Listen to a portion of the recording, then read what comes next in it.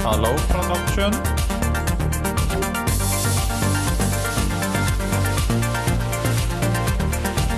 That's a no.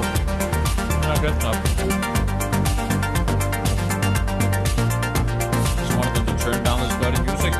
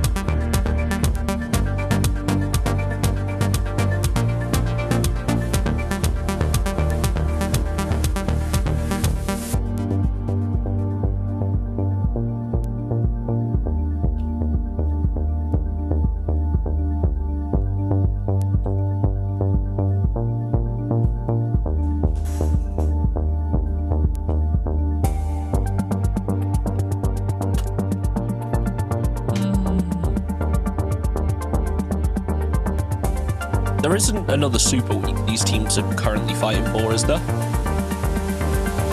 No. Okay.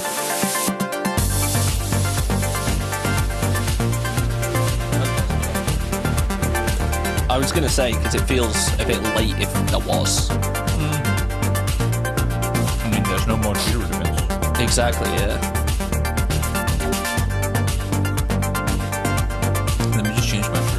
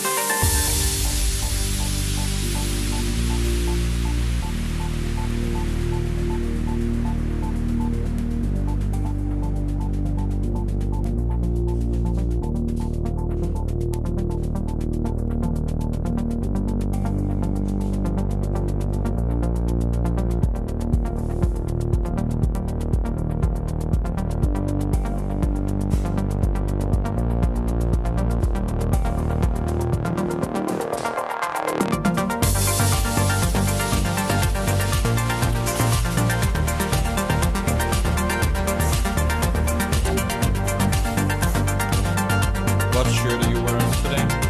I'm going with one of my older Hawaiian shirts. It's a little less out there than the other ones, but it's rare I don't have to use a green screen nowadays, so... True.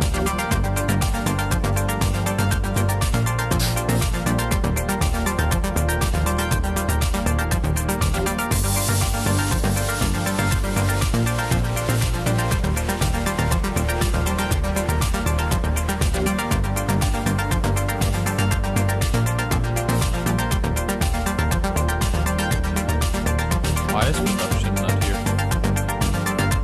I think they are. I heard them a little bit ago. Probably just running around doing last minute fixes. Hello? There they are. There you are. Could you please turn the music off for us, if possible? Well, I mean, I've been listening to the same loop for 40 minutes now, so... Please, no. Also, will we get a map stream? Okay.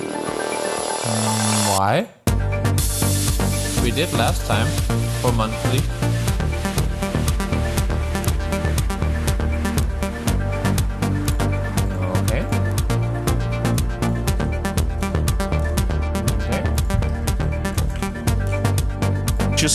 heads up, if you do a map stream and they join this channel, it will crash out my internet if I don't disable it before the stream goes live. Wait, what? Like if it's a Discord screen share, I still haven't figured out how to fix it. But you've moved though. Yeah. Wait, so you moved? But I'm on the same ISP. Because it's the only one that gets me like decent speeds.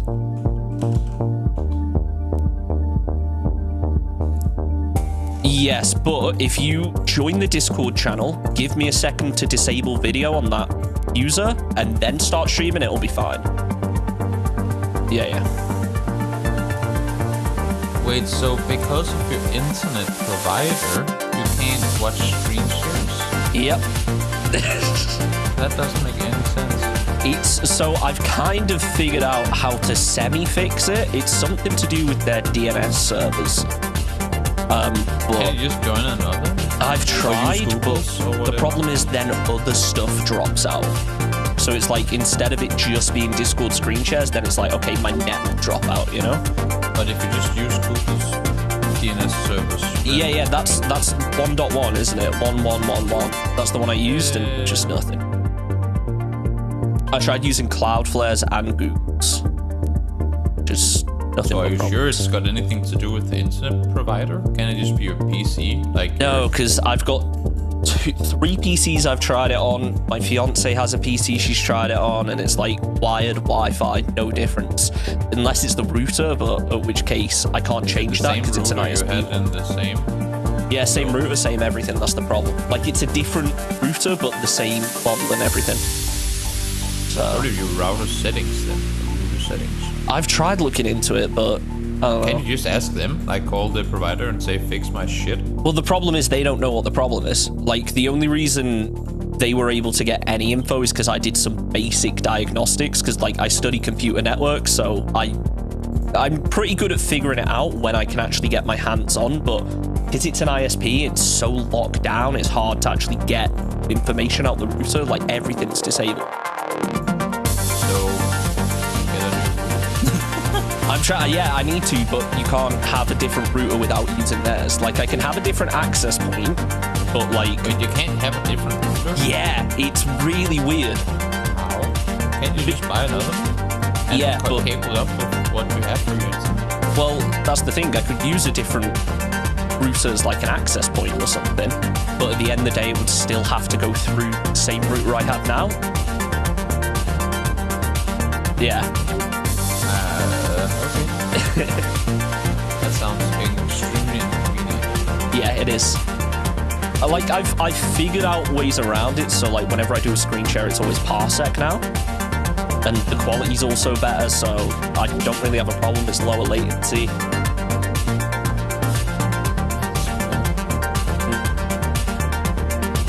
So what do you do for PCS? Because they do the map feed. Oh no, we do it by... No, the YouTube.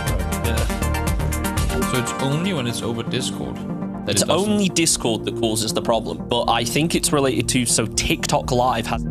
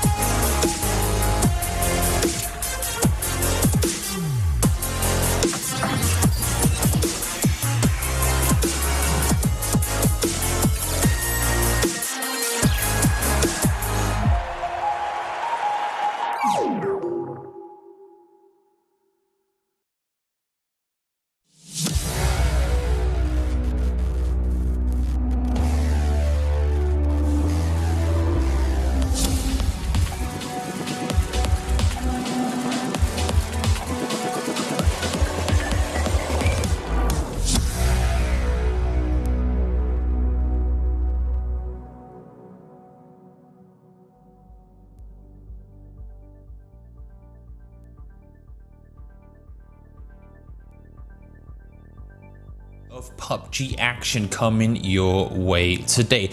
It's been a little while, Chunk, since we've had the pleasure of casting PUBG, so glad to be back. How are you feeling, my friend?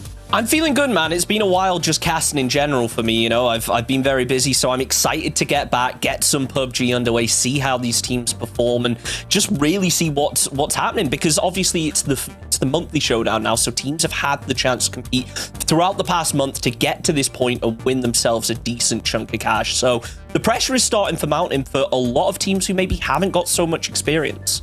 Yeah, for sure. I mean, we are seeing that coming in. I mean, in regards to experience, can't say for sure, but there are names playing today that you might not have under, let's say, PUBG competitive radar usually. And that is, of course, what platforms like G-Loot can do for you. Allow for players that are new and up and coming to get their foot in, to try out what is it to be a competitive PUBG player. And I'm looking forward to today, because normally, you know, we would have our usual teams playing today. Not so much. There are some mixed teams here and there with players obviously that we know and have followed throughout quite a while in the scene, but overall, Chunks, it's a breath of fresh air, I suppose, in terms of players attending.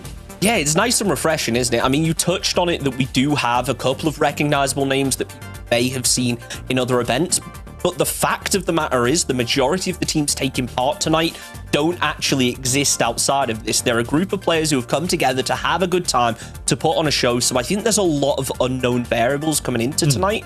And it's not like many other events where you get the chance to prepare for a long time before it. You really have the previous round's games of the teams that you played against. And that's only half the lobby. So a lot to learn for these teams tonight. And adaptability is going to be the real question. Exactly. Not just adapting, but I mean, this is, I guess you could say, a one and done event. I mean, you have today. If you don't play well, you can't go back and watch the VOD and come back tomorrow. You have 6 matches to put everything out there. And we've, I mean, having covered quite a few of the monthly showdowns up until this point, you can have one, I want to say 1.5 throwaway game. Of course, it depends on how the day plays out. Is it 1 or 2 teams that just rack up all the points, or is it kind of spread out across all 16? But I feel like you can have one, maybe 1.5 bad game. Other than that, if you're not getting at least your 8+ points per game, you're not going to make top 3. No, and I think we should maybe look at the previous round as a little bit of a precursor to tonight. There were 1 or 2 teams that really played extremely well. In one of the groups, the first place team was able to get 46 kills just in the space of, I believe, 6 games. So really impressive to see. So teams like that who are able to rack up those numbers early on are going to be a really good stand-in tonight. The problem is going to come, as you mentioned, if you do have 1 or 2 throwaway games, it becomes very risky because every other team is vying for that chance, and it's just going to come down to which team fails the least, it feels like. Yeah, and I would like to say that the teams that go out aggressive, not necessarily like pedal to the metal full speed into compounds all the time, but, you know, play with aggression, go out for the kills even in the early game.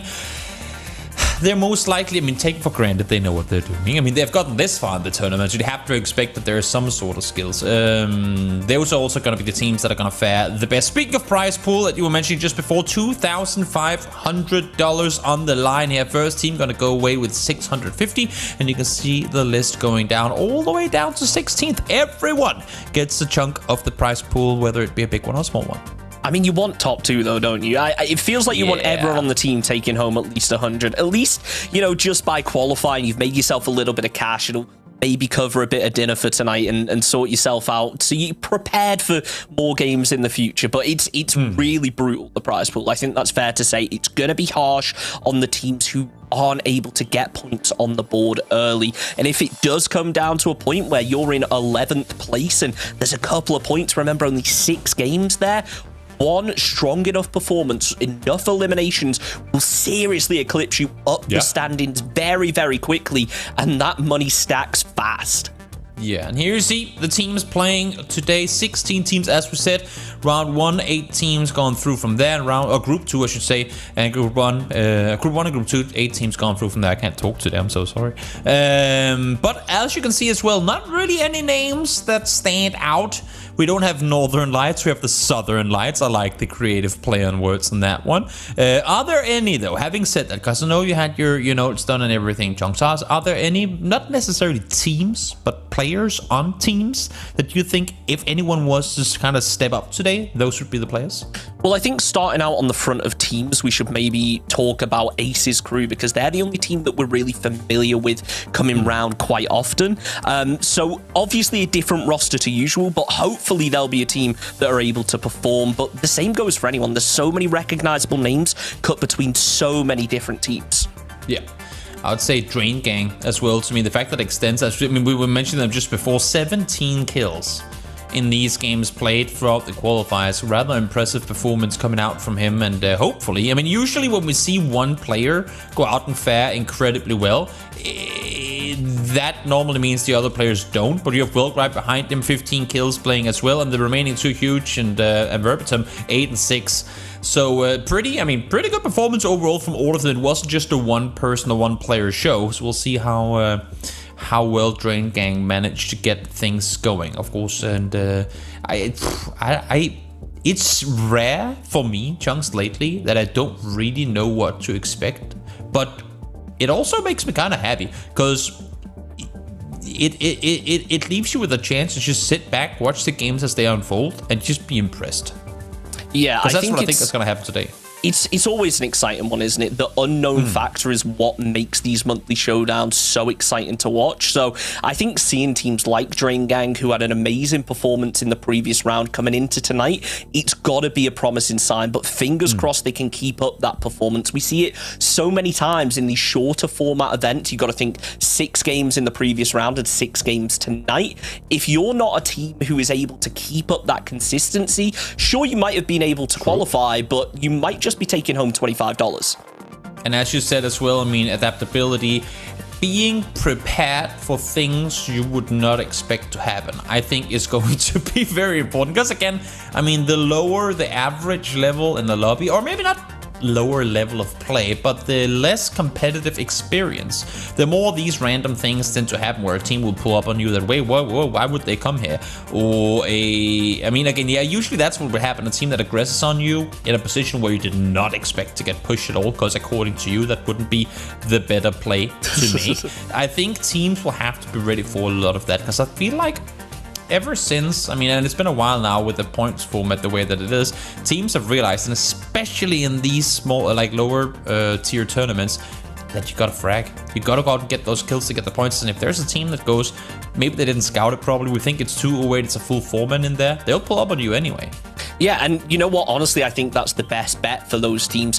Teams that are able to consistently put those numbers on the board should be feeling confident coming into an event like this, because it isn't necessarily a case of whose coach has prepared them for the best, who is able to counter-strat the other teams. It is so up in the air, and I think that that will make tonight very exciting. And maybe in the times where previously in maybe higher tier events where there's a lot on the line, obviously there's still a lot on the line tonight, but you know, if if you're one of those teams that's very seasoned, that's used to having to survive as long as you can, making it to the end games, now might be a time where that strategy has to shift. Just because you're able to prepare for a lobby well doesn't mean you're going to be able to react to a lobby like this one effectively tonight. So sure, we can talk about the big names, we can talk about teams with maybe a couple of star players on, but as it stands right now, it is completely up in the air, and I think whoever's most confident, who's able to get out there, most willing to fight, is going to be the team that really takes it tonight. Let me ask you maybe a weird question, but I'll ask you anyway. What are your biggest hopes for tonight? Now, once we're done with the broadcast, once we've finished game number 6, and you sit back and you go, I'm so glad this thing happened. What would be your biggest hope for today's games overall? I've never casted a Miramar Island Circle, and still to this day, I'm praying for it. And all I'm going to say is if we look at the last G-Loot event, if we look back to the Super Week, it slipped my mind for a second. If we look back to the Super Week, there was an Island Circle, so I'm hoping that G-Loot is maybe just going to bring some of that luck, and tonight will finally be the night where I get to see it. Maybe you'll get it. Maybe I'll get it too. I mean, while normally I'd be the one to bang the drum for the island circles, I'm hoping for something different today. Okay. I'm hoping for an Oasis ending. I want to see how new Oasis plays in competitive play. We've seen a few circles already go up in that direction in other tournaments, but I want to see how things play out. Like how now that we've removed quite a bit of high mountain terrain up towards the northern Miramar, how do things play out in a tournament where everyone is playing to win? I think that's going to be interesting to see.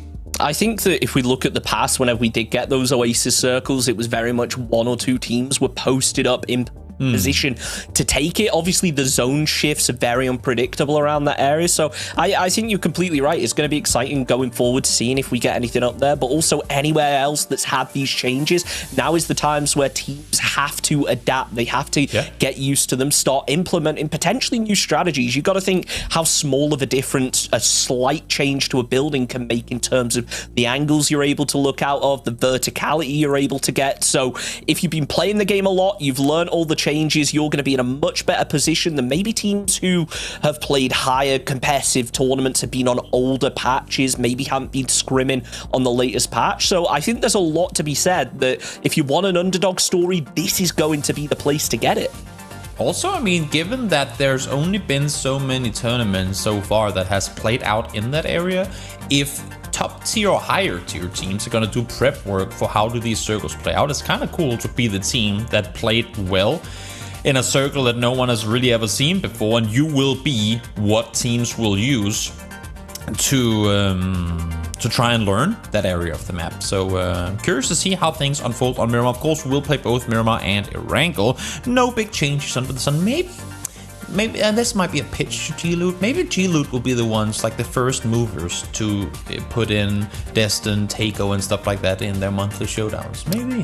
Put in C4s first, please, because I've only ever had chance to cast one tournament that had C4s in, and it was so exciting. I think that's for a good reason. Yeah, I mean, it's for a very good reason. If we end up somewhere like Georgia Pole, you know all the wheels are off. Every vehicle is getting a C4 loaded onto it going up to those apartments. So I get it, but look, it's one of those things where there's so much up in the air. There's so many unknown factors that maybe making a change, and if the host was to accidentally forget to change a setting tonight, that would maybe be okay. I feel like in a game that already has so many RNG factors, C4 being added to competitive PUBG would just add another RNG factor that we can be without it, I think. I'll meet you halfway on spike strips then. How about that? They're not RNG. Those we can play with. I like the spike strips. I like seeing how teams use them. Okay. I don't mind spike strips. Next month, G-Loot, you know what we want. We want to change the rules. We want some spike strips. Anyway, look, I mean, going forward tonight, a lot of top teams we're looking out for, but I think we need to talk about maybe the underdogs, because if we look at the difference between the two lobbies that were actually able to qualify, there is a fairly big point drop-off in one of the lobbies, going from 33 points. Then the 9th place team just about didn't qualify with 31, and then the bottom 3 teams all have under 10 points. One team had 9 points and the other 2 with 3. It shows a massive disparity, and I'm not sure whether that should be a case of we should be excited to see the top teams from that lobby, or is it a case of maybe the other lobby was just that stacked? I think I hope I should say, it's going to translate, I mean, once we get these games going, into a case of top teams fracking out. I mean, kind of using the the lesser teams in the lobby, so to speak, to get extra points. And I think that's going to be the case as well. It has been the case in previous monthly Showdown tournaments where you have a couple of teams that just go out and harvest. Like, they will farm service, and I wouldn't be surprised, let me put it that way, to see that happening again here today.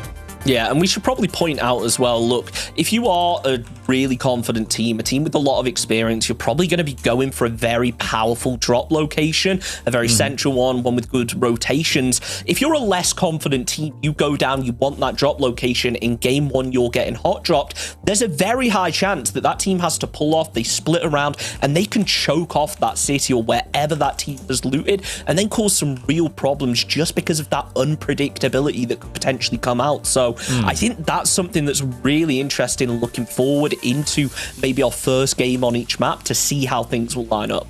True.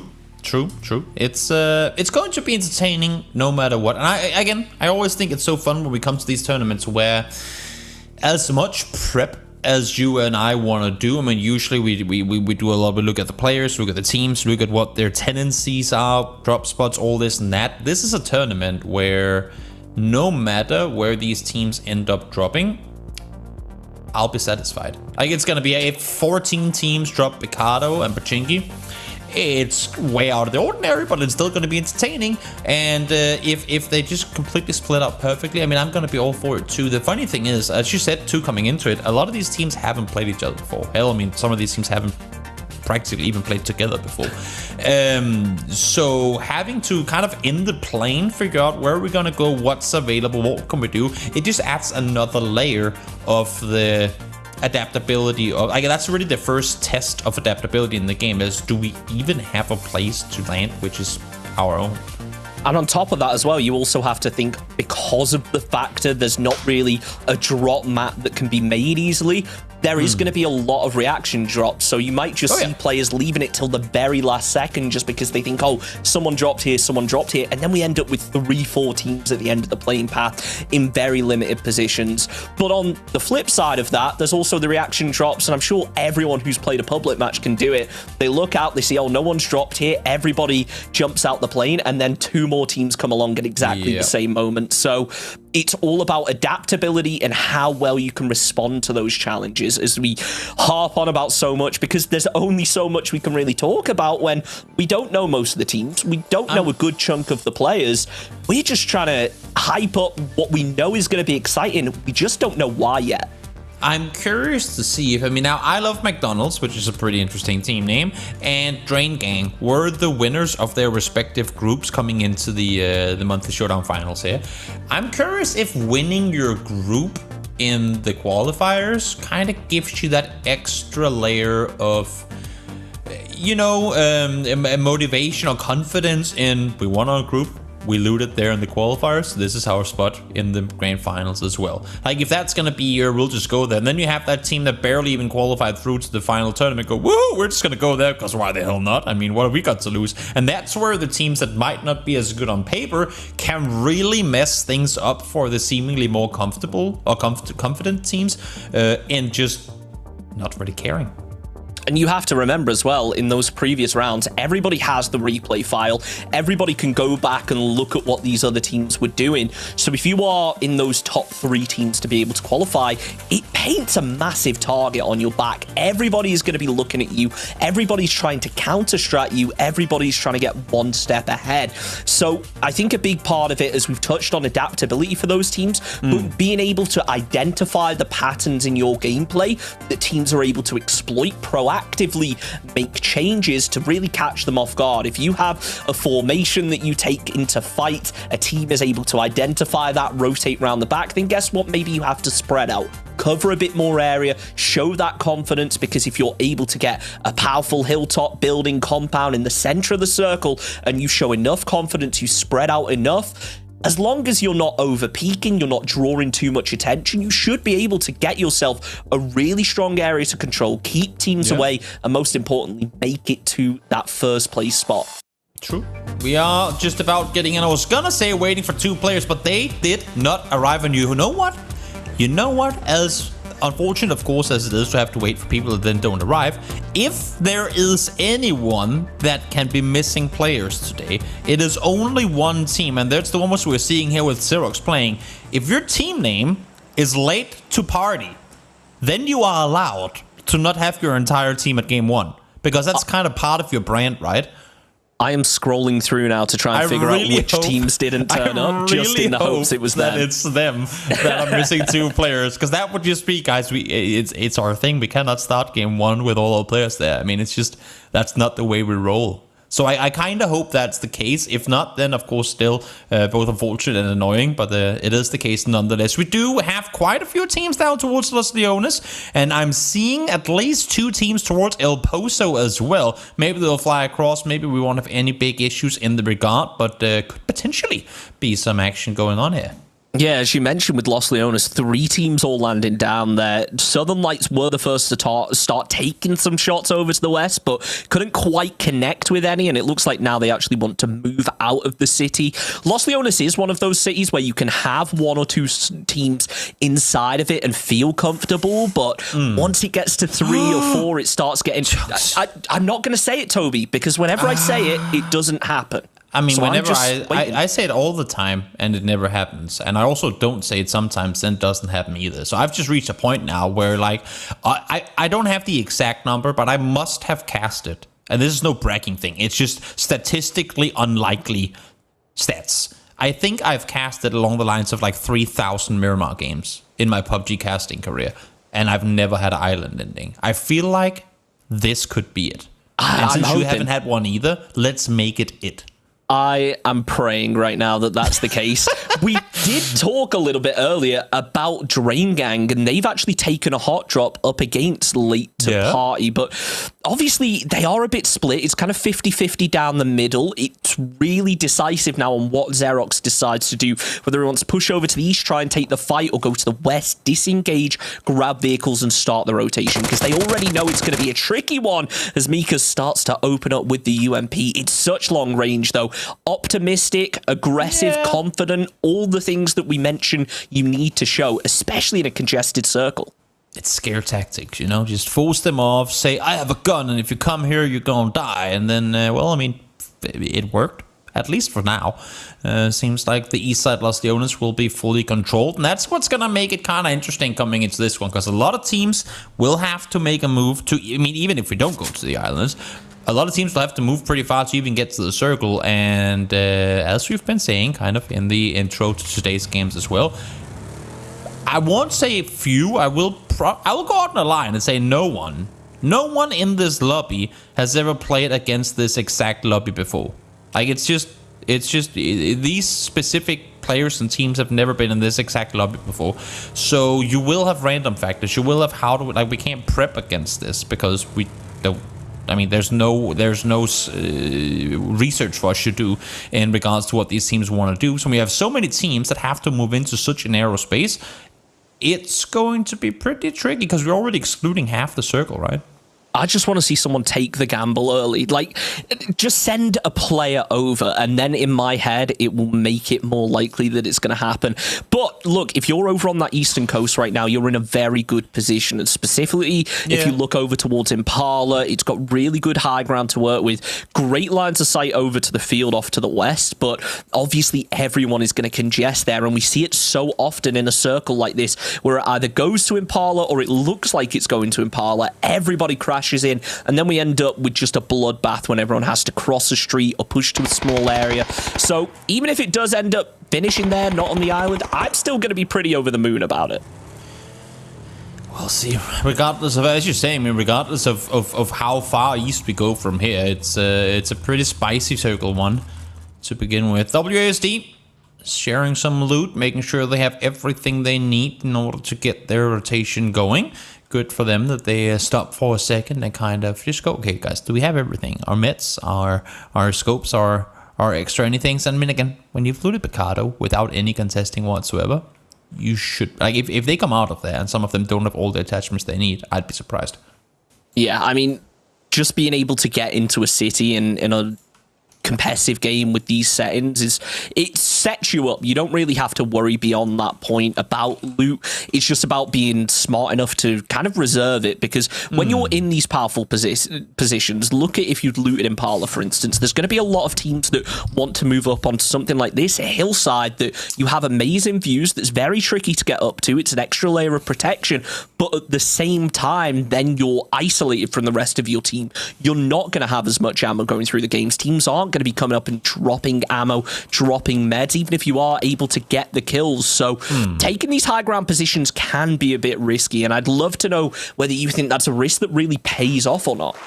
Especially when you don't have your bike up there. I mean, we've all seen Batulins do his thing, but he's always had a bike with him so that if he gets attacked and kind of gets stuck up there, so to speak, he'll have a way to get out. Bonds finds one quickly, and that's going to be in Kenpachi, taken down early on. Thought that they were going to have a safe space to play from. They were spread out along the shoreline pretty well, the team in yellow, but, well, penalized for doing so, or punished, I should say, for spreading out this wide. You can see they were kind of pearls on a string out towards the east, and, well, they wouldn't have it that way. We knew this was going to be a problem in terms of the teams that had to rotate late, but they've actually started making the move very early. I think there's almost a strategy in hanging back a little bit, as you see AR up on the northwest doing. They're making sure they've got enough loot. They know that they're going to be the last ones in just because of their circle position, but that's because of how congested things are in the center. They don't want to be in a position like this where they only have a shack to work with and potentially 2-3 teams surrounding them. As Killer starts to work up the hill, he's going to try and maybe find an opening, but as of yet, nothing's been spotted. No, he does have a teammate in the nearby vicinity, but he's got an entire team over on the other side. So if he goes too aggressive too early and he doesn't get eyes on all four, he could be caught by surprise here. Hoping not to be, as Iconic's going to be able to find himself a knock. The rest of the team start to flex to his position in response. Mabers with the solo out on his own. He's doing what he can to pop the tires as the peak comes through or not. Never mind, tricked by the Observer X-ray there. Still inside the warehouse, Iconics just looking and waiting. Likely, honestly, to hop in the vehicle, maybe make a move if his team don't group up with him soon. A little bit of damage done. I mean, trying to get revenge for your fallen comrade makes sense to me. But again, I mean, has to be careful, because he's playing very much alone here as well. We saw how split they were before. They haven't really done a whole lot to regroup ever since. So dangerous to be posted out there on your own. In the meantime, teams making their way on forward. Of course, remember to stay hydrated. Eat your burgers and ice cream if you desire, or don't. That's up to you. If you're super healthy, I'm not gonna force you to eat candy. You know what? I didn't eat dinner, so I'm just not going to talk about it. Anyway, looking forward, Ace's crew up on the northwestern side in a little bit of trouble, potentially. It looks like they want to go for a very similar position to what Freekill is currently holding, so they need to be careful, especially with how EP are currently split out. They could very easily get exploited by this push coming through. Where, oh, where are you planning on moving your way in from here? A lot of teams have opted to set, I mean, again, not all the way down towards shorelines, but as far east as possible. And then you have Extens and Drain Gang again, the team that got themselves the win in the qualifiers in the group 2. Was it group 2? Group 1, group 2. Coming in on the hard north side, and they've wrapped all the way north around on this one. I like this play. They were looting out of El Pozo, wrapping all the way north around, now coming in a little later, but as you can see, everyone else is already here. So smart play on their part. And they're taking their time too, not taking anything for granted. Absolutely. Is now BD looking to take control of this compound. I'm always interested when teams grab this building, because it is a very tricky one to work with. Obviously, you often see teams getting snuck up on from a player from Los Leones and end up getting caught in real trouble. So they need to find that balance between switching out, between splitting and staying inside of that building. You can see GR Malakes, though, have taken a little bit of damage, but it's the trade-off, isn't it? When you're in such a power position, everybody is going to be looking round at you. I can't help but notice, though, just how split out Mabus currently is over along that eastern side. The 3 players just so spread from one another. And that's the issue, right? I mean, we saw them before, Iconic shooting towards the team down in the warehouse, and now it's just B20 looking forward. realizing that on one more team, and obviously, I mean, he's not aware of this, but the winner of Group 2 making their way in here into this position. So while they're split and they're getting all this info, they also have to, at some point, say, great, now we have a lot of info, let's play off of it. They can't play info gatherers forever. Does he take this shot here? It seems like he doesn't want to give us a position, but maybe if it's easy enough to take, he's going to go for it. Finds the first one. Will he get number 2? Ooh. No! Oh, nice double headshot coming through to get the knock in return. And now, I mean, as we said, that's you down. There's no one coming to save you. And there's 2 players left on the team. This is the danger when you play so stranded. I often see a lot of teams actually have a player down in church, for instance, or they will be holding this compound that Drain Gang were able to grab, but unfortunately not this time. Drain Gang have been able to grab that position. The island circle is a no-go, but you have to be looking right in that middle compound where everybody knows if you grab that compound, the chances of winning the game in a circle like this skyrocket. But everybody is going to have eyes on it. Everybody wants that position, and if the circle shifts away, then guess what? Everybody is firing down on you. Well, you run through an open field. Exactly. Free kill. Trying to find somewhere to sit tight and relax, but not going to happen. The full team around him, and there he goes. Down instantly. Vaught finds him. And, well, it's an easy peasy one. Peek through with the nade in hand, and he's going to be taken down.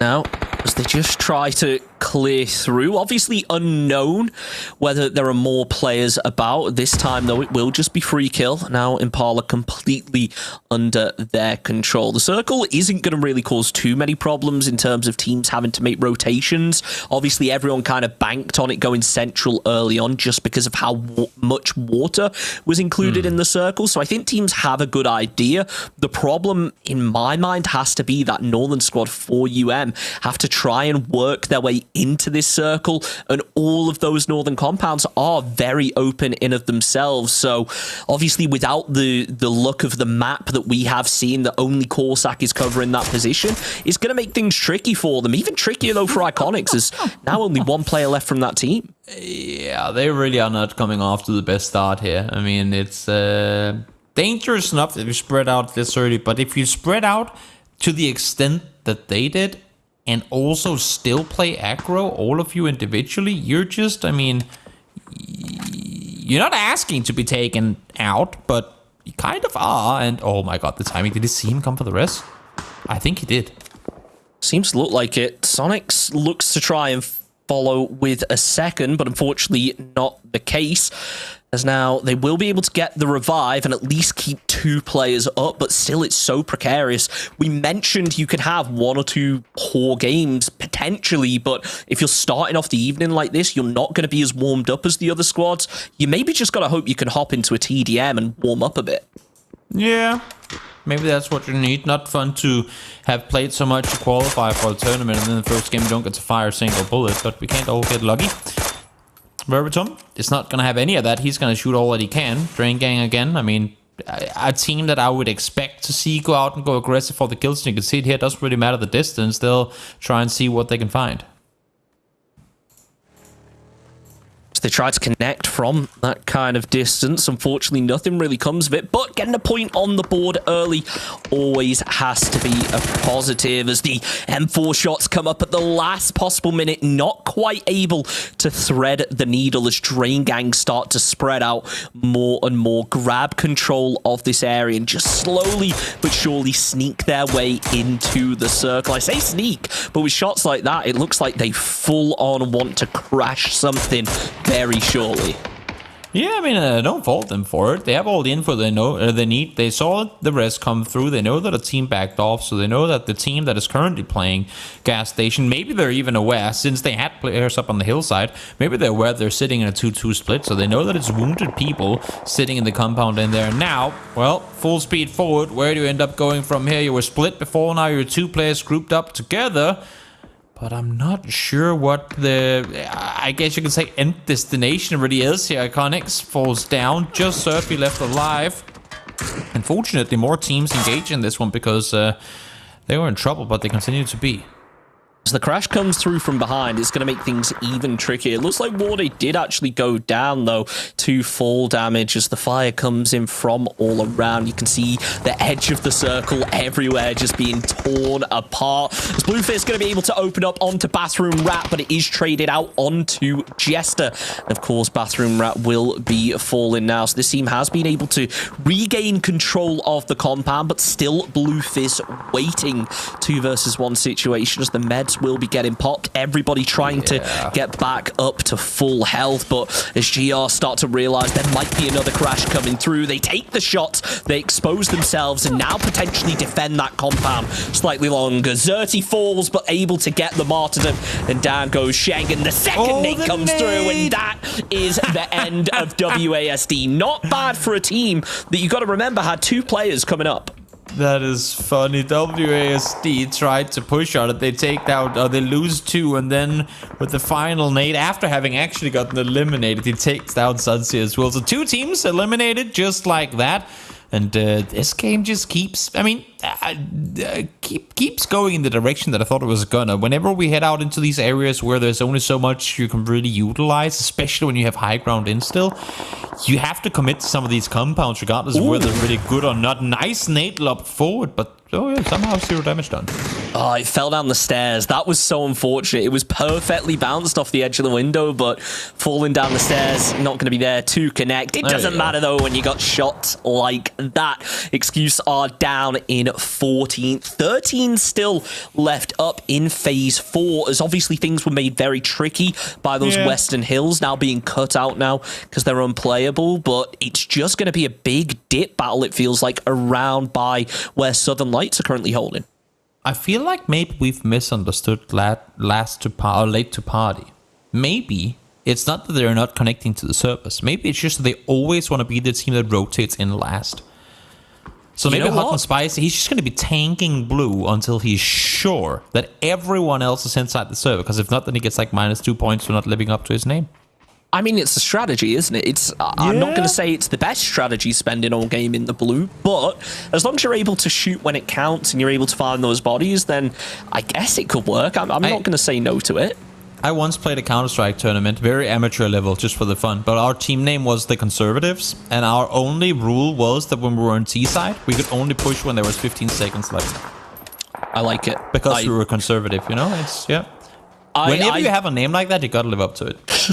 We didn't win the tournament, I should add, I almost wish that as the zone closed and finished closing was about to shift, anyone in the blue just got tanked. It just shot up for a few seconds. That would be evil. But as Corsac falls, Ace's crew are going to be in a little bit of trouble. Hot and Spicy coming up over the top to finish one off, looking for 2 more. But as a solo split out from the rest of the squad, as you mentioned, late to the party, potentially may not arrive in the end. So maybe it was smart that he was late to party, because if he had left early, that would have been a very good position for Kozak to scout further forward from. But Hot and Spicy knew what he had to do. He's stuck around. Now he's going to wrap it on foot. Hopefully he has some vehicles somewhere down the hillside. The good thing for them is by isolating this hilltop completely, I mean, they have all the space in the world on the southern side of the circle. And they have a really good position to actually work their way into the zone using those hills that just no team are about, but they do have to be careful. Ace's crew now going with the plan B, and it doesn't look to have worked out too well. They've gotten into the circle, they've got behind a wall, but their vehicle is getting shredded. So are their vests right now, as they make their way to the smallest shack I've ever seen. Ribbons has been forced off, so they will be okay for now, but as BP falls, you gotta think that their hopes are potentially over for this match. I mean, it's gonna be a lot of circles having to go in their direction in order for them to make placement points, that's for sure. Hot and Spicy will go down. Now Lackey trying to stay tight on his own. He does have teammates around, but all of them are under fire and in not exactly good positions. Does manage to find one. Okay, but I'm seeing nades going in this direction, and the circle's pulling in as well. And there you go. CCAM finds him with the nade. That's Balkan dogs out in 13th.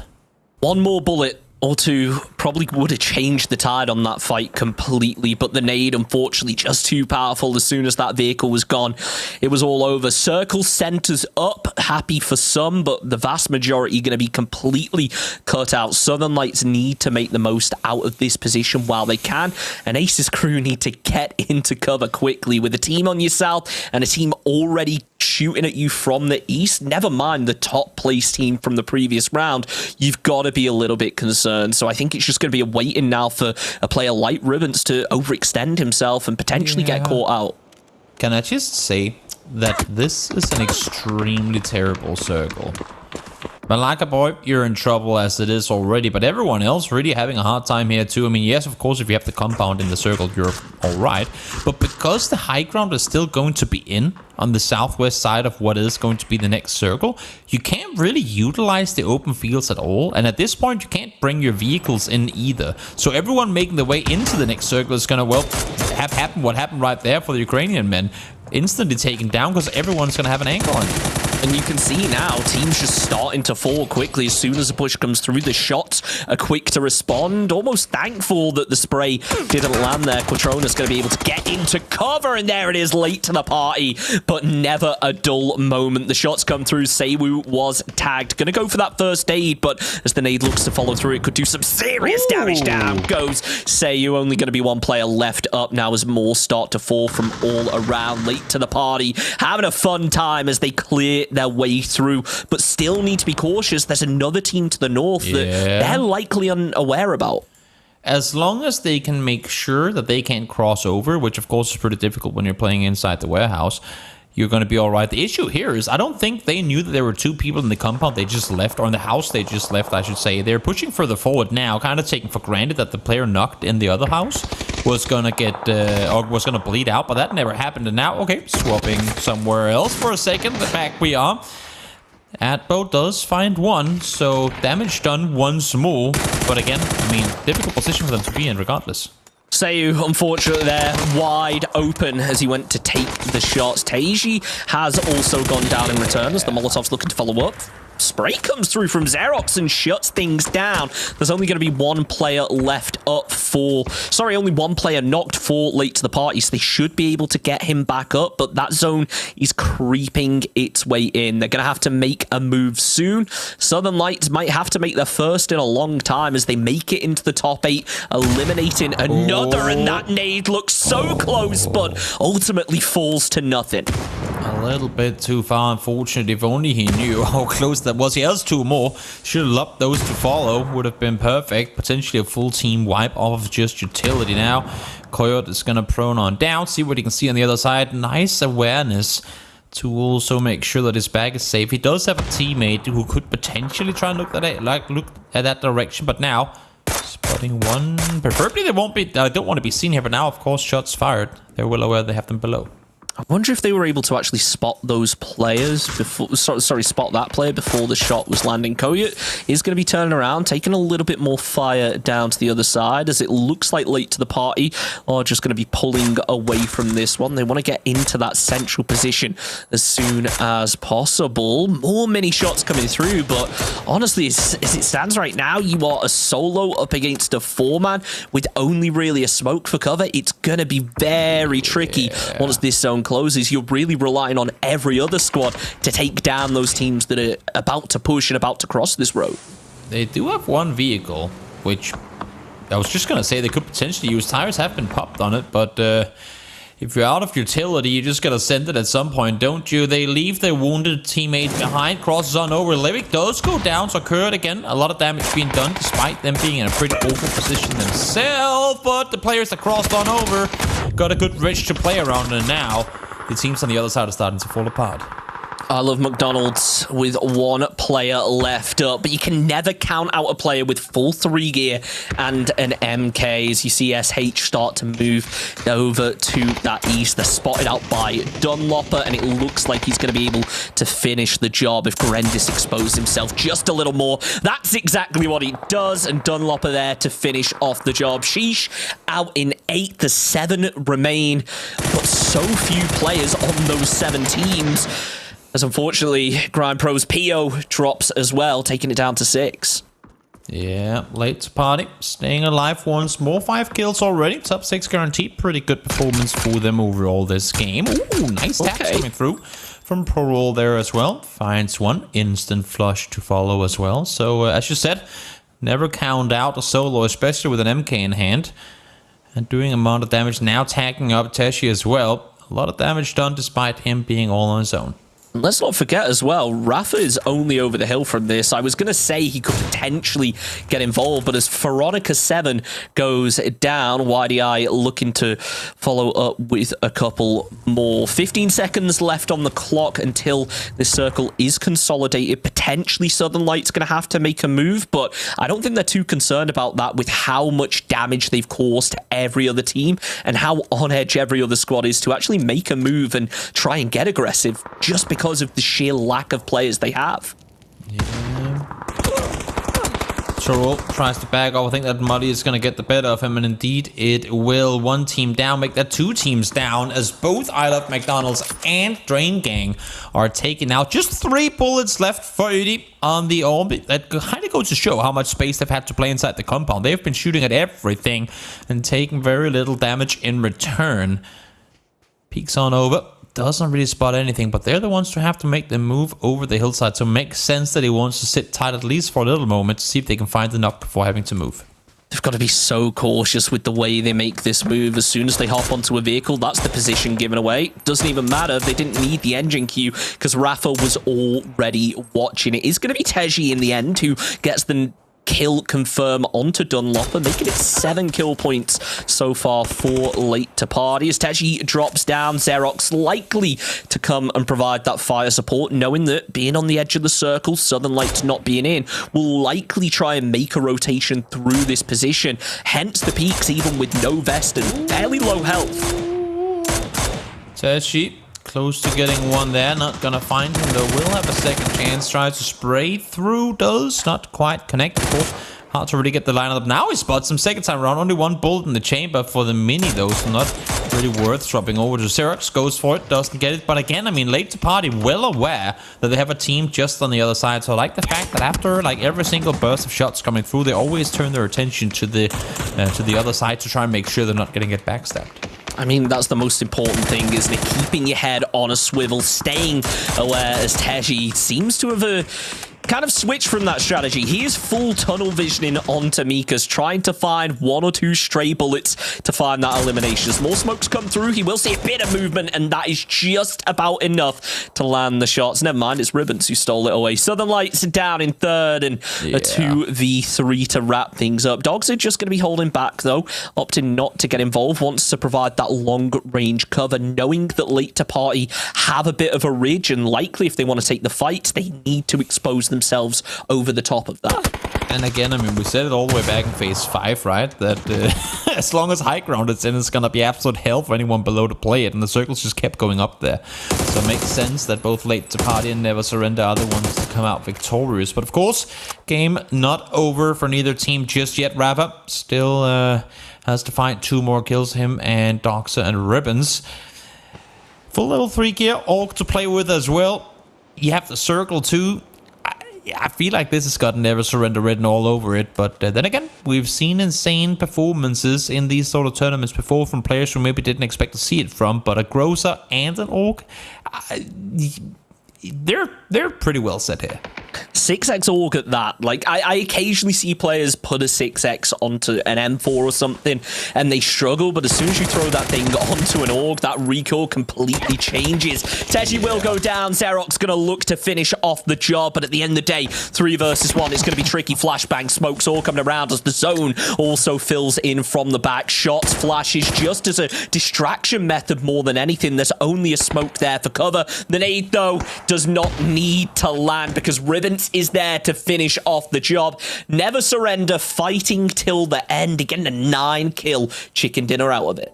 Yeah, not a bad start to kick things off here. 19-point game for Never Surrender. Again, I mean, they didn't have it the hardest. They were on the southern side. They pushed in slow with the circle.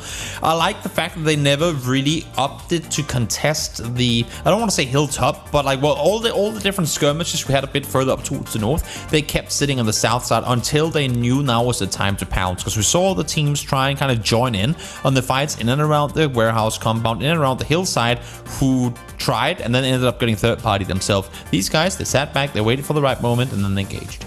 It's tricky to deal with high ground in a circle like that, isn't it? Because it is fairly open. You have to always think the high ground team is going to have the advantage. But the fact of the matter is, what we saw there was a very close, scrappy fight. That high ground team did have to move down.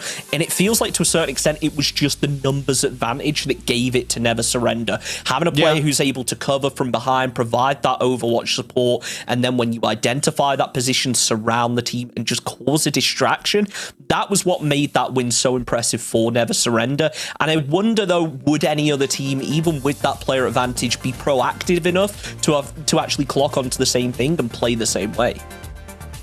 Hard to say. Hard to say. I like the fact, I mean, the way that we saw Late to Party play this one, they were living up to the name in the sense that they were the last team to push in from that southern side. I mean, we had Hot and Spices it and even wait out the Los Leones team just to make sure that no one was going to try and backstab them. So their strat from start to finish essentially played out exactly the way they would have wanted to, other than the fact that, of course, they didn't bring home the win, but a solid second place to start things off. I think they should be well satisfied with that too.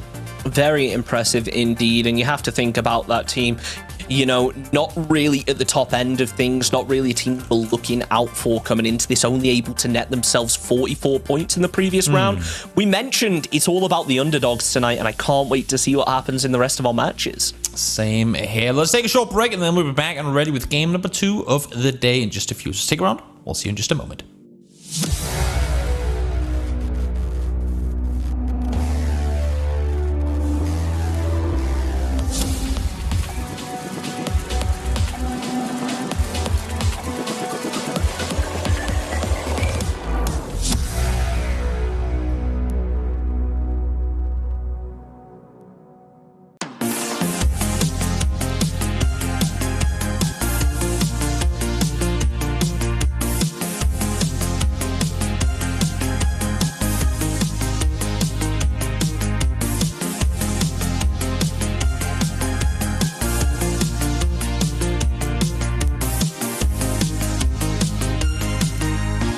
G-Loot, the home of everyday esports.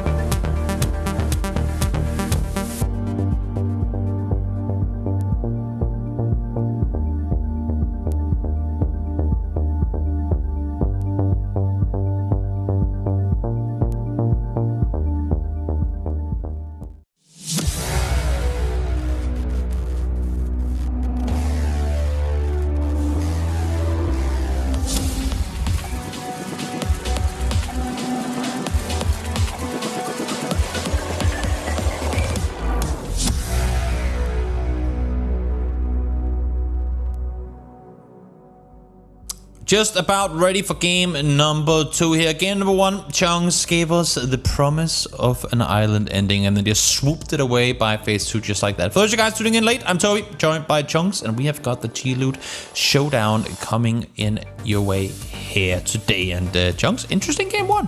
Yeah, very interesting indeed. Never Surrender, able to take first place off of that one. Really impressive. 9 kill points to go alongside with it. Sets them apart from the second team by a considerable chunk. But these highlights just show how much mayhem actually took place. Those crashes into those little hay bale compounds are always exciting to watch. And the martyrdom nade coming out from Xerti. The good thing is we're on kind of the perfect delay, so I can see all of the reactions as we look back on some of them. So really exciting. And if that was just game 1, I can only imagine what game 2 to 6 is going to bring. And also we have to take into account that we are going to be switching to Erangel at some point tonight. Will these teams that perform well be able to adapt? We talk about it all the time, where nowadays every team needs to have that balance. There's not really Erangel teams or Miramar teams in the same way they used to be back in the day, but now reaching a point where there are a lot of teams coming through who we maybe not heard of, players that we're not familiar with. They may just be way stronger on one map than another, because that's the way a lot of people just play rank. They just don't want to play one map, or they just want to play one map. So there's every chance that come Erangel, one of those teams that was down at the bottom, just absolutely picks up out of nowhere. One team really likes Erangel, another really likes Miramar, but they both only get to play Tago. Unfortunate, but that's just the way it's gonna be sometimes. It's kind of interesting with these circles that don't go towards the island, even though that's what we wanted to have happened. Cause I mean, it's never gonna be worse than the island, I think, unless if you're that team that's already out there. But given what they're getting instead, open fields, few compounds that are already going to be occupied early, and then a hillside where the team's sitting up there can just shoot you when you're running around in the open for. I'm going to go out on a limb and say I would almost rather have the island ending than what some of these teams had to go through that game, because there was just nowhere to go from right from the get-go.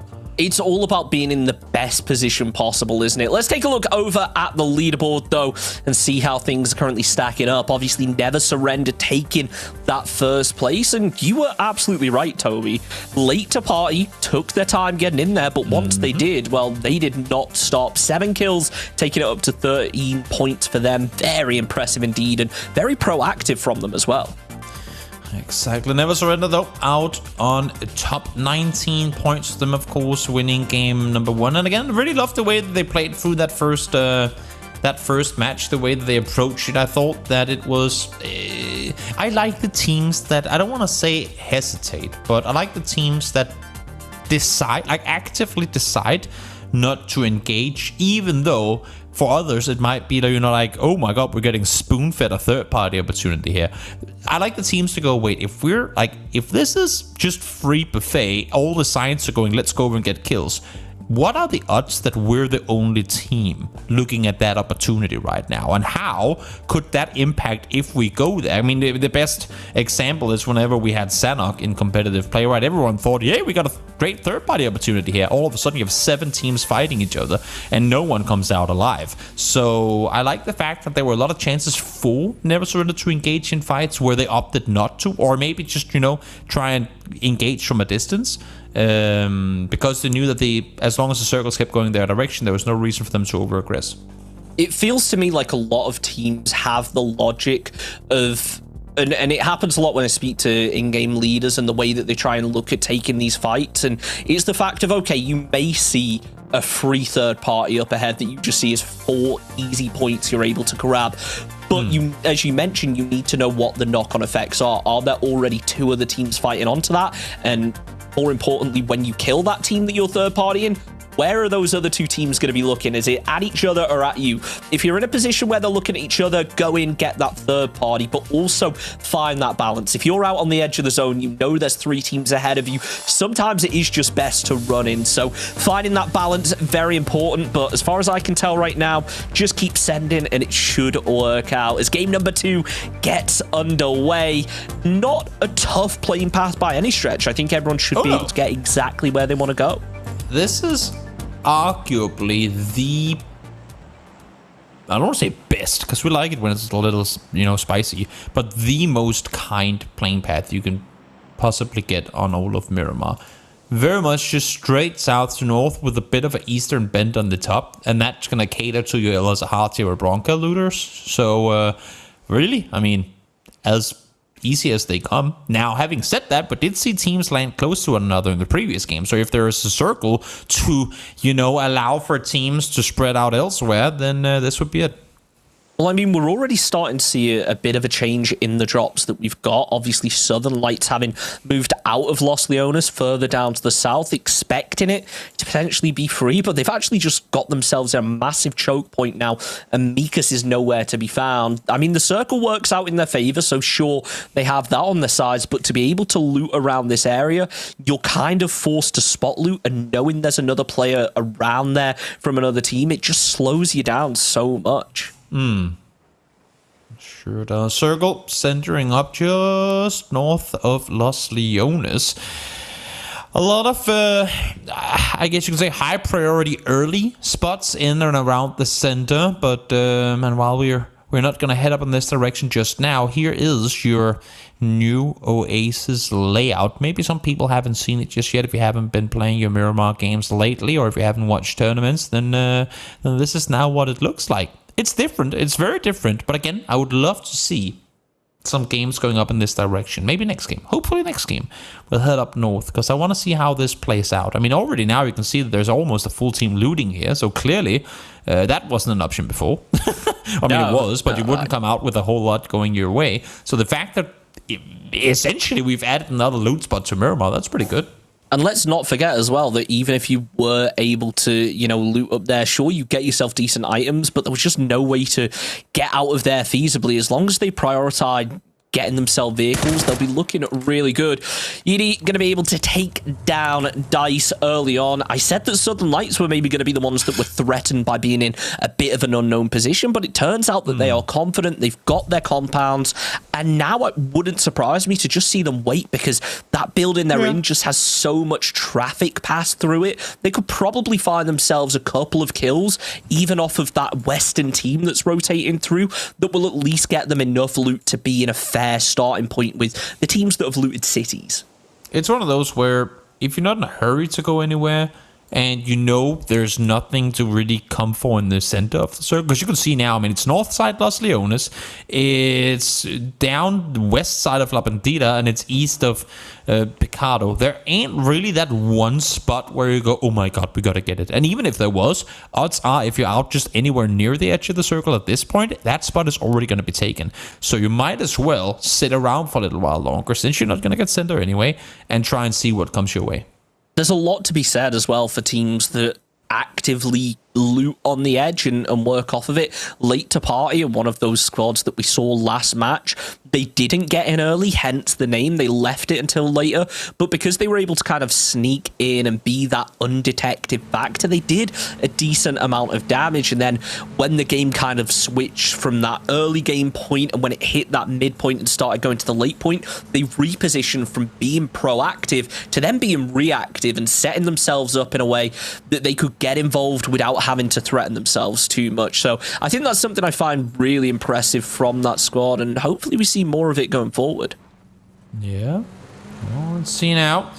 Here comes your Southern Lights. A wide split from Mikas down towards the south side. No one in and around there, so he's not going to be in trouble. I'm a little worried, though, with them being this far apart and now another team kind of coming in between them, that when they do want to regroup, whenever that may be, or regroup whenever that may be, it could be hard for Mikas to get back to his teammates. I mean, you just look at the center and you see as more teams work their way in, you've got to think that it's a matter of minutes until Southern Lights are split off from one another, and not even from one another. They're currently in the middle of a squad that's making a rotation. Now, as they open up onto that rotating squad, they could potentially end up catching themselves in a bit of a pinch. Phase 1 will start moving soon, but honestly, I don't think those teams up to the north are in any hurry whatsoever. I think that they've built this into their game plan. Let's see now that Rix peeking on over, spots the entire caravan coming their way, but can't fight anything right off the bat. Damage done 2 ways already. One knock comes in, but it's actually going to be Deadrix, the first one to fall. Really unfortunate there, as now Deep starts to pick up even more, makes it a second, almost into a third as he tried to catch the crossfire. It wasn't enough though, as Turl is there to finish off the job. Deep still going ham and has made it a 3k so far. Zenix just about able to get inside, but that was a close one. PCF going to try and get those heals up as quickly as possible, but a solo in a shack, it will make things kind of tricky when the rotation comes. It is just an extra factor to be looking out for that is maybe actually going to cause a distraction from where they need to be looking. That was not the way I foresaw that one going down. I mean, one thing is they spot them early, then they get damaged, like the 2 players down to half HP without having taken any casualties, and then just like that, instantly they're starting to get torn apart, unfortunately for Sheesh. But Zenix now, solo player left alive inside the shack. Suboptimal conditions considering that we're only in phase 1. 3 minutes remaining on the phase as Zenix just really has no choice but to wait now. You've got to think it's only a matter of time until somebody gets a flank on it, throws a grenade in, and it's pretty much over for this match. But we mentioned already you could have a throwaway game, potentially 1.5, I think is the number that we left it on. As long as in that second throwaway game you're at least grabbing a couple points, then it's still recoverable. But now if you are getting to this point, you went out early last game, you went out early this game, you're hoping that your Erangel does a complete 180 when we finally move over there. Hi Vicky. Looking on over, trying to see what he can find. I mean, again, I like this proactiveness when you're sitting in a good spot in the circle. Don't just sit and wait for circles to go your direction. Be proactive and make sure that whoever comes in your direction, you will be eyes on for. Don't do what Corsic does, though. Don't run your team over. Not great, is it? Not the best teamwork. Because, I mean, you know, it happens so often. It's one of those things where you can kind of get away with it outside the circle, but if you're in a position where you're near a compound, you know you're going to get punished. So I'm almost happy that Corsac's gotten it out of the way before it becomes a problem. Let's see. Late to party. Once again, moving in very late. Zenix does get one, and this is odd to me. I mean, the only thing that I can imagine is they were not aware that he was still there. But how would they not be? Now Red Monster finds Jester. Zenix does go down. Will Jester come back up, though? I hope so. But there's, as you can see, like 3 or 4 teams shooting at them right now. Now they're on fire, too. So, there were just, I think, 3 of them in this one vehicle who sent into that shack, and that is such a risky play. Now, I get it if, say, you had 2 vehicles and you can split up, but making a play like that, everybody going in one position, it just makes you an open target that is so easy to hit, as, I mean, everyone just looks to punish now. Even if they're not able to find the kills, you've got to think tires and vehicles are just going to be shredded to bits. GR Malagas didn't have the greatest game last game, but now trying to make up for it, seeing what they can find. The knock does come through, but it's going to be towards the sides of aces, so nothing really happening that benefits Malagas, other than, I suppose, I mean, if the team sitting above you can be dealt with, then you'll be alright.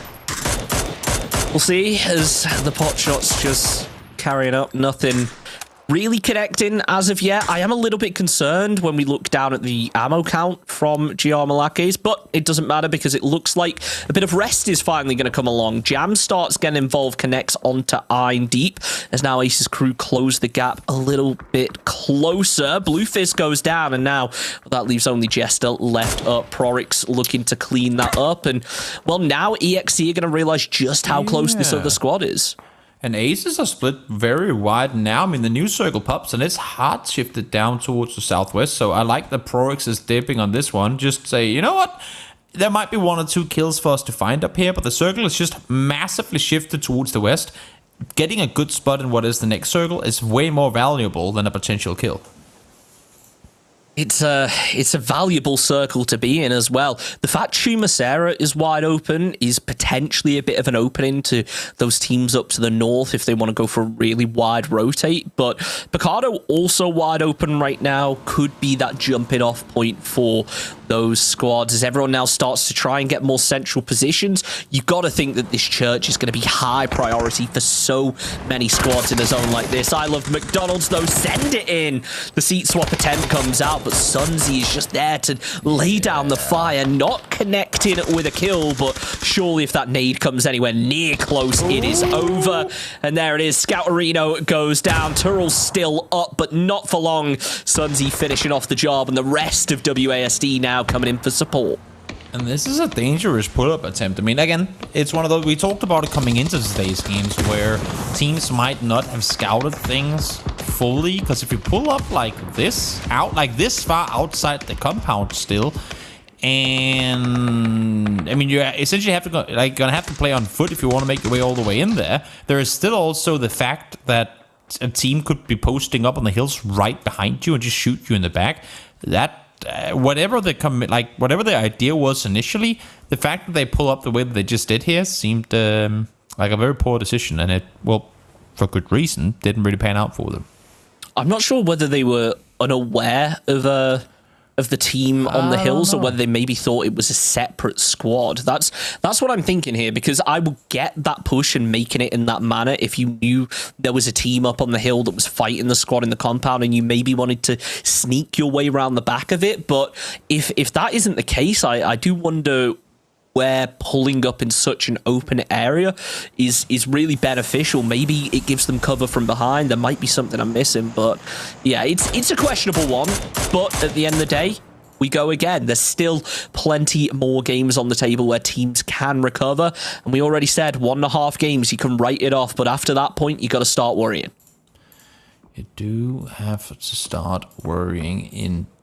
Circle closing on in just about 45 seconds until we see the next one. We can see the map here. Everyone's made their way, and we do have late to party pretty close to the Malakas, but seems to me like they have managed to make their way past them. As I say that now, jumping out of the vehicle to try and take this fight is ballsy, but Bipal team finds the first. Xerox does what he can to make something happen, but unfortunately will be falling. Teji throws out a smoke. Not sure whether that is for the revive or to make them think they're going for the revive. As Teji starts to cover from behind, he expects a bit of a peek from up top. The nade goes to follow. With the health he's currently on, that could be it. Doesn't look to connect this time as Xerox tries to close his way back. Teji potentially going to pick him up, bring him into the compound, but it is a close one, and that, unfortunately, will be the end of Xerox. The nade just a bit too much. Yeah, I don't think late to party expected that Malakas were going to pull up on this the way that they did. It's too early, isn't it? Well, I mean, I think they thought they were just going to continue around, but again, we talked about it coming into today, saying that teams will go out and aggress early, because I think overall most teams in a tournament like this don't I think a lot of the teams here think they're the best team on the server. You know what I mean? And I think that's the right mentality to have too. We don't have that one super duper standout team on this or in this 16 team. So the fact that a team like Greek Malaga say, you know what, we only saw 2 people shoot, we'll take an aggressive play in this direction, see what can come off it. I like the idea, but now maybe stuck around for a bit too long. They're going to start taking casualties here too. It's a tricky one indeed. Teji will be able to finish off the job, get himself a little bit of loot out of it and back off. But with that circle pulling down towards Chumacera now, there are so many teams just centered up. Late to party have to find a way in quickly. Now they have an opening knock, which could give them a position, but it's not anything really substantial to work off of. Ace's crew laying prone as IMBP throws out a nade. It appears to have landed on the wrong side, and all he damages is himself. Corsac and him, though, working together to take down one apiece. Corsac follows up with a second and one more to fall. And Ace's crew have taken it clean, but BP's still in a precarious position. Caught on the rocks, 70 health remaining. And of course, those knock players giving all the info. It doesn't matter, though, because Corsac finds the 3K, and it's Ace's crew coming out on top of that fight. And important that they got those knocks early as well, because there were only 2 players. You saw Jam and Prorix coming down to try and help out, but fortunately the 2 handle the initial threat on their own, because had they been the ones to take a casualty early on, you're looking at a 1v4, and then Jam and Prorix might not have been able to get down there in time. But now late to party. They heard the action. Oh, if you sit still, fortunately for Ace's Abdo, missing 2 initial shots. That could have been very, very dangerous had he been knocked on the other side of that wall. Looking out with the SLR to find something, but unfortunately just a bit short with the shots. Late to party inside of the zone. That's the positive, but with Ace's crew up above them, so open. And of course, that Ace's crew member just sneaking around the back could absolutely cause some problems. 20 seconds left on phase 1 as we get ready to make a move. It looks like late to party potentially going to do the same, even though they are a team that traditionally rotate late. Maybe just going to try and make that move a little sooner due to the nature of the circle. Yeah. We'll see where this next one's going to go. A lot of difficult terrain to maneuver, pretty much regardless of where it does go. Circle towards the east. Church still in. East side compound in as well. And, well, both are Ace and late to party. And the team up towards the north having to make moves. And Red Monster, well, single player left alive on his team and not exactly in the best position just outside the circle here either. Curious to see what he's going to plan on doing. My best guess is go down very quickly as a solo player, but I'm not gonna count him out completely. I'll say that there's a world where he makes placement points. It's just one that I can't foresee. We all want the hero play, though. I'm not crushing anyone's true. streams just yet. I'm keeping it alive, as I mean, everyone out on the edge is just dreaming that they were inside and safe right now. As you can see, EXE starting to trade up to the squad ahead of them. The nade actually looks very close, but it doesn't quite finish off the job. Still going to be in it, but as the cover gets eliminated by the frag, now options become more and more limited. Smoke is up for a little bit of cover, but the third party coming in from behind will be enough to shut things down. No surrender, making noise and getting aggressive as Excuse, with only Jester left up, tries to land the M24, but honestly, in a position like this, a bolt is not the weapon you want. Yeah, no, Veronica doing a lot of damage, found 2 knocks and might be able to get the last one as well. It's actually going to be Rafa to find Booms, and well, that's going to be one team down. Opal Gold out in 13th, or 14th, I should say, and Excuse out in 13th. Great shots coming through for Never Surrender, winners of the previous game, and they're just, I mean, they find everything all the time. Very impressive how they can just go from target to target and continue to spot their opponents. Veronica 7, some nice shots coming through. That's the 3rd kill of the game for them, so pretty impressive, making it 4 on the board for the squad. And you got to remember, Never Surrender as well, winners from last game, carrying forward a lot of momentum, and didn't even do that well in the previous round, all things considered. It almost feels like they've turned things up a level here in the finals. As the circle closes its way in, it feels like all attention has to be around this church. Yeah.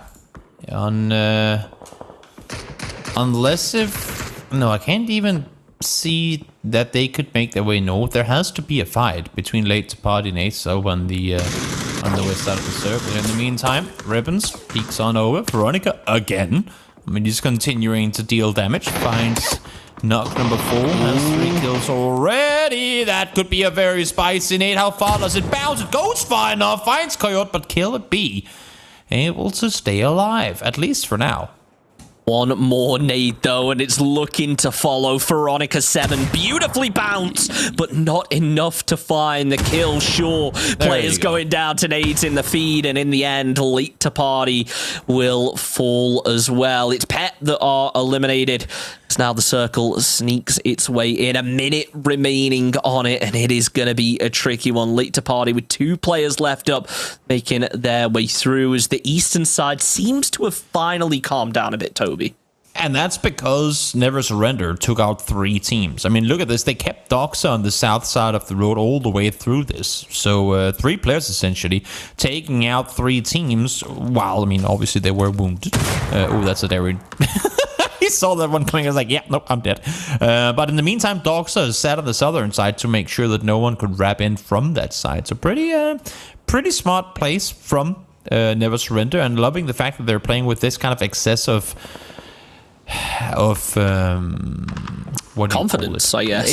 Yeah, essentially, yeah. They dare to go out and play in this fashion. That's very much them taking actions into their own hands.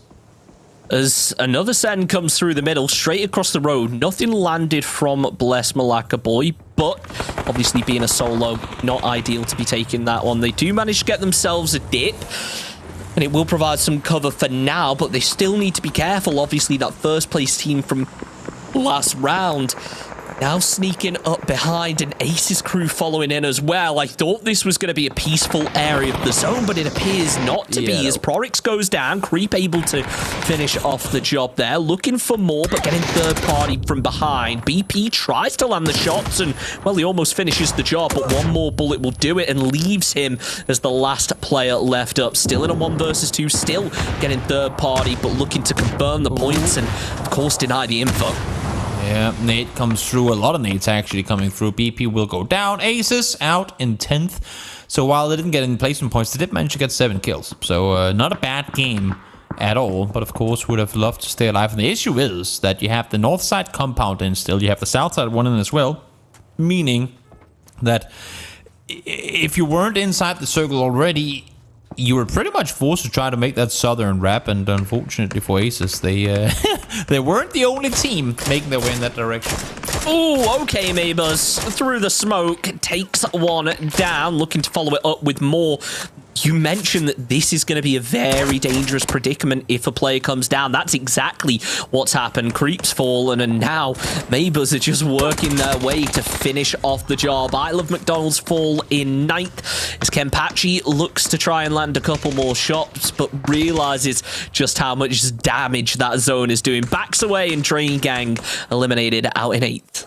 Yeah, smart play from Mabus and the team to make sure they have nothing to worry about towards the southwest. So now, should they need to, they can make that southern wrap themselves, which, I mean, with this circle coming in, that doesn't look completely unlikely that they would try and make the hard wrap around, but they would then, of course, be running straight into Rafa and Doxa, who, according to how they've been playing this game here today, or right now, I should say, is not a duo you want to run into. Really is. They're preventing them from doing anything.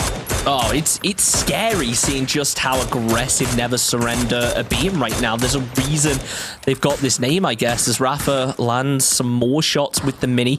Maybe needs to focus a little bit closer, realizing that they do have to move in pretty soon, and Southern Lights being dead center in the circle is not ideal. Mikas, this is a risky position to play, actually hopping up there, but jumps down in the end, realizing maybe just how open he actually was. 8 seconds till phase 6 closes, and for a couple of teams, this is probably the end of the road. Yeah, well, let's see. Full speed forward they go. They have 2 vehicles. Sending 3 and 1 makes sense when the vehicle coming in from behind is a bike. So spreading out, taking control once more, and somehow Alakaboy is still alive in all of this. It's a little surprising, not gonna lie, but able to prone it out thus far, and in doing so, making placement points. And it's interesting how there's kind of 2 teams that are working around him now, but you've got to think that one of them is probably going to crest up at some point. But saying that, with the way that Southern Lights are positioned, I'd almost be surprised if one of these players actually decides to come over that hill. It would potentially open themselves up when they've got a little bit of a ridge for cover already. But as things start to spice up now, Hobbit's going to be able to take down 1, follows it with a second. Balkan Dog, this is not great for them after a pretty unfortunate previous game. Sure, they were able to take some fights, but it's about converting it into points, and if they're not doing that, this might be the last game where they really have a chance to show up already, just because of how short format it is. That Dunlop over the top takes Vaso down to low HP, and he's actually gonna be taken out, and it's not even... Oh, it actually is. No, never mind. Sorry. It is by the same team that were pushing forward. So while the backstab potential was there, fortunately for WASD, able to stay alive through all of it. It's kind of difficult to play in this area of the map when you have WASD on one side and Never Surrender on the other, spreading out and taking this much control. Blacker Boy, there he is, laying in wait, manages to rat it out, find himself a 3rd kill for the team, making it into the top 5. Obviously now, though, that's drawn a lot of attention, and he needs to be cautious. The nades come out, and they have a feeling they know where it is inside of the dip, but he lands the headshot first, follows it up with a flashbang, and if it was maybe a second sooner, it would have been a different story, but no. Iconics gets up, finishes off the job, and now down to the top 4. Southern Lights still just dead center, posted up in that compound. Not in a hurry to go anywhere whatsoever. They'll be able to sit tight again. I mean, with the way that Never Surrender's been able to gather info now, widespread in their 2-2 position here, but again, still well aware there's no one in between them, so they can always just back off and wait for the team to come through, but they all have to make an aggressive play forward to some extent, because the circle's going to close in and none of them are in it so far. Dunlopper still looking to find an angle, but it's going to be Veronica 7 who puts down the real pressure from above. Xerti finding one from Southern Lights, which may have a really big impact going forward. Obviously, they are the team that currently kind of gatekeeping everything. As Never Surrender get a bit of a flank going on, they look to find players at other angles, and well, if Dogs is able to land it with this orb, it will be the end of things, but no, misses the head narrowly, and well, Never Surrender maybe giving it a bit more away than they intended on. Yeah, peeking on forward, trying to see what he can find again. I mean, the better off they are here, the more space, I mean, the more damage they can do now, the more of a pick and choose they can do as they please, trying to move into this circle. Doxer waiting for that perfect moment to take the shot, maybe expecting him to go up on the bike. Not gonna happen. Now nade lobbed on forward, damage done already. That could be a perfect nade shot. Comes through, doesn't need the nade, uses it anyway, finds the knock, and that's gonna be Kenpachi knocked, and I don't think there's gonna be a risk coming through from that. Risky one, though, as he was spotted from the side angle, got peppered a little bit, has decided to back away, and obviously the kill being confirmed, it may end up forcing Embers over into a slightly different position, as No Surrender now decide to consolidate up using that player advantage on their side, as Southern Lights with a solo split from the rest of the squad. But remember, those other 2 players could definitely cover as he tries to make the cross. Zerfi does go down, leaving only 1 player left up for Embers, and well, if this Molotov lands, it's all over. Hobbits with the frag finishes off the job, and 3 squads remaining. Not a lot you can do when you're forced to get bundled up the way they were there. Never Surrender, I mean, they have Rapper up by the compound, they have Ribbons out towards the northeast, and then you have Veronica and Doxer down towards the southern side. They're very fast split apart, and Doxer and Veronica right now can only really play kind of the overhead protection for Ribbons and for Rafa, essentially. So not in a position from where they can really aggress all that much, because you have WSD on the other side kind of doing the same thing with Hobbits up close. And then you have Southern Lights, who have literally been chilling in this compound the entire game. So, actually, the entire game. When I'm looking back at the map, they've literally not moved the entire game. So, I don't think they've moved much. I agree with you. At all. One of them landed here, so they have not moved at all. But it makes it kind of interesting, because someone will have to make the first aggressive play on Ribbons. Might just be the one to peek on over, throws 2 flashes, now backs off. I never like to see people use utility and not make a move off of it, but of course when you get shot in the back and it's a headshot too, not too much you can do in that one there. Southern Lights just playing tooth and nail right now, holding this position. Remember, it is Phase 8 as well, and for anyone who maybe hasn't watched too much PUBG esports, we kind of regard this as the final circle, even though there's another phase after it, because that Phase 9, it just comes to a dot at the center, and you do not want to be caught in a building when it comes down to one of those dots, because it then just becomes a med battle, who can throw the nades into the right places. What you want if you're in one of these buildings is probably a shotgun like Dunlopper is rocking, and I'm pretty sure one of No Surrender also have, so definitely preparing for the close range engagement here, not really too concerned about the hills off to the side. I mean, Southern Lights just gotta wait this one out, really. They know that they're the one team with the compound control, and even if there's players around that could have some of that as well, you can see WASD now climbing their way closer and closer towards them. just wait it out and hope that the teams outside start fighting. If Veronica gets an angle onto Hobbit, if Sunsea spots Ribbons over the top, if one knocks comes through, that's your chance to third party. Just wait it out, let the other teams fight. Circle's going to center up, and well, right now, Circle is massively favoring Never Surrender. Schengen just looking out for any movement potentially below and throwing down the smokes, a little bit of extra cover. Rafa's still going to be waiting, but needs to be cautious not to give too much info away. Obviously, if anyone hears that shotgun pump, they're going to know exactly what's going on. The Molotov, though, the timing on it is perfect, and Southern Lights taking a hell of a lot of damage. One frag grenade and it's all over for them, but as the first aid kits pop, we'll still be able to hold on to the building, but 2 minutes on that clock and it's all over. Schenken up to jump up on the roof here. Not sure if that's the right play to make, but he's gone for it. Let's see if he can make it work. Spots one, sprays through the smoke down to half HP for Veronica. Spots him again as well. Unfortunately, can't quite find the knock that he would have so desperately wanted. That would really have allowed for his teammate to push further forward, but not going to be the case. Nate's now up towards the roof. They come, they know he's up there, and they want to deal with him.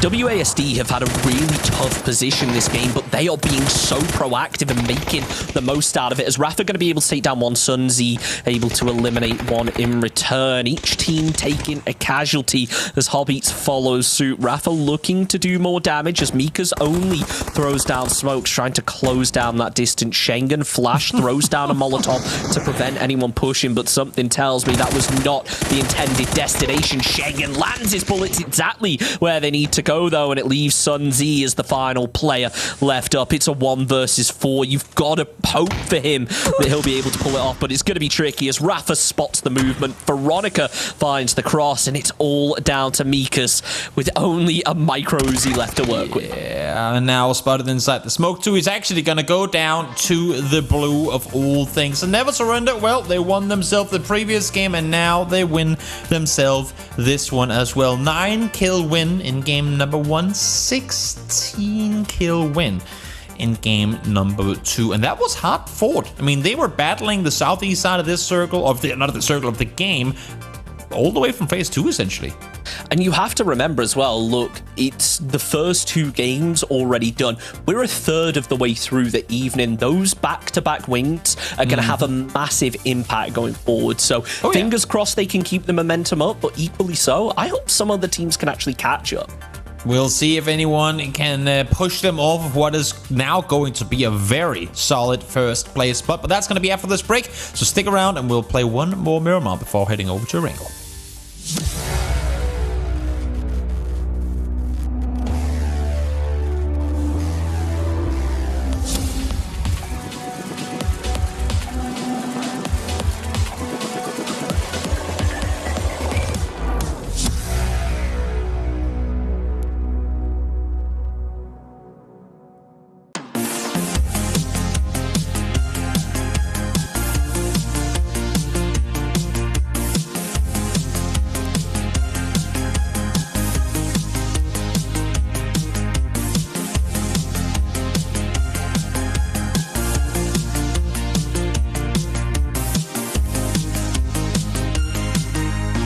G-Loot, the home of everyday esports.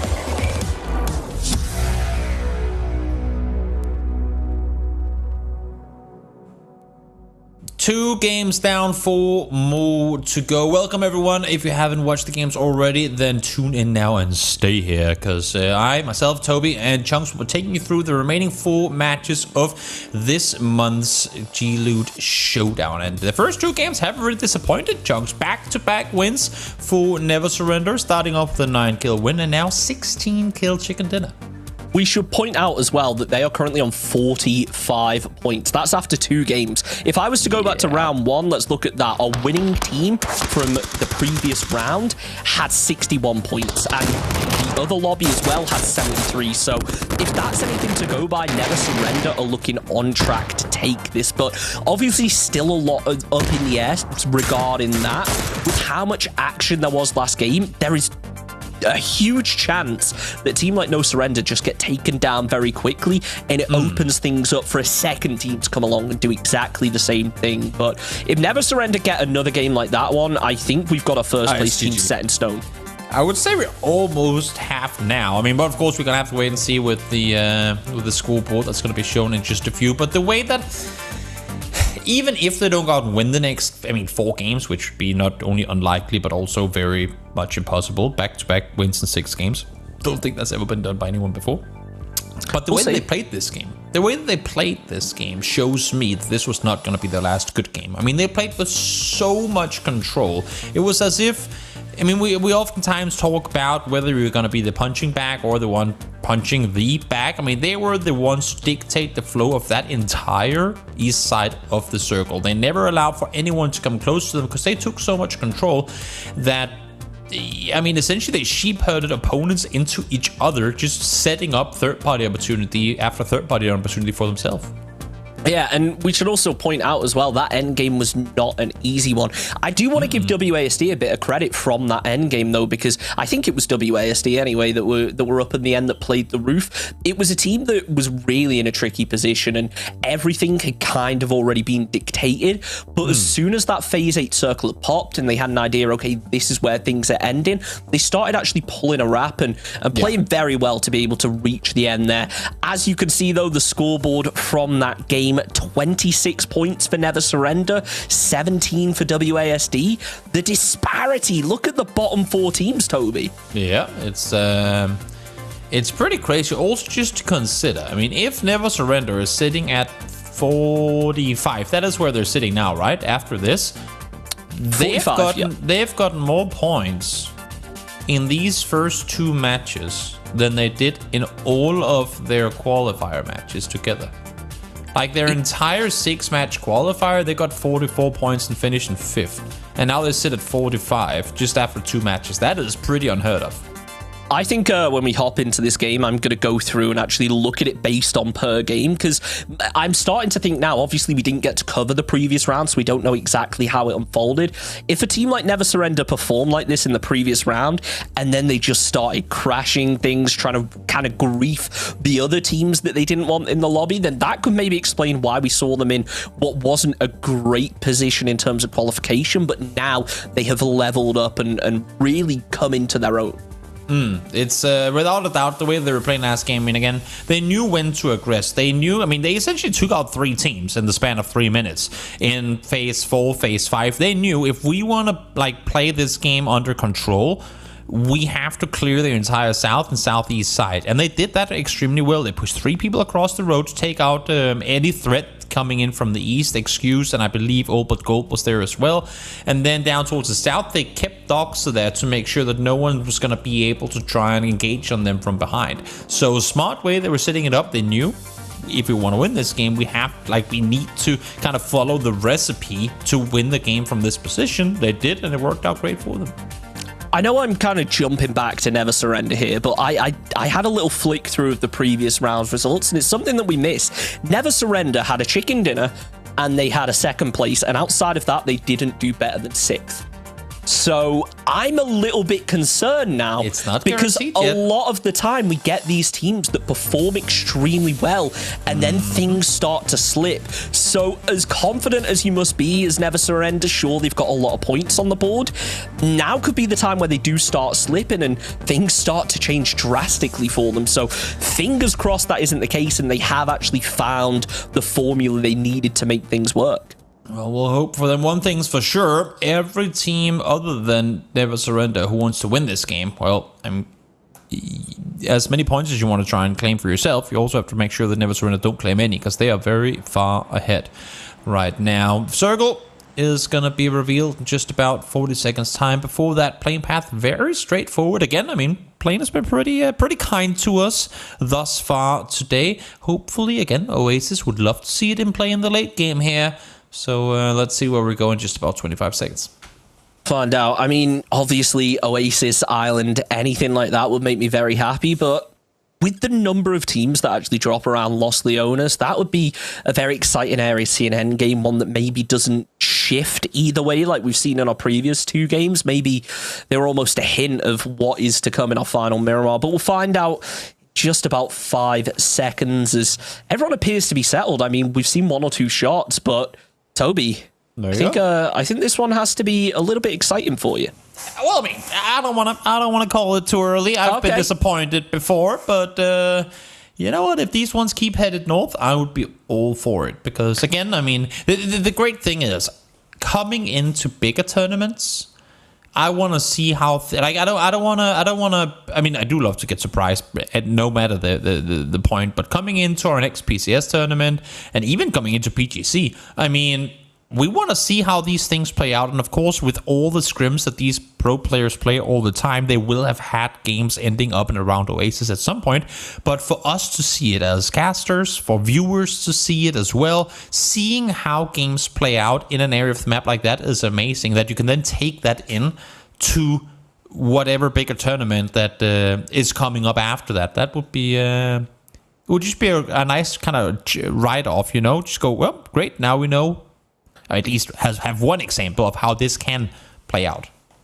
I think there's 2 kinds of fans of PUBG esports. You've got the fans who are looking to genuinely improve their game and analyze, you know, the teams and all that boring stuff. And then you've got the other side of things where everyone just wants to see that mayhem. So that's kind of why I'm hoping for that Oasis circle. I'm one of those people. I want to watch the lobby burn and just everybody fall apart. But as of now, not going to be the case. But just how clustered the center of the circle already is, you've got to think that this circle in reality has 2 major roads that can be taken. Everybody is going to be ending up somewhere around there. I love how you answered my follow-up question to what you were just saying there before I even got to ask it too. Because I was going to say, I know players are like that, but does that count for talent too, or casters too? And you answered that, because I think I'm one of few, while we do all embrace in the chaos, obviously, I'm one of few who, as funny as crazy circles are, sometimes they can get a little too wild. You know what I mean? Fortunately, around Miramar, it never happens to that big of an extent because of flame ratio and mountains and stuff like that. But that's also part of the reason why I want to see Oasis, because if we see Oasis ending and just go, oh my god, this is terrible. Like, this is absolutely terrible. Then you can start giving the feedback saying these Oasis endings just don't play in a good way. And then, I mean, hopefully changes can be made. There's, I suppose, a reason the change was made to Oasis to begin with, and that's, I would hope, has to be part of the reason why.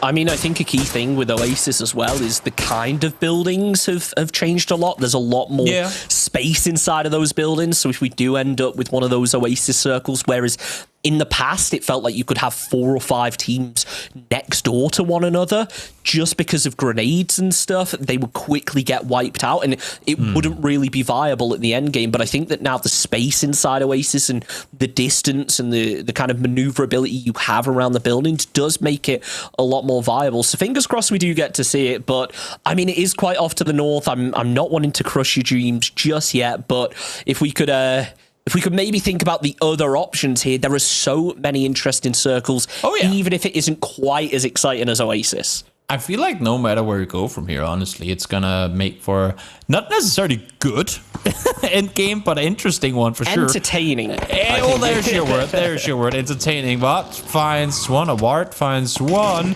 Let's jump back and forth a bit. 1 down, 2 down. Old but gold. Well, you're dead. Excuse me. Let me pick up those points real quick. They grab 2. Bluefist, though, takes a lot of damage. Not sure where that was. Remember, this team is a little bit split as well. They are rocking a 2-2, so there's only 2 of them inside this compound. That could potentially make them vulnerable, but now having half of a team that was crashing you already down, I think a lot of players will see that in the kill feed as, okay, well, they didn't concede anything. Maybe we should just stay away from this for the time being. Yeah, important for them that they deal with the threat so fast, too. Because if all of a sudden Old But Gold got themselves one of the buildings and all of a sudden you have Drain Gang coming over the hilltop to start shooting towards some other teams, hearing this one a piece of the pie as well, that's when, even though you were the ones who were there first, you might not be the team who's in the better position. And speaking of Drain Gang, well, full speed forward here they come. Free kill, you're on your own. Surbiton tries to open up, but his teammate there for support is going to be Arve, who actually picks up the first kill. It's free kill, living up to his name, unfortunately, this time around, as he nets them a free point. The rest of Sheesh over on the other side of this hill, I don't see a world in which they actually try and push this. I think the idea of a split is justifiable, but now with that lack of info from not even having a player knocked there, I think that she's just try and stay in the position that they're in, and as soon as that next zone pops, just make a move or hunker down, because it's going to be one of those where it's either impossible to rotate out of or everyone is rotating towards you. Yeah, let's see. Extends peeking on over. Deadrick's instantly there to say hello, and that's not even from the compound they're looking towards, so probably realizing that there's a few too many people looking in his direction that he would want to peek over in that opposite direction. But then again, I mean, they're sitting in a pretty good position down towards the south side of the center right now, Drain Gang that is. So no real reason for them to go anywhere. Now, again, things quiet down, albeit just for a little while. We still see a lot of teams trying to rotate in from the south, unfortunately. Chunks, I mean, there's plenty of space to do so. Yeah, and it's the amount of open space that's really kind of throwing me off in this circle, because you see all these open areas like Cruz de Valle, like La Cobb, all these areas that in any other game, if the circle was just a bit more one way, just a bit to the other, would be so high priority, just completely empty. And I think that a lot of teams are potentially going to be expecting them to be taken. That's why we're seeing such consolidation at the center, because teams are kind of moving away from the edge a little bit. But as we see teams actually start to bank on Oasis, I mean, I like to think the players know a lot more about the game than we do. So maybe this is a sign of something, Toby? Yeah, might just be. One thing's for sure. With the way that Killer B and his team is spread right now, had this been in quote-unquote old Oasis, they would have been up on the mountain rather than inside Oasis itself. Yep. But now that that mountain has become drastically smaller, it doesn't give you the same positional advantage anymore that it did before. As a matter of fact, you're quite exposed to opponents towards the east and the southwest. So already now we're seeing a change, which doesn't directly impact things right now, but let alone the fact that you don't have that one team that can just oversee everything up towards the north. That changes how other teams around that position is allowed to play. I think also that road has a huge factor, like a huge change that we maybe haven't spoken about yet, because it does reduce the amount of time to get into Oasis considerably, but it is yet another choke point compared to what in the past teams would rotate really far to the north and come in. Now it has become a bit of a choke point where teams are going directly in. Hakatori, though, he is looking to try and apply some pressure of his own, but waiting for Hobbits to close up the distance before going for the opening shot. WASD very split as of now, though. It's kind of dangerous, and I like the fact that he's not shooting until... I think he's going to wait for him to stand still and know that he's going to hit it, or the crossfire to get in position to take him out together. The issue is, I mean, WASD, oh my god, now Hobbit just realizing that there's more than just one, and the Extends has no clue that they're being infiltrated by the second. Now they're even sharing loot, but allowing one in. The issue I was just going to say, WASD are incredibly split. Sunzi is on one side, Schengen is on another. So if WASD take one casualty, which is exactly what happened here, there's not a lot they can do to really regroup. And now Circle shifts away from this spot too, so losing one for a position that's gonna be completely worthless anyway. Hobby, I mean, look, I know it's a high-pressure scenario, and I know that I couldn't have hit those shots, but, oh, that sucks. I think maybe the confusion of having two players there made him kind of split the damage across both, but unfortunately not being able to convert into a knock, I think that would have really changed the tide on that fight, but mistakes happen, and now it's just a case of improving from there. The rotation has to come out and quickly, because, as we mentioned, Oasis still being in, now kind of half the circle being cut off by that highway. It's the time where you choose, are we going north or are we going south? That it's going to become too dangerous to really cross that and know you can get all your players across as soon as this circle closes or the next circle pops.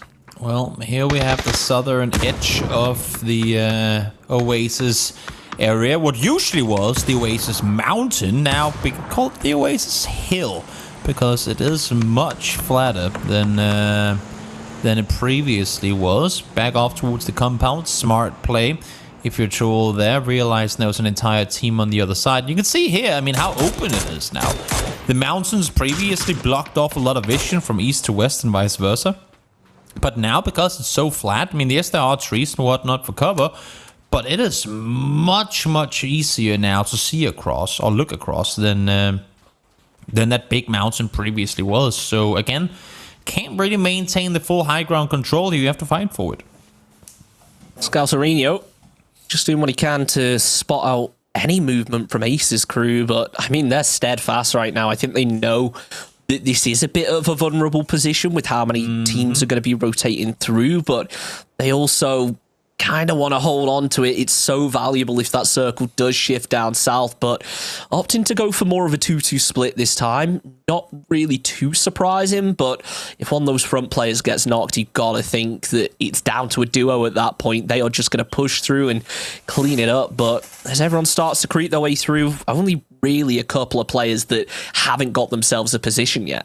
This is really amazing to see. I mean, it obviously, given that we're in new terrain, it just takes a lot for me to be thoroughly, you know, just like, oh my god, what's going to happen here? But let alone the fact that we now have the, like, pavement road going all the way up towards Oasis. Or asphalt road, I should say. Hold that thought for a second as Levik peeks on over, finds Kozak. Nice kind of surprise angle for him to peek with. Ooh, do they find the last game? You said they were going to be split. You said they were going to be punished. And there you go. Troll, Levik working together. They knew they were split. They knew two had left. They push. And they get the benefit of it. Smart play. But to go back to the point from before, Chunks, I think it's so exciting now that the entire intersection on the southern side of the mountain now has a whole other road leading out of it. Oh, yeah. I mean, it makes it exciting. But as I mentioned earlier, it opens up choke points that I don't really think existed in the past. It feels like in the past, teams would just swing all the way round up north and just find any opening that they could. But it almost feels like the road has led to a behavior where teams are going to kind of force their way in through that because it's so much easier than having to go on this bumpy desert terrain. I'm deep. No worries about teams pushing into him, though, as he cleans up nice and quickly. Senix falling and Sheesh losing, I should say, yet another player. Yeah, nice trying to look out, get some info, but all he's seeing is nades coming his way. Not exactly optimal when you're two players trying to hold down the fort and you're not even inside the same building. Does find one, finds the second as well. Well, actually almost got the last. Look at the HP of Quattronas there. That was terrifyingly close, and I think he's well aware that they're low. That's a perfect molly, all of them down. You can't even fold them all that much. The way that they pushed, there's only so much space. They tried to refrag instantly after one another, but I mean, Ice he just hits his shots. I mean, that was one of those moments where a crossfire kind of would have changed it all, but they're so hard to set up. But they were the ones to push Exactly. Like, I mean, I'm talking from the point of view of Sosa here, that you've got to think that having one player either side of the compound isn't ideal, but to be able to regroup so quickly, know that these players are going to be trapped in this position and make the most out of it is very, very impressive as they are. Moves up, tries to finish the job, but Killer B, the barrel, is just too powerful, especially when it cracks you in the head like that. The tilter there as well, extra shots being fired. Frustrated that he lost 3. I mean, again, Isaac just, it should never have happened, but normally I would count 1v3s as like 70 or 80% the 3-man team making errors and 20% skill of the solo player on the other side, because normally it should just never happen in the first place. But that right there was just, I mean, the first 2 players to make that swing got instantly melted, and there was just so much damage being done through one magazine that it was a pretty easy pickup for the teammate to wrap around the backside of it. So solid plays coming through from my side. I think it's one of those things where they push through, clearing it, but kind of not expecting to find anything, and maybe got caught off guard. So that it was a really tricky position, very unlikely for someone to be there. As now Balkan Dogs, they try and make the most out of their position, and wow, they need it. They have had some tricky situations in our previous 2 games, and unfortunately aren't looking great on the leaderboard because of it. Currently in 15th position, but as we said many a time, there's only 6 games and one match can make all that difference, especially if it's against a squad like Late to Party, who are all the way up in 4th place right now. Yeah, they've played pretty well so far. Now Circle's going to hard shift down towards the south. And oh my lord, are there a lot of people that have to make a move from here. Veronica peeking on over, finds one, just continuing to rack up the points for Never Surrender. Finally, Dogs are fortunate. I should say, it looks like he was DC'd for a second, but back in the game without getting knocked. Fortunate for him as well. Apto peeks over the top, and this fight again, I mean, neither team would really want to have to take it because they both have to leave. Late to Party, just trying to work their way up, but it's such a steep hill, and as we mentioned so many times, the high ground being so valuable, but as Flix goes down, this could actually be a bit of an opening for Late to Party to work with. The flashbangs come through, but it didn't connect onto Teji in the way they would have hoped. Jiggle Peak's coming through, neither player able to connect, but Teji, in the end, is going to be the first to do it. Hot and Spicy takes down 2, and well, Balkan Dogs just falling by the wayside. Hot and Spicy, Abdu working together. They've eliminated 3. They're just looking for the finals as they see a little bit of movement. Flix gets the trade and confirms the point, but Late to Party are going to be the ones remaining after that. Living up to their name, and unfortunately this time around it's going to be at the loss of a teammate. Apto, while he is crawling around for now, simply won't be able to get up on his feet in time for this next circle. So one's going to fall as the circle, as we said before, did go towards the far west side, and everyone is trying to make their way over in that direction. Ribbons still looking for an opening. Wow, that is a risky position, but also I love it. I've never seen that used before. Using the rock to just get your head above that parapet and take some shots. Really impressive. I'm going to be stealing that one if I'm ever up here. There's Never Surrender. Actually have a player split fairly far to the south. I wasn't expecting this with the way that they're taking this fight. Oh, Ribbons, few pre-fires coming through, trying to make sure that no one's going to be allowed to peek on over. Again, playing very edge-heavy, similar fashion to the way that they played the previous game, taking full control of one side of the circle, and just slowly push on in from there. 45 seconds left on the clock as we wait for that phase to just force those teams out. Never Surrender now are inside of the circle, but realizing there's a squad directly up against them. Veronica 7 preps the nade, sees the movement. Will it be cooked properly? It's just a little short this time. The second one seemed to come close. Embers just backing out of here as pure enjoyment. Full Teji follows suit, taking damage to the zone. It's now new circle. It's gonna pop. Well, where do we go? Teji is gonna be up. You're dead. Hot and Spicy still has a move to make too. Where do we go? It can go anywhere, and we're headed somewhat send up. A little bit of a sway towards the west means that Southern Lights will have to move, and they're already in their cars. Look, having vehicles in a position like that is going to be so helpful, but my biggest concern for them is just going to be that they're drawing too much attention. Now the shots start to come through, and Ace's crew look to follow up with some of their own. They're actually going to be crashing straight in here. There is going to be a shot with 2 players inside it. Headshots land. Paradox goes down. Dunlopper able to be eliminated. Jegsy as well. I love McDonald's making the most out of this one as everybody wants to get involved. Mika's falls, and now only 1 player left up. That's the end of him. Southern Lights out in 12th position. That's right, 11 teams still standing. It's phase 5. It is tricky in a zone like this. Surprised they opted to move this early. Probably didn't expect there to be a player in the south side of that compound down towards where Kevy is right now, but open roof Mirado and a buggy. I mean, if you're gonna make a play, at least wait for some other, like maybe have another team pull up like we're seeing right now with WSD. Do something, like wait for some other team to draw the attention of at least just one of the 5 teams you're expecting to be shooting at you once you start rotating yourself. But they were eager, they wanted to move early, and it got them eliminated.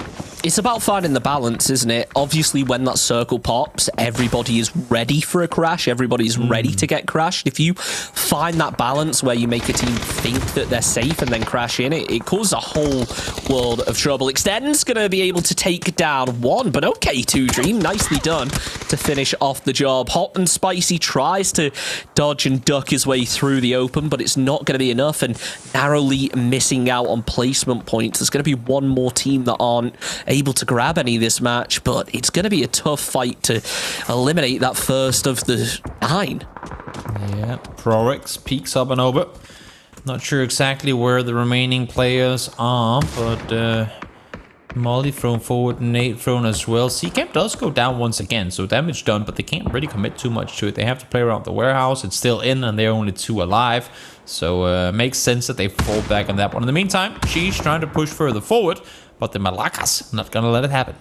And Sheesh have had such a tough game. They've lost half their members already, both in kind of 1vx scenarios. That Molotov, though, was very impressive, and it could be the opening they were looking for, at least if the nade lands where they are hoping. It goes in through the door, and that's 1 down. There's only 2 players left up, one of them being preoccupied from behind, and the other completely open. Pydros, though, turns around, lands the headshot. Dedrix is out of it, and now Sheesh in a 1 versus 2, potentially about to become a 1 versus 3.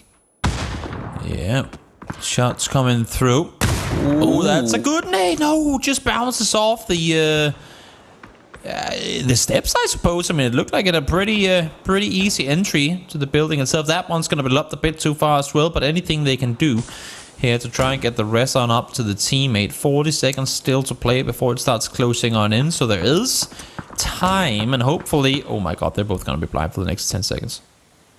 And now we wait. Sheesh going for that peak. The smoke's there, though, so nothing being found. Malaka Boy is just boosting.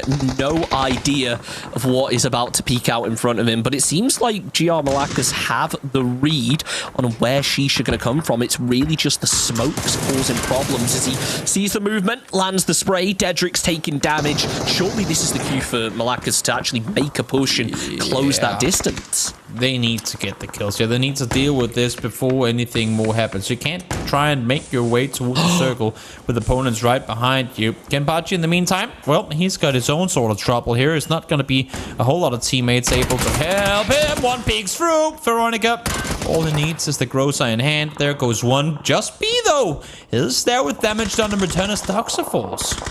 He's waiting. He saw the movement, goes for the spray, but both players being taken down to next to nothing. Just be spotted out from behind. Rafa watching the crossfire and never surrender, putting up numbers yet again. Toby, I mean, if they grab just 1 or 2 more points, I have to put them as the favorites to take first. Surely there's no way a team can do this well and not win. It is, it's looking very unlikely that anyone can go out and perform at their level. But I mean, we've seen it in previous monthly tournaments before, and it's not like the players on Never Surrender are complete unknowns to us. I mean, we've seen all of them perform in previous tournaments before, and they all have plenty of years of PUBG experience under the belt. So it makes sense that a team, or I should say, if any team was to be one of the ones that we could expect to see God perform well, that would be one of them for sure. Doxa moving around as Veronica 7 with the Groza sees one player, doesn't go for the shots because he knows there's one further down that's going to be low HP, but needs to be cautious of the crossfire, taking damage in the blue, but it doesn't matter. Shots on point, and GR Malakas out in 8th, followed by 4 Ukrainian men, and then followed by, I believe, Ace's crew. That was a messy couple of seconds, so apologies for the confusion, but it leaves us now with 5 teams and 1 hill to battle over. I mean, they just, as soon as they peek a ridge, they just instantly know where their opponents are. I mean, their ability to just scan the area and like with the way that they peek on over and instantly recognize what they're going up against is very impressive. Because we see so many times where teams, like they'll spot 1 or 2, but they'll miss the last, and that's kind of the backstep that at least loses them a player. Here, in game 1, sure they lose Veronica at some point. I don't remember exactly when it happened.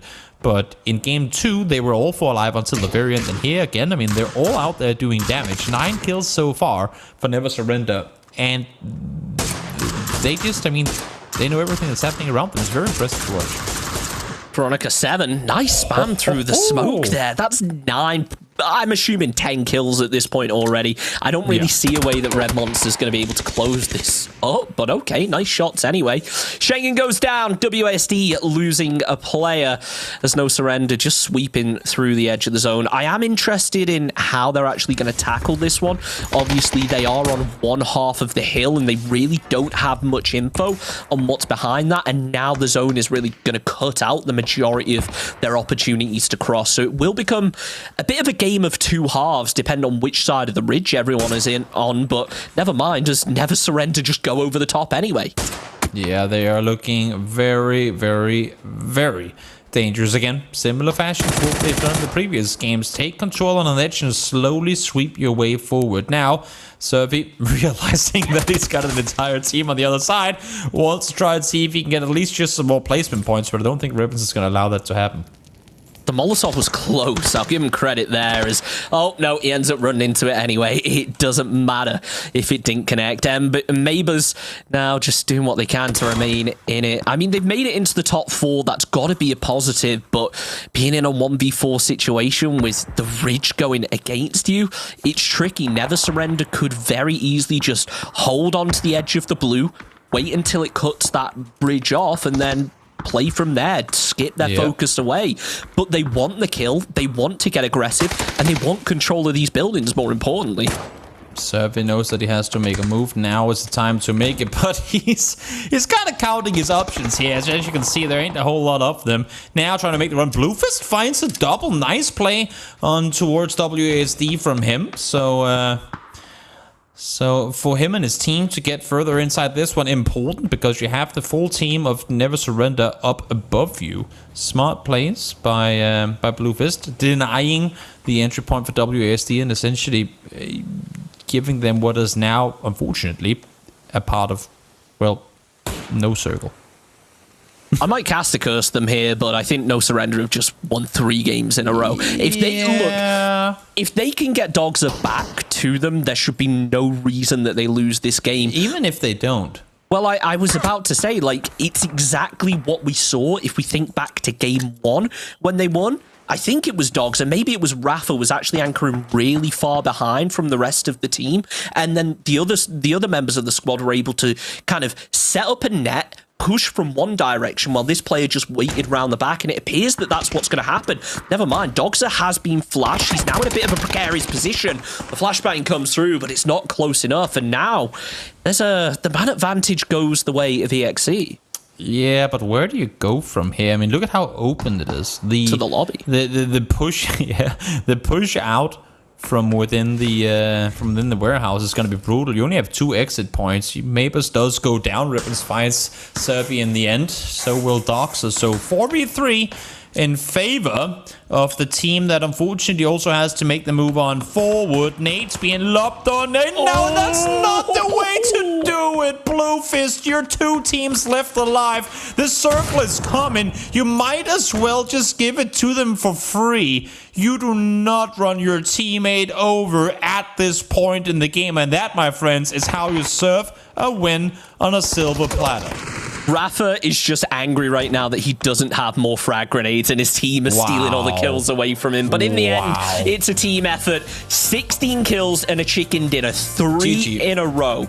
As far as I'm aware, the record for the most chicken dinners in a row in a tournament is something like 4 or 5. So we're going to have to keep an eye on this one now. I've only ever seen 4. I've seen Navi find 4 in a row once. That's a couple of years back. But do we even want to play Wrangle? Or do we just say GG, thanks everyone for tuning in. We'll see you all next time. Because 3 wins in a row now along the lines of...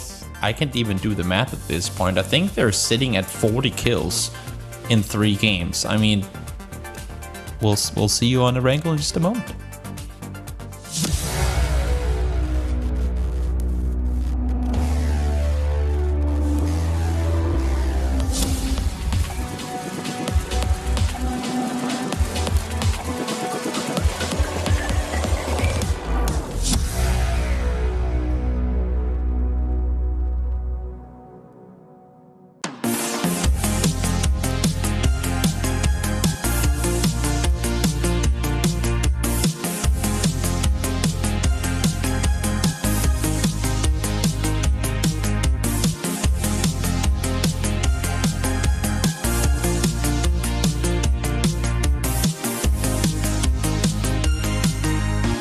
G-Loot, the home of everyday esports.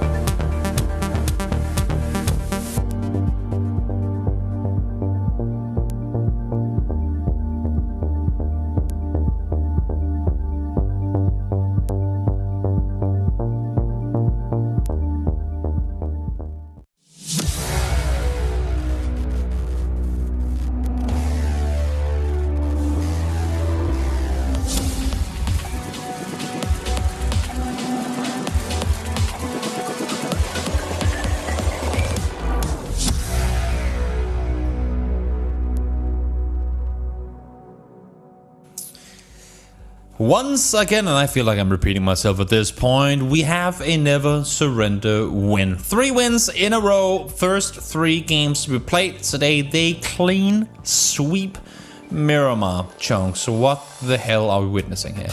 I have no idea. I mean, I'm just taking a look over the leaderboard now, which we'll get into, but combined, there's no other team that has placement points any near Never Surrender. They're currently sat there on 30 placement points, and the next best performance in terms of placement is Southern Lights, who have 11.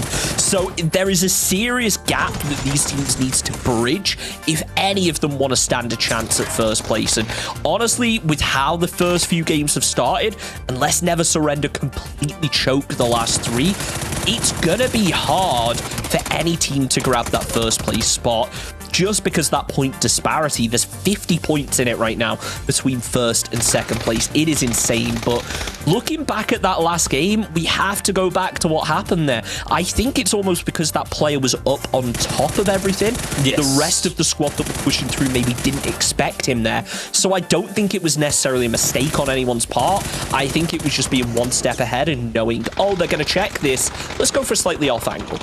Yeah, smart plays. Got to be creative when you don't have a whole lot to play around. This right here, I mean, the opposite of what you'd want to see happen. Entire team getting butchered as they try and make their way up a hillside. Might as well just have crashed into the warehouse.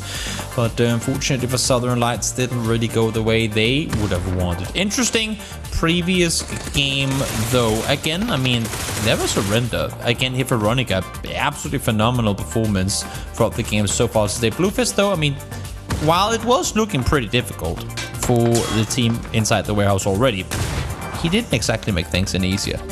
No, I mean, it was unfortunate, to say the least. I think maybe slamming on the brakes a little too early. I think the most unfortunate thing is probably for Rafa right there, that he didn't have more frag grenades, and as soon as he kept peeking, he kept getting flashed. I felt bad for him. He should have got some more kills that game.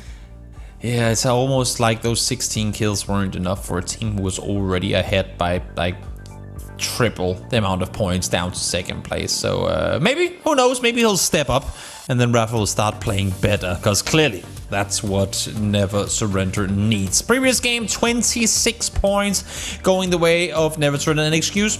Well, 14 points for them, but again, it's just, it's starting to get pretty crazy. Things have really slipped as well for Southern Lights. You got to think in our second game of the evening, they were able to get right up until the very end. That game not being able to get any points. I do kind of like the fact that it is only 2 teams now that haven't got any. This disparity in our first match was huge, with 4 teams not getting a single point. So it's good to see that changing. The problem now becomes, can anyone slow down Never Surrender to maybe distribute those points a bit more evenly, because they're just getting sponged up. It's not fair. And on the overall side of things, that's just, wow. Never Surrender has more points than second, third, and fourth combined. It feels so unfair. I feel like we should, like, disqualify them from the last game just so everyone has a chance. It's I'm trying to do the math of, even if Never Surrender literally stopped playing now, just went like just out of the game, just left, if any team would actually catch them. Well, they're up by 49 points after 3 games. I think a team could catch up if it was completely thrown away, but the fact is, if we're looking at teams' performance so far in our first 3 games, and we were to kind of project that going forward, if Never Surrender were to stop now, WASD would not be able to close up that gap, even if we were to project it on 3 more games. So WASD, excuse, late to party, they all have to seriously step things up. I mean, any team right now that's up in the top 7 has probably about an equal chance of getting first, because there is 5 points in it between 7th and 2nd. And the good thing, I would say, for Never Surrender in now trying to make sure no one's going to catch up to them is the way that they play this game. They play in late, they sit out on the edge, they don't necessarily aggress early unless aggressed upon, and then once the, I guess you can say, teams start making their way on forward, they start like just slowly pushing in from behind the third party team, very much in the same way that Northern Lights has done in the past, like we've seen Heroic try and do at one point, with Heroic maybe being a little bit of an earlier aggressor than Northern Lights has been. And what that does is that as much as teams try to fight you, they would have to sacrifice what could be a good spot in the circle to go out on the edge and take a fight to you. Because they just play late. They don't play for positions in the circle, they play for edge control, and they're pretty good at it.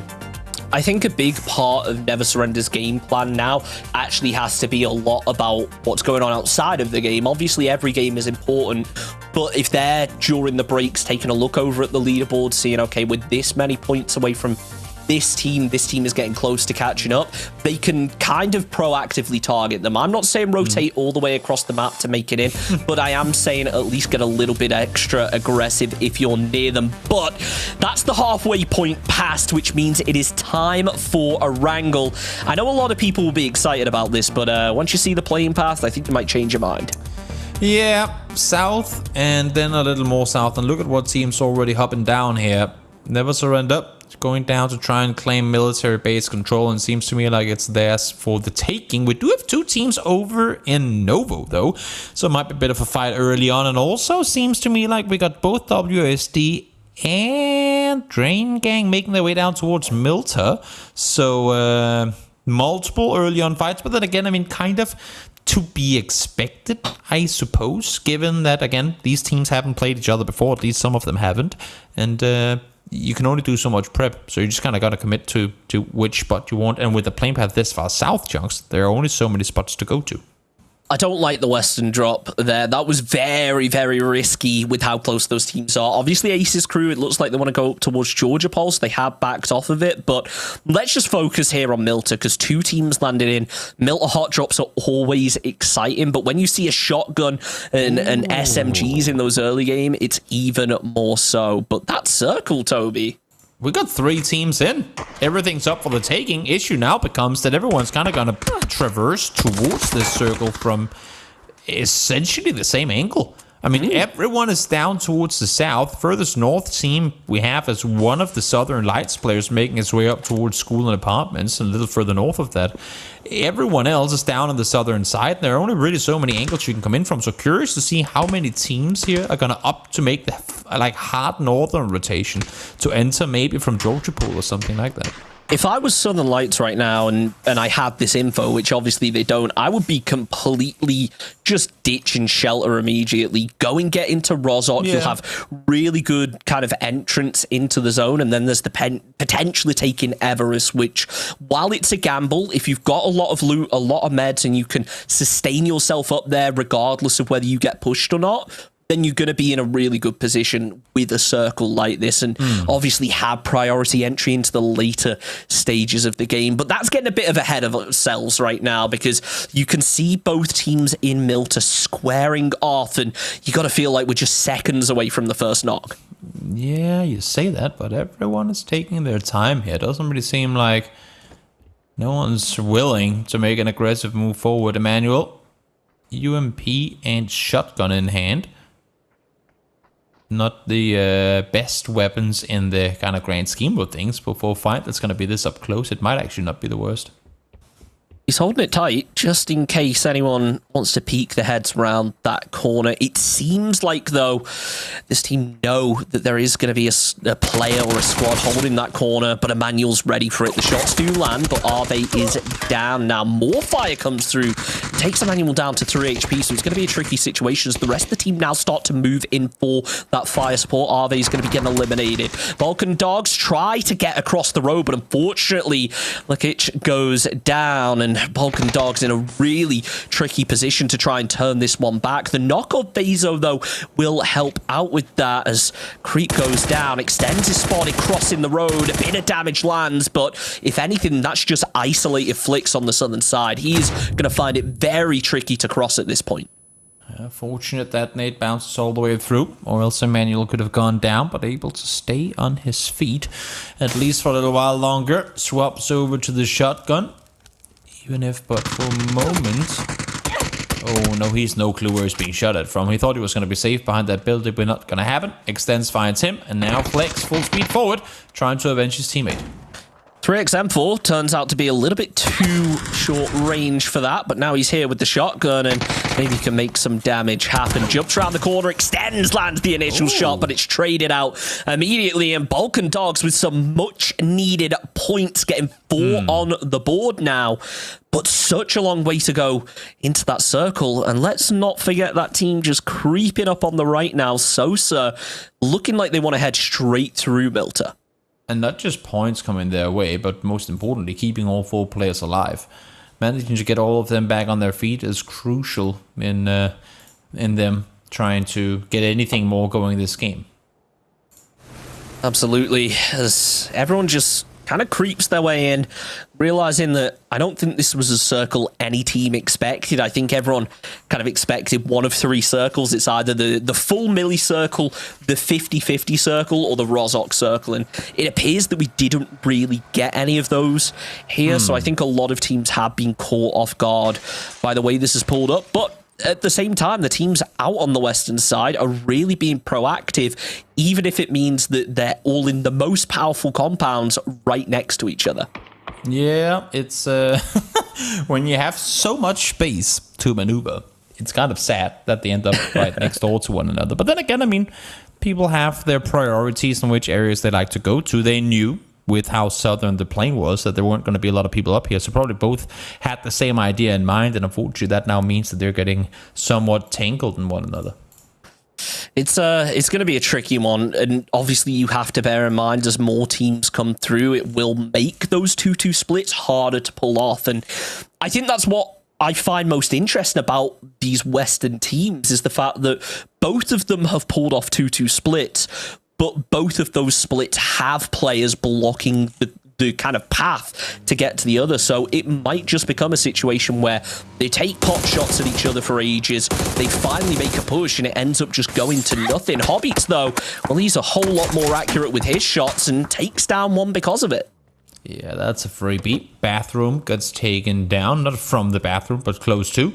Of it's as easy as they come. And fortunate for him that he gets that kill, because he's very, very, very alone. And I think he's, now realizing, you know what? Little on the fact that one team is aware of my position, I might as well just regroup with my teammates.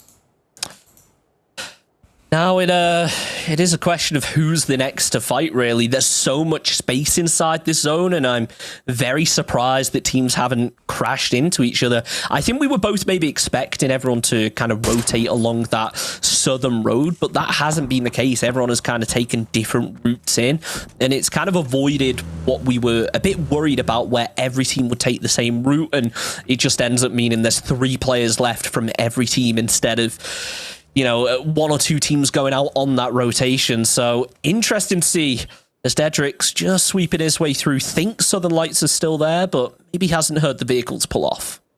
Yeah, no. Let's see how things continue forward from here. Still plenty of space down towards the south. It's always kind of funny when you have a southern plane path, western circle, and then again, as I said earlier, curious to see how many teams are going to opt to wrap north around. Almost everyone does. And even the teams that come in from the south try and claim space towards the north, or the north side of the center, I should say, because they go, oh, but there should be no one up there because the plane went south. And then because everyone goes up there, all of a sudden that's the most kind of heavily trafficked area of the map, where then down the southern area that everyone had easy access to, no one's playing from it. It's the counter-stratting yourself to a certain extent, isn't it? Yeah, Ace's crew overthinking it. Yeah, take down one, unfortunate for them. And I will say as well, looking at this zone and looking at what is really available on the south, Quarry, that's probably about it. Like, what can you really make a game out of down to the south? You can risk going further to the west. You have quite a few compounds available. You got Cat Hill, you got West Side Swamp, you have, God Compound right now is 2-2 splitted, so it's not like there's nothing to play around. It's just people prioritize otherwise. And also now, things we haven't seen too much, 2 knocked players from Never Surrender, but hold that thought for a second, because they're all gonna get rest. As I say, that does go down. That was kind of destined to happen, wasn't it? As soon as we saw two teams land at Novo, we kind of knew that there was going to be a bridge battle of some sort. Never Surrender, sure, they come out on top of it, but they've taken casualties and it may slow them down going forward, which, sure, there's a team that just got completely eliminated by them. They've kind of taken one for the entire lobby here to hopefully free up a couple of those extra points and maybe even crown a new winner. Yeah. They won the first game, having taken a casualty somewhat early. We'll see now that it's Doxa who goes down. He has kind of been the player so far today, at least, who's been the lone wolf in the sense that whenever they've been 3-1 split with one kind of holding the contain on the other side, it's been Doxa who's been sitting tight. So they lose that ability. We'll see what they can make with the rest of it. Now the circle opts to go full speed forward towards the water. It's reverse evolution. Everyone wants to go back to the sea. What is going on? You know how I was just saying, like, there's nothing to play down to the south and you can't really take the risk off to the west because everything down there was taken. I was going to say the west is kind of pointless because it's probably not going to go there, but I guess the game wanted to prove me wrong after all. It is phase 2 and half of that zone now completely unplayable. WASD tried to take a couple of shots, but nothing comes of it as, I mean, everyone now realizing, okay, we are going west and it is just going to be a lot of squads crashing a lot of very small compounds, it feels like. It's going to be a tricky push forward for most. And the thing is, if you want to take these fights, you got to do it now. As little as I like teams fighting compounds this early on, if you like desperate, you want to claim some real estate and you haven't already gotten it, now is the time. Because if you wait for too long, teams are going to be so close in position to third party as well that you're fighting multiple teams trying to just fight one. I mean, look at it over in the swamp area right now. You can see 3 teams all crashing into it. Even a 4th if you count that team that's not really involved. Everybody is starting to head towards each other. And it is just a case of people don't have the information of what's free because they've all come in from that southeast. Now that they're moving in, nobody knows what's taken. Nobody knows what's free. So we're seeing a lot of teams sharing the same positions just because it's split up into a few different compounds. And it's interesting how it's the teams who actually got up here early, like who got to sit tight and wait around for a while, who are now the ones being shot at. We'll see here if Red Monster can get to safety. He only has his US for cover right now, stuck in the swamp. But fortunately, the bolt action works out for him. Xerox does go down. But unfortunately for him, there are still 3 more late to party players to deal with. Abdu looking out. Maybe he wants to pop the tire, but no, instead opts for the head, and well, somebody landed it. Hot and spicy there to finish off the job. Red Monster will fall, making things very tricky now. It doesn't look like the revive will really come out. Everybody appears to have cover in or around that smoke, as only 2 teams not really inside the zone right now, but that also allows those kind of spotted southern and western compounds to now be open because everyone's already consolidated. Yeah, Vaso moving out of the South George / hospital area, scouting forward, instantly peeks on over spot. Sakar hits a headshot, and actually, no, it's going to be Flex to find the last shot, but that's the way you want to go about it. Peek on over, instantly find a kill. Really nicely done. Spark and Dog starting to put some points on the board.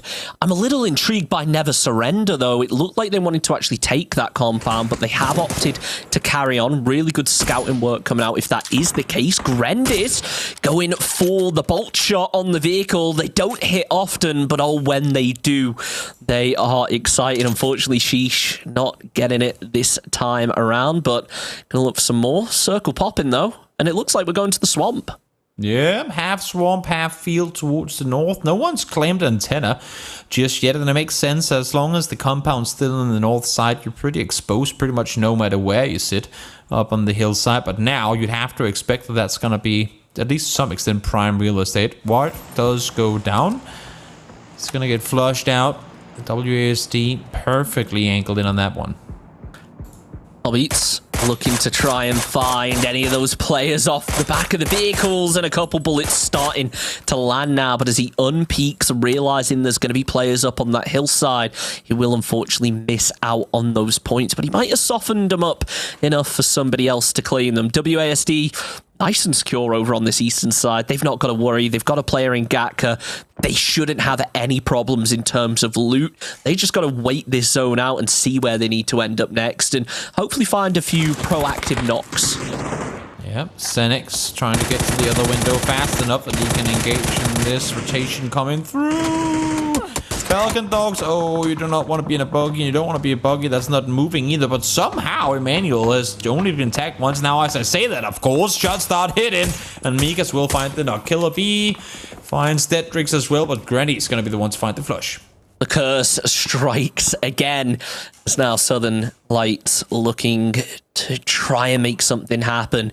It's tough for them. Things have dropped off very rapidly compared to what we saw earlier, and now it is becoming a bit of a salvage match for them, with yet again only 2 players up in a fairly early stage of the game.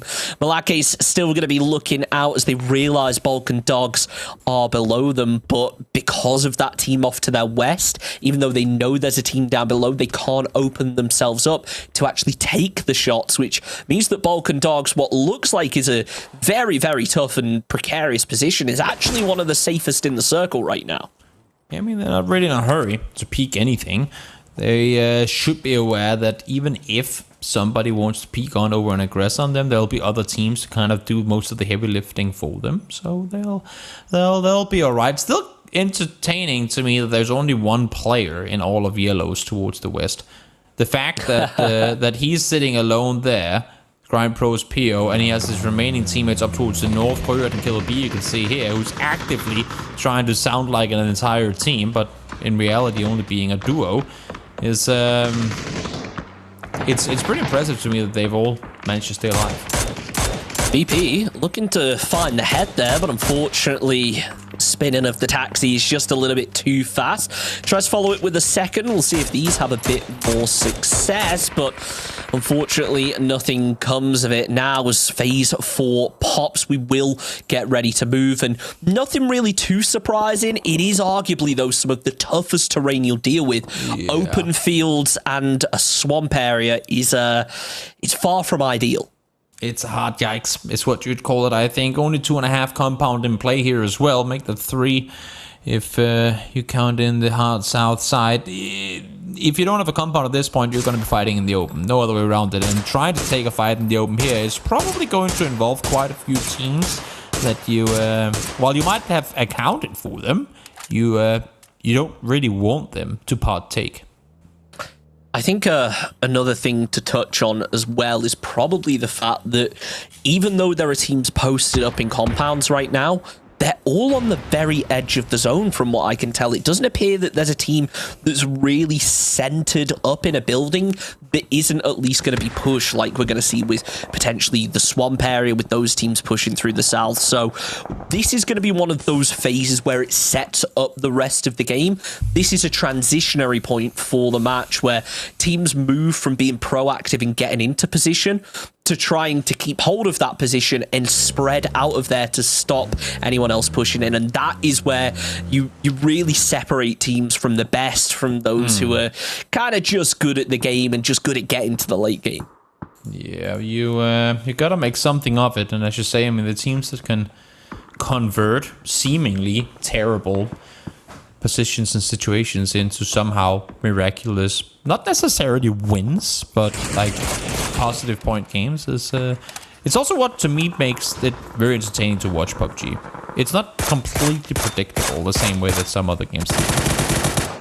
It's a tricky one, and you've got to think the IGLs right now are struggling, especially if you're in a position like Balkan Dogs. They've just been really playing for safety for the longest time. Late to party, though, well, seems to be unfashionably late at this point as he gets punished by Isle of McDonald's, the first kill on the board for them.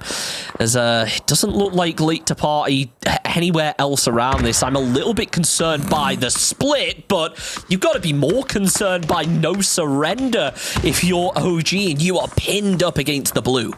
Veronica and Rafa They don't need the rest of their team. They'll deal with them as a duo. No worries at all. Just take on the entirety of OG on their own, and there you go. Late to the party, first to be eliminated. Abdo will fall to the bold action of Scotterino. And, well, now for Never Surrender. Get to push forward. 6 kills already, making their way closer to placement points. 2. Sodix tried to make his way to safety, but instantly met with gunfire as he tries to do so. Veronica tries to throw out the nade, and that actually appears to be close, but the car has already moved, so it's too late. Grind Pro's PO does fall, and that's his team dropping in 11th, followed by Old But Gold in 10th. Ribbon's going to be the one to finish off the job there. As we hit that 20-minute mark, it seems to have slowed down, but as that zone starts moving, it's just going to ramp up again. Yeah, and I mean, Never Surrender, they just don't hold back. They will shoot at everything coming their way. It's pretty impressive to watch, not gonna lie. In the meantime, 4 Ukrainian men, out they go. Xenix and Deadrix working together, getting the kills. Grandis does go down, but the rest should be possible. Having said that, WASD is looking in that direction, but I think they got the cover they need to stay alive.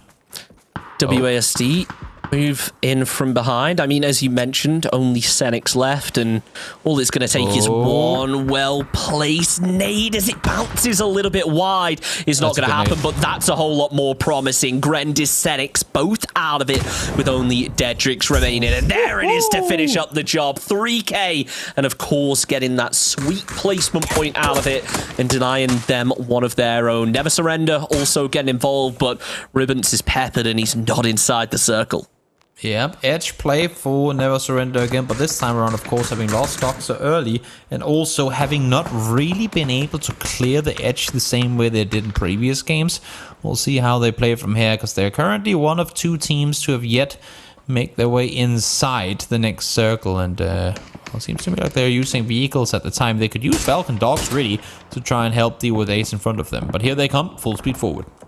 Can't blame them at this point. There are so many squads that have just been torn apart throughout this game that they know if they do make a crash, it's probably going to be a 2 or 3 man they're dealing with. That isn't the case, though, with Malakes as they hunker down and start to throw some nades in return. You've got to realize this squad haven't really had to fight too much this game. They got into this position fairly early, and while they have been getting aggressive, it hasn't really been team versus team engagements as everyone is centering up. It's going to be a 4-team fight, Toby.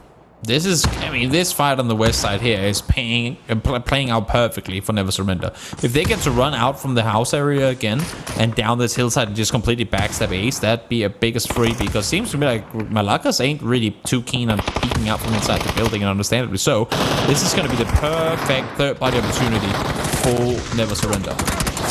Ace's crew, no problems doing the damage, but as Never Surrender come and sweep up, you can see GR looking to third party. Balkan Dogs out in 8th position. They salvage themselves 1 placement point as Ace's crew turn around and try and open up some fire of their own. 1 or 2 bullets land, and 1 more should finish the job, but Corsac is down low, both literally and figuratively, as he needs to get that first aid. The last he has off. It's not fast enough, and Ribbon's going to be able to get the knock. Yep, shots come through, and a lot of them connected. Never Surrender, though, will fall. Imagine that. Can't even win 4 games in a row. Actual noob team. I'm shocking. Kidding. They're pretty damn impressive, yeah. I know, right? As long as Rafa got the kills that he's owed, I'm happy. I mean, look, true. Nobody is touching them right now. With the performance like that, making it just into the placement points, getting a couple kills on the board, with the position they're in, it doesn't make too much of a difference, but it just makes that difficulty so much higher. You say a couple of kills, I believe they got 9. So, okay. Still pretty decent game for them, despite the fact that they do not continue their winning streak. Schengen now lops another nade on over, but I mean, the thing for them is, as much as they get points, the teams, or at least one of them here that are still alive, WASD, is a team that they don't want to give too many points to. WASD, one of the teams on the chase here, on the hunt. 4 still, very far away first place, but 8 kills, make that 10 kills. Hobbit's up to 7 already, and still all 4 players alive.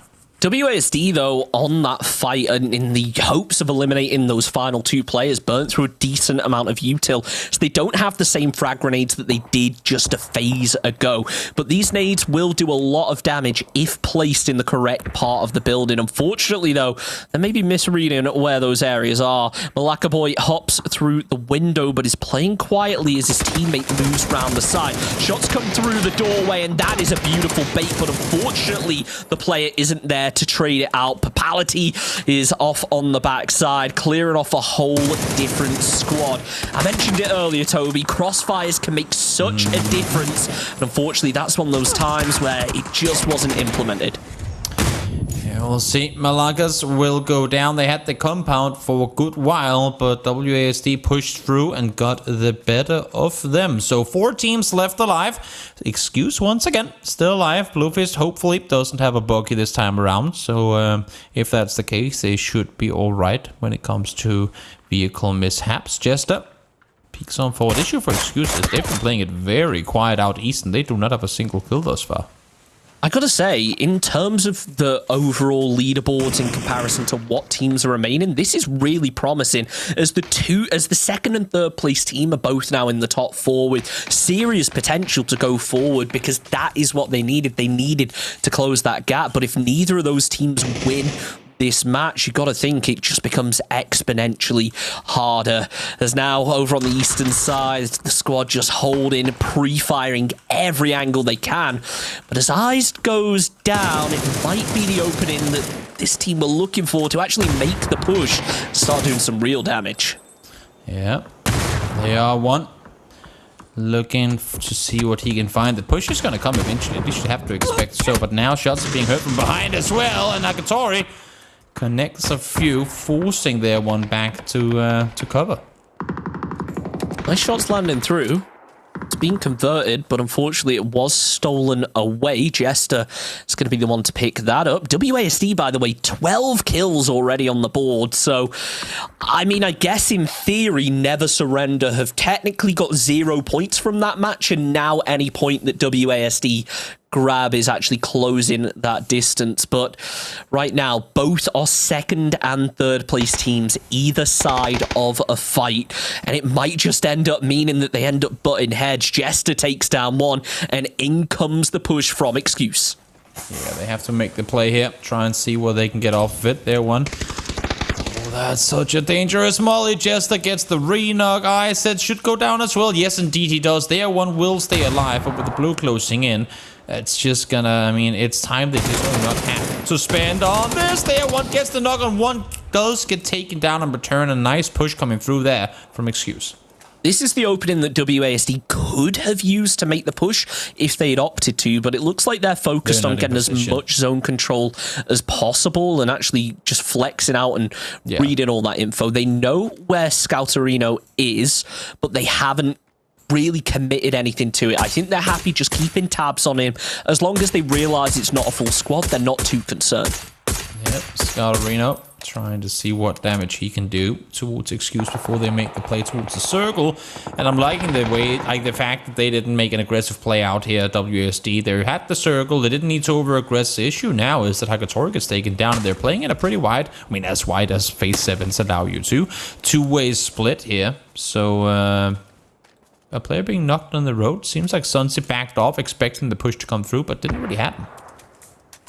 I love McDonald's. Still with 2 players in. I'll give him credit there. For a team that's currently sat in 7th place, this is a very impressive game, but they need to start stacking up the kills as Scouterino almost managed to. Maybe if that was to the head, it would have been a different story, but looks like the revive attempt will come out. Down to phase 8, a minute left, and, well, there's only really one player who's prepared for phase 9, and he's part of a duo. Yeah, sitting tight down by the water. Trying to stay put as long as he can. Hobbit's up to 5 nades again. I mean, he's been lobbing nades all game long already, and still got 5 to play. We'll see how he gets to use them. Throw them down towards the swarm barrier in that exact direction. You might just get 2 kills for free. Make that 3. Hobbit, just peek a little bit higher. Maybe he would know.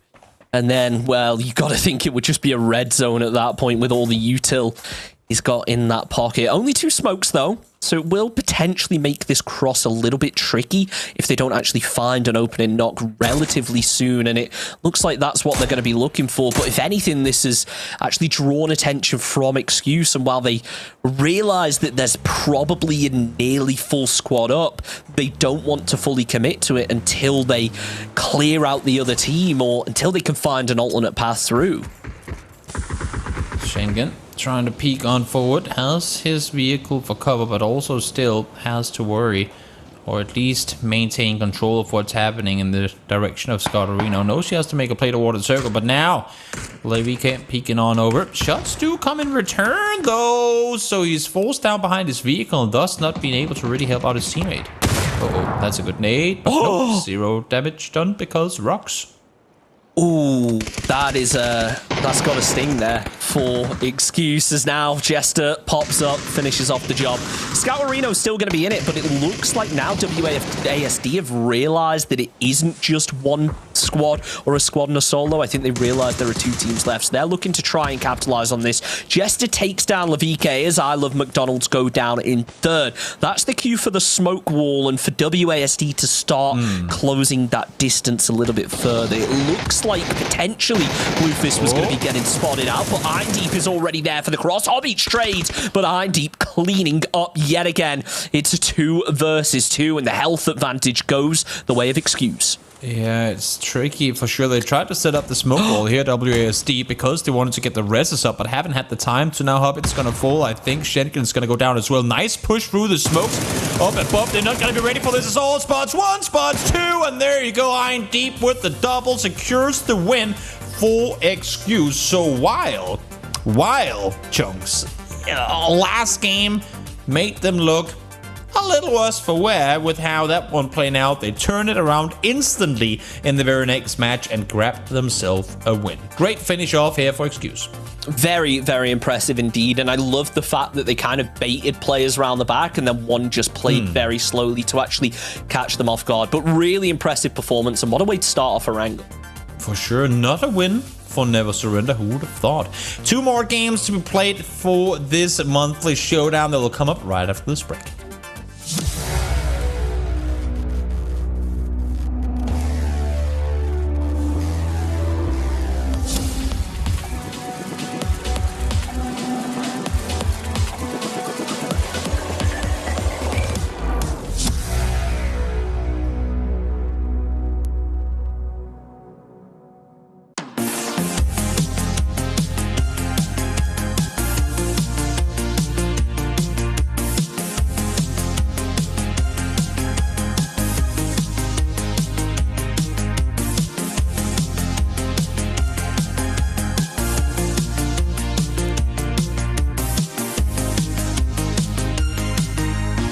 G-Loot, the home of everyday esports.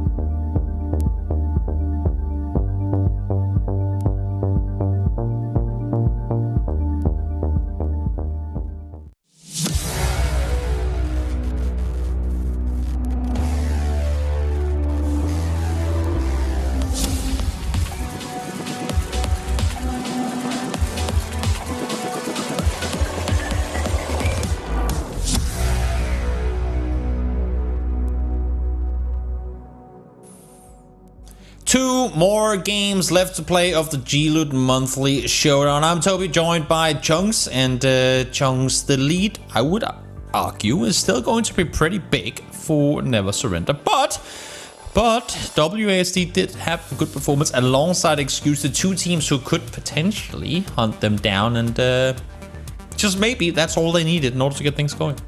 I mean, I've got good news for anyone who thought it wasn't going to be a fair game, is that now Never Surrender are only at double the points of second place. So if you combine second and third place, they could actually get beat here, but still with only 2 games to do it. We kind of missed covering this during the match. We were talking about some other stuff, but what a just bridge play that came out here. I love the insane kind of messy fights along that bridge, especially with all those sides added, lots of places to hide in now, and that was just the start to that game. It did not stop. No, it was combat galore for the biggest portion of this one, and I feel like whenever we do head west, especially when it swarms and even more so north of it, that's really the only way to go about it. You can't do all those kind of micro rotations all the time, because so many teams are going to have been allowed to stay alive for so long, and when you then get to the very end of it, it's there's just too many teams around you to make a move without trying to take a fight. So everyone battling their way till the very end. An excuse. I mean, this one for Einkamp here, I mean, Eindeep, sorry, essentially, you can't call it a 1v4 because they were all there to help out with smokes and everything, but getting all 4 kills in the end was a very, very solid performance from Excuse. It's about having that teamwork and that communication to the point where you can be confident sending a player one direction, sending someone the opposite, because what you saw at the end game there is there were 2 players that were kind of pinched on the other side of the road, both of them still standing, and then when they heard Eindeep saying, okay, I'm in position, I'm ready to go, and this is all assumptions, obviously, when they heard that call, Eindeep pushed through the smoke slowly, these guys just ran out, and honestly, they didn't actually try and take a fight that much. They took a couple shots, but the majority of their job was just to cause a distraction, and that's why they managed to pick up that chicken dinner. 19 points to go with it, but that's the same for both our first and second place team. And look at who sits in third. 8 kills, 1 placement point just behind. So only a 10-point pickup in the gap that is, while having been made smaller, still is very, very big coming into the final 2 games. I think if you're WASD or Excuse, I honestly, I don't think you dare to focus Never Surrender and try and kind of deal with the giant, because the risk involved is just too big. I mean, 41 points apiece right now. Never Surrender sitting at 80. Sure, there's a gap down to the teams in the 20-point club below you, but I still feel like trying to take out the giant comes at too much of a risk of potentially losing the spot that you've got from yourself at this point.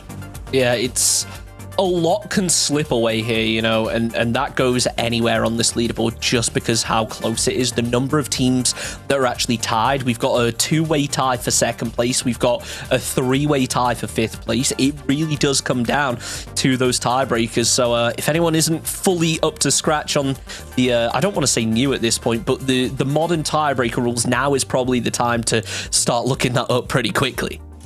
Yeah, it's I like the change, to be honest. Not gonna lie. I mean, considering that we had another format, you know, previously that no one talks about anymore because no one liked that. It could be worse. This is a good middle ground. This is a good. Let's give placements and wins a little more value without giving it all the value. You know.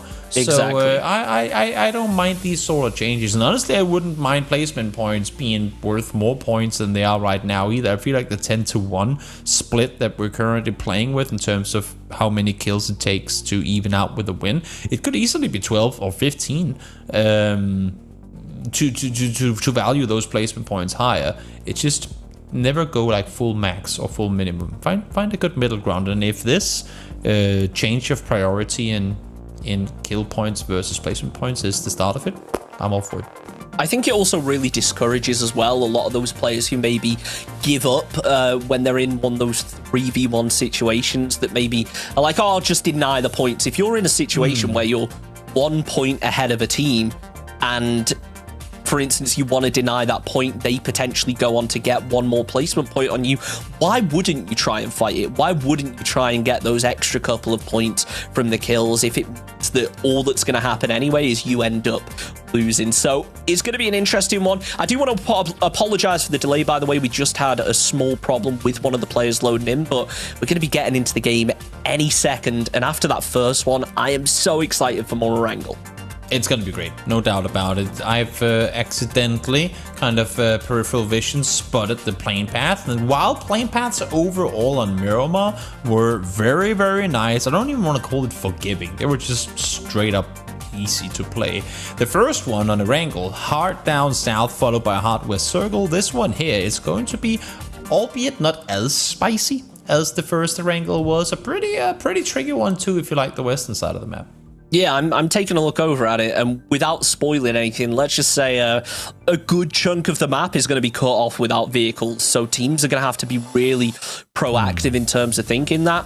But we're talking about the plane path so much, but you can't see it. But trust me, there's a lot of interesting circles that can come off of this game, and I can't wait to show you in a second. One thing's for sure, if you're a hard commit Primorsk looting team, you're gonna be spending a long time rotating this upcoming game. We are just seconds away, of course, from that match, so we won't tease you too much anymore. But if you let me ask you, as we get into this game, I suppose just a second's time here, Junks. Other than Never Surrender, who's of course played phenomenally, which is one team that has impressed you the most throughout the day so far? It's a tricky one, isn't it? Because obviously Never Surrender have taken all the attention, but I want to give some to WASD because the fact that they're still holding on to second place, the fact that as soon as Never Surrender went out, a team that was in, I think, second or third was able to come up and get that chicken dinner was actually really impressive. So I'm happy for them. And as the game hopefully gets underway now, we can hop in, have a look over at our second Wrangle of the evening, and this is the plane path we were talking about, Toby. Yeah, pretty brutal. Hard southeast to, well, center north, essentially. So the entire southwest side of the map cut off. It's reachable, of course, with vehicles, but as you can see here, it's going to be pretty difficult to get down towards the southwest area of the map. It's also, I mean, again, one of those where do you even want to? Because you know the circle ain't gonna go there anyway. So how much time are you willing to spend traversing down towards Ferriby or Primorsk when you know that there is a pretty big chance you're gonna have to make your way back east anyway? I think 4 teams just wanted to go Severny, and very quickly they realized that that wasn't a good idea. So everyone's switching it up now. It looks like Ace's crew going to go down to George Paul. I'm pretty sure that's what they did last game. I'm not sure about the team above them. I assume they're going North George, but Severny is going to be tricky. You kind of hope the circle will go up there, which I guess it kind of does. So a lot of teams are going to get really good opening over towards Stalba and that high ground area very early on, but equally so, we're going to see a couple players butt heads. Someone here doesn't have a gun, and now he's realizing there's a shotgun coming in right behind him. It does get a shotgun off his own. No, and one shot being missed could be the deciding factor in whether or not he gets to stay alive. He has turned around to shit. Now the door is open, and he baits him. He baits him with the door opening. Opens the door, runs back out, all he needed to do. And Abdo caught with his pants down on that one. Talk about summoning that PO energy with the name there. Just W keying it with the shotgun. Doesn't work out in the end. Being able to quickly dodge away, get that reload, dodging the shots. Really, really impressive. And what a way to start the game that was. An inside zone as well. So they still have a player advantage, but it looks like late to party are actually sending Xerox, if not up to Stalba, round the back. And that could potentially cause some problems. Either way, whether it's Xerox getting spotted out on his own or Xerox pinching him behind when the rest of his team are getting pushed.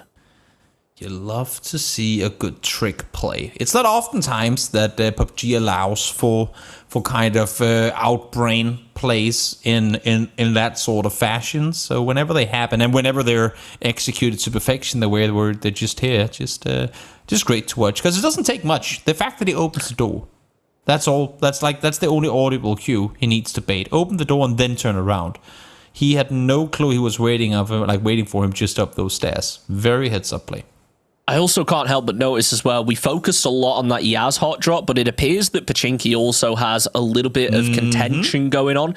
Outside of that, most cities appear to be free, but, you know, it is only the most confident squads that drop Pachinki. WASD obviously coming off of that win, feeling good and wanting to get aggressive, but it's a risky one, and I can't help but notice Hakatori is all the way up on the north on his own, separated from the rest of his squad. Yeah, that is... when you're fighting for first place, that is not the split you want to have going. Schenken, though, speaking of the two teams down here, does find one, Lavike and I Love McDonald's, forced to fight now well as three, but fortunately for them, of course aware that they're up against another three-man team of their own. Pachinki, never really the place you want to be fighting. There are so many off angles you can get caught from, so many potential spots to expose yourself from, as now WASD chase up. I think one bullet through the back window will do, but credit to whoever's driving that vehicle, because they realized that if they kept the building and the tree between them, it would provide some extra safety.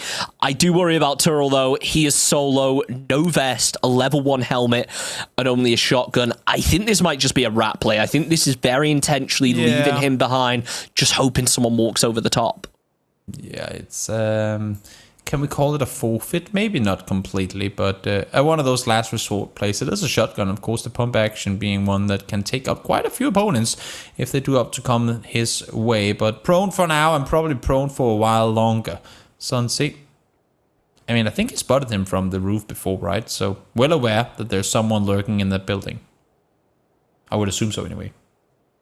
As the circle has popped, everyone obviously trying to get an early entrance. Stalber is one of those where it's a very big gamble to play. Never mind though, Sunzi taken out. Not know. I did mention, look, it was going to be a bit of a rat play. It was, and I don't say that in a negative light. I just say that you have to just wait, and you are waiting for a team to walk over the top of you. It worked out. He got the point. Now the question becomes, can he actually make it out alive while getting surrounded by WASD?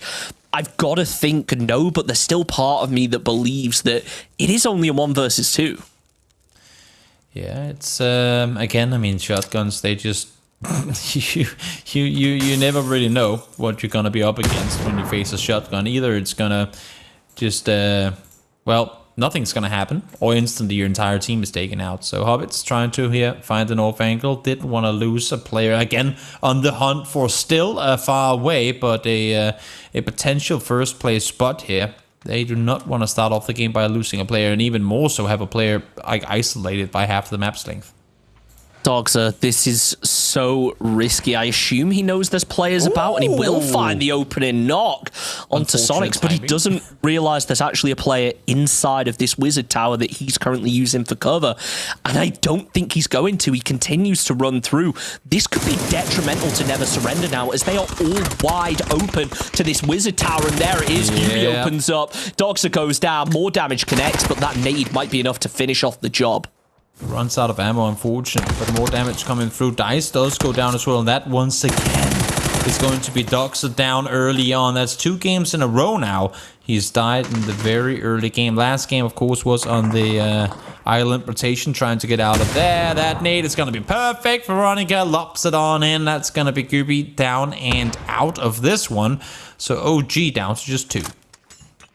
Sonics doing what he can to remain in it, as is a Boot. As Old But Gold watch out and try to defend, but with the nades coming in, flashbangs landing all around.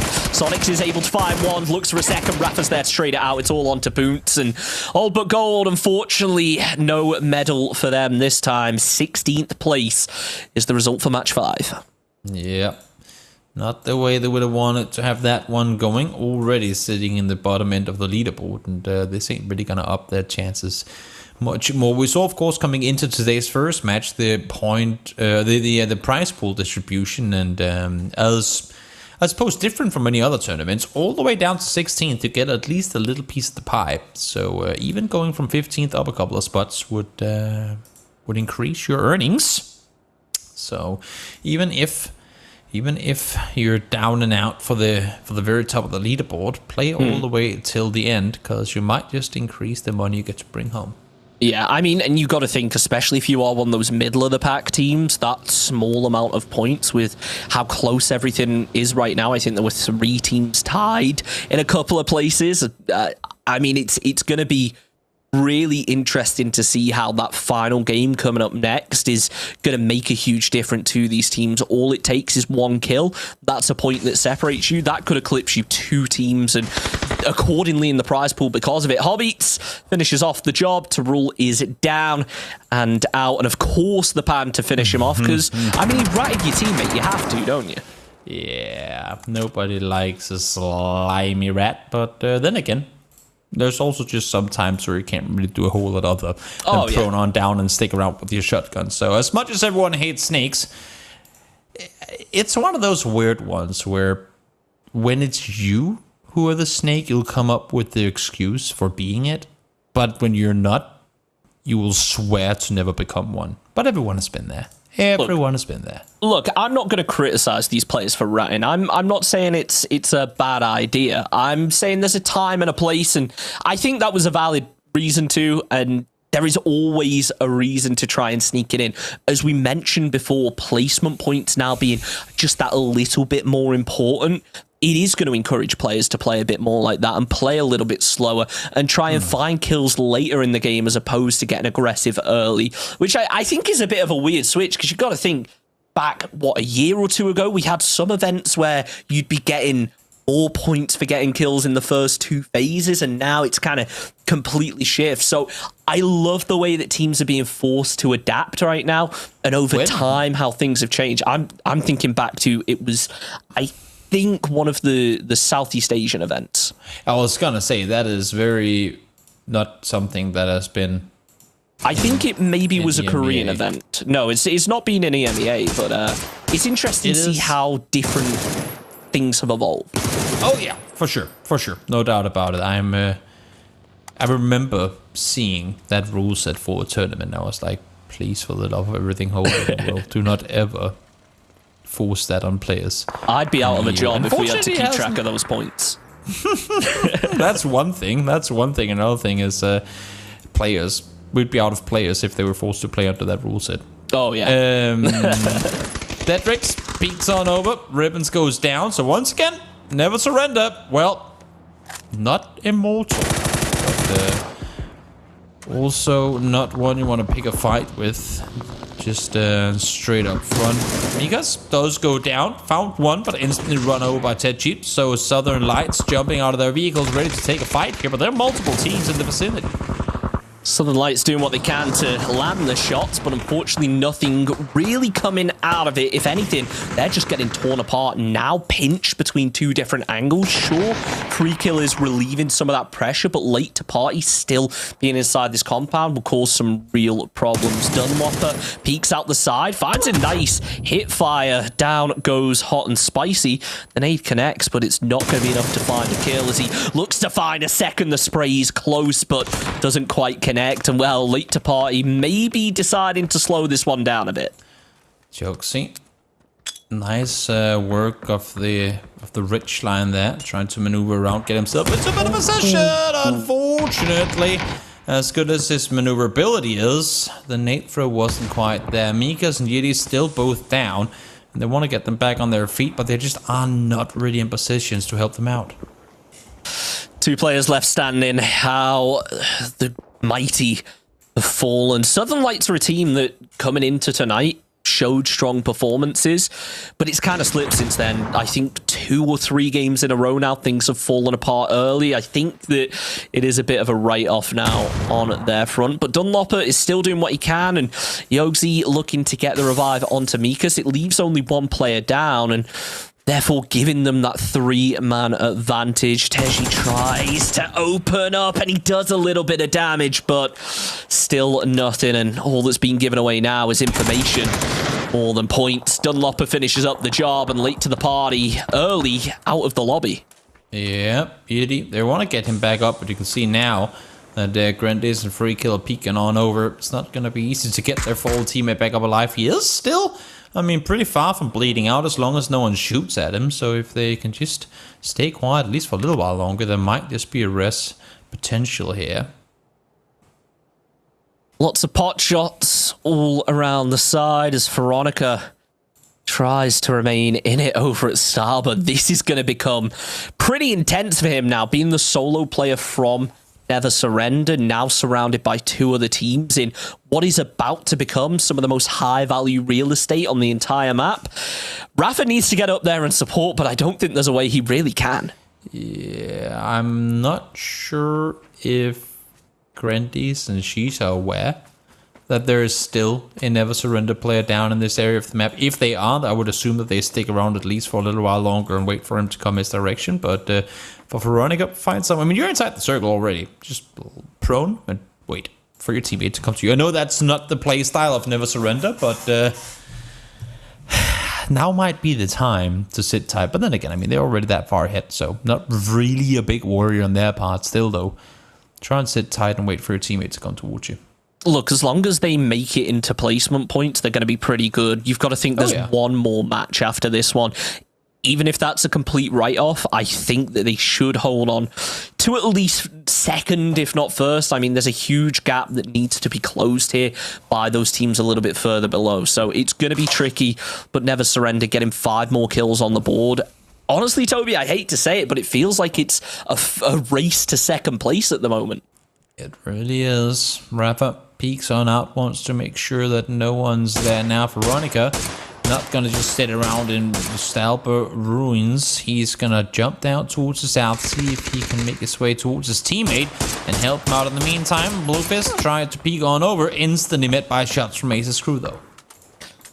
BP caught from behind, trying to figure out maybe where it came from as Drain Gang extends, closes that distance, tries to find some shots of his own, focuses the tires, which can't really blame him for, deny those rotations, but himself is split quite far from the team. It feels like Drain Gang don't actually want to take this fight. It feels like this is a very much an extends fight, and the rest of the squad are just happy holding on to their position.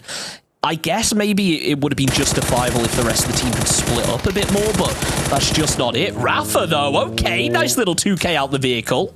And look at the team that he's taking out. It's the team hunting down that first place spot, so what better than being the makers of your own success here?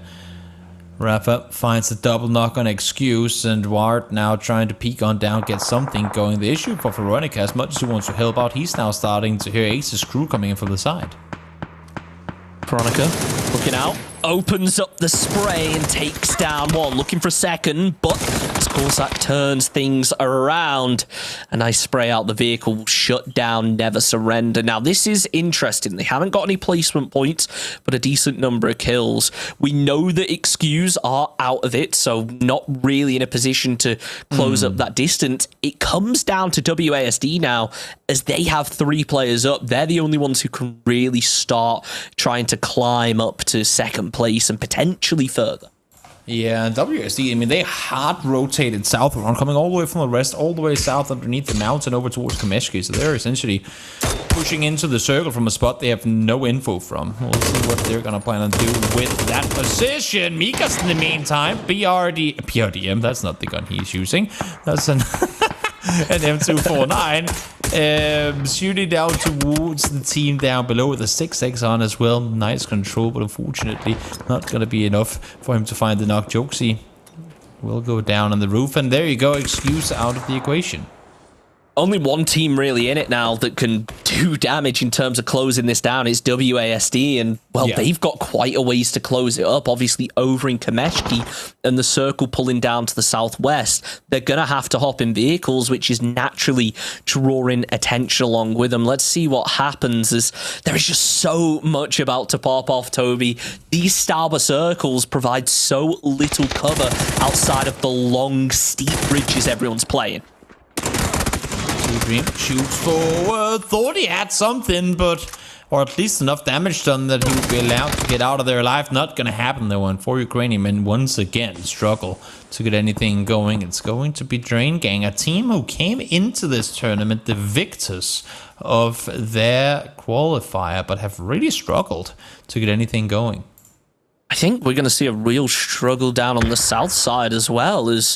I mentioned that teams are going to have to rotate along these ridges, but I wasn't expecting Schengen to do it like this. Down as a solo, it feels like a massive misplay to do that, and I don't know really what the thought was there. Maybe he was trying to get up to the ridge or something, but that was... now I'm thinking about it. Actually, looking at it on the map, I guess that Balkan Dogs being up ahead might have forced them to swing further down to the south. I'll let them off. Yeah, regardless, they had limited spots to play this one from. So, again, we talked about in the previous game, trying to make something happen when they really weren't dealt the best hand, and unfortunately that time around just does not pan out. BP, in the meantime, perfect vision from up above, spots one, but is instantly dealt damage to in return, so forced to jump back down for a second. And Ace's crew, again, I mean, a team that I thought we were going to see come out popping this day. This hasn't really been their day. 20 points so far coming in to this second to last game, but only 4 placement points across the first 4 matches. A bit surprising to me. This is tricky now because I don't think any of our top 3 teams still remain. Potentially, I think Isle of McDonald's is the team with Killer B on it, but outside of that, it's going to be tricky for anyone to really make a dent in this gap. So I think what makes it more interesting now is less about looking at it from the point of view of, okay, first place being that big prize pool. We need to start looking at the small differences between a couple of places now, because that is what's really going to happen when we look at the teams that are remaining and we take a look at the leaderboard. They are all right next to each other in the standings. Mikas peeking on down again. I mean, they've been trying to deal with teams around this area for a long time. Fortunately, they got back to 3 alive when they initially got up here. I didn't think they were going to survive with more than 2. And once again now, confirmed that they indeed do have people right down the ridge. 6x M249. It's not something you see too often, I'll be honest, but when you see it, it does a hell of a lot of damage. Mikas there lands the headshot, goes for the reload. Not sure whether it was completely necessary, but better to be safe than sorry when you know there's a team crashing into you. Vezo did go down to Kempachi, but unfortunately has found nothing out of it. Don't know what's going on with the voice right now. Hopefully that didn't come through on the mic. Mikas peeks over once more. Do they get the rest? Seems to me like there will be no follow-up utility or anything being utilized to try and see if they can get the finish off. So nothing's going to happen on that one. Hobbits, in the meantime, peeked over in this direction, but for a second, opted to leave and go the other way. Now finds more damage as he continues forward. I mean, he knows. I think WSD is well aware that they just need all the points they can get here. I mean, they're doing everything they can to salvage it, but with 3 on the board so far, there is a long ways to go. Borsak doing a hell of a lot of damage, though, with the SLR, with the barrel, but only able to find 1 knock out of it. The nade, though, appears to be close, but is it close enough? Free kill. It will take down Mikas as the walls are just providing every bit of cover that they need right now. The nade's just not able to connect from Corsac, and he's the solo. The rest of his team are pretty split as Jam tries to connect. Still nothing, and Corsac falls. Ace's crew, what just happened? Trying to play an off angle, but whether it be not accounting for all the people or just thinking he had more space than he actually did, tried to make kind of the wraparound play and ended up getting stabbed because there were just way too many people within that area for him to really make a play like that. Burberton coming over the top, finishes it off, no problem. Ace's crew in 10th. One more team to fall before we get into those all-important placement points. Dedrix looking up the hill, not able to find Creep, but will hear something as Dunlopper finds a knock. Now is the opportunity. Do Sheesh play this more aggressively? Do they back off? They're going to toss nades up, and I think that's enough of an answer. Yeah, Brandy's peeks on up and over. Doesn't find it. Free kill will get it instantly after. You see Dedrix, nice angle. I mean, they're just preventing anyone from crossing through from the edge of blue here. by the backside of the smoke. Deadrix want to throw some more smokes forward. They want to deal with this. They have to deal with this as the circle closes on in. That nade, oh, just a bit too far. Just one more second in the hand would have made all the difference there, but they are still working their way through. Creep does go down as Grendis tries to find a bit of a trade. Not sure whether any damage actually connected there. She's realizing where they're getting pushed from, and Grendis doing a good job of prioritizing the fights, and well, that's exactly why he does that. Arve's down, and it leaves only one left up from Drain Gang. Not for long. They salvage themselves a placement point, but not much more. 9 kills on the board for Sheesh. Yeah, Marcel pushes in from behind. Sosa have been quiet, at least for a little while, inside Stalbert Ruins. And now, well, they make the aggressive play on forward. Find one, a little easy peasy backstab. Only 3 kills for the team so far, but a little more room for them now to maneuver. They will have to come down this hill, though. Sosa sweeping through, as they should be doing. The downside becomes now, will they be spread too thin to effectively take on those players down to the south? Because obviously playing slowly, playing cautiously makes it harder to identify those players, and playing as spread as they are, trying to cover every possible angle to avoid engagement. It opens you up to a solo or duo doing a lot of damage. Just B, though, opens up onto Bathroom Rat, and it leaves only Blessed Malacca Boy as the final player left up. Nades are coming through. The smokes, if anything, are going to give information away now. All it takes is one frag to bounce a little bit further, and it's all over. Yeah. Blessed Malacca. We'll see if he can hold off the 2-person push coming over the top, using the smokes, trying to grant himself some more cover, but in doing so, also completely removing his own vision. And now, well, Iconics is doing the right thing here. Just wait for those smokes to fade away. Don't forget, though, look at that minimap. Killer Bee is only round the corner. All it's going to take is a little peek, and Malacca Boy is down. There it is. B peeks up, finishes off the job, and now Killer Bee looking to maybe trade it out. Prove that he's the owner of the B. Guess that's something they can compete over. Look at who's snuck in as well. Hobbits is still alive with 5 teams left alive. So he went completely aggressive, forcing teams away, and now able to crawl on forward, or crouch, I would suppose, but has made his way into top 5. So while the dream for anyone but Never Surrender to win this game is slim and close to none, Hobbits is doing everything he can to make it happen. Zerfi moves up. Nice knock on to Killer B as he looks for a second. Has an idea he's going to be in the smoke. Opts to throw a molly just in case. It will be a little bit wide as Hobbits comes round the back, finds a little bit of damage. Pure Enjoyment out in 5th. We're into the top 4, 2 of which are solos, and 2, at least for now, are duos. Make it 3 solos as Deadrix finds another Iconics. Just be both eliminated, and it looks like Embers are over. 1 player left, and I mean, she should just popping off right now. They have filled the spot that Never Surrender left. I love that Surfer just picked up an arm with 3 opponents left in the game. That's like, I'm gonna get a kill with this arm no matter what. And we'll now see if that's gonna be the case. Now, Deadrix has 10 kills this game.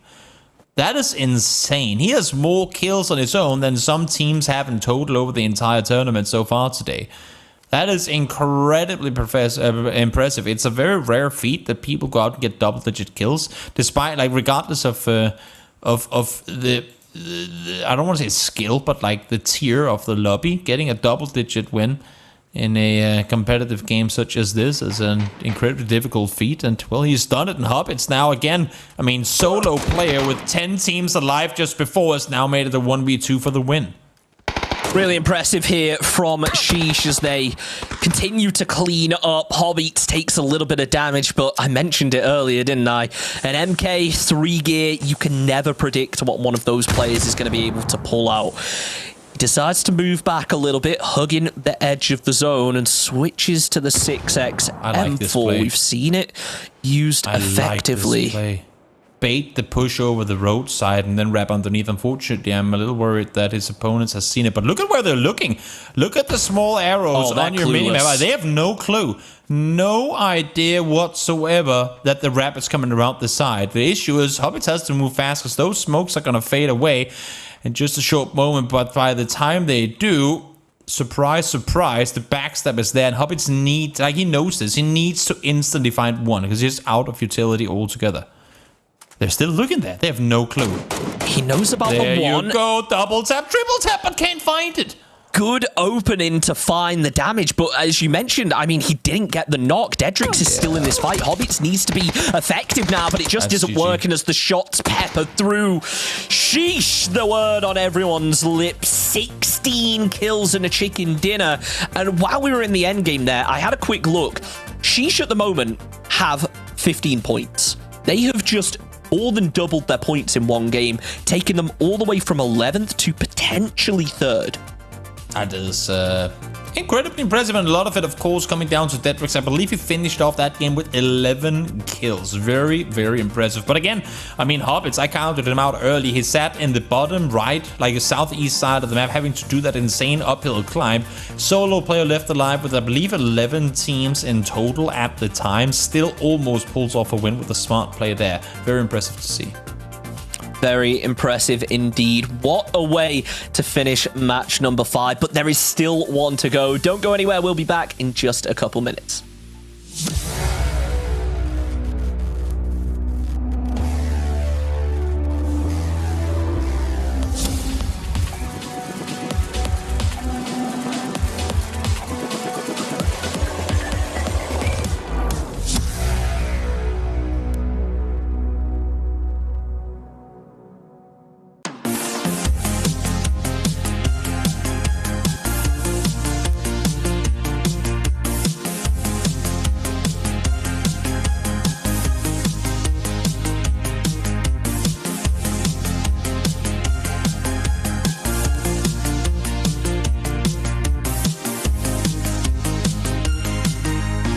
G-Loot, the home of everyday esports.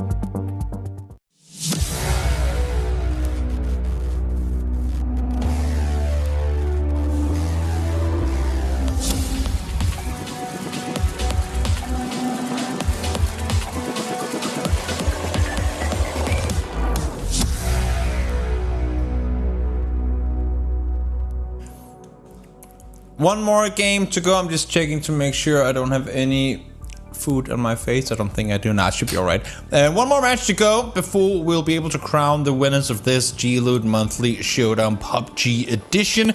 I'm Toby, joined by Chunks, and if you haven't tuned in today already, it has been a full sprint forward for Never Surrender to now become a, not unrealistic all of a sudden, catch-up game for the remaining teams. It's a tough one, isn't it? I mean, Never Surrender started off so well, but as you see here, things quickly started to fall apart. And honestly, it all came down to this push. UB getting taken out there sure helped keep them in it, but it was just one of those things where if they just checked that wizard tower, the fight would have probably unfolded completely differently and probably had a knock-on effect to that game. But at the end of the day, Never Surrender fell, and that allowed other teams to come up and fill the gap. A lot of eliminations that match, as Sheesh managed to get themselves, I think, 16 kills in the end, after before that only getting, I think, 14 in all 5 games.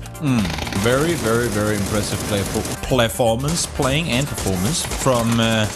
Sheesh, and of course, again, I mean, Deadrix, I believe he got the final kill now, I'm not sure all of a sudden, but if he did, that would be 11 kill game for him. I mean, that's insane, and considering the fact, look at this, here he has 4. Deadrix ends up at 11 and they win the game. They're playing as a duo from, I believe, like 8 teams left alive, and he just farms 9 kills there, 10 kills there, and I believe again that he he did get the final one. So 11 kill performance from Deadrix. That's unheard of. I talk about a one-man machine being able to put up that kind of numbers, and we haven't got the leaderboard up just yet, but I can tell you that Sheesh have eclipsed so many teams in that match. As you see, 16 kills, 26 points, and then you look at Never Surrender. Sure, there was a big gap, but they only managed to get 7. That means that the gap did narrowly close, even if not by too much, as obviously Sheesh being so far down the leaderboard, sponging up all those kills, kind of denied them from WASD and Excuse.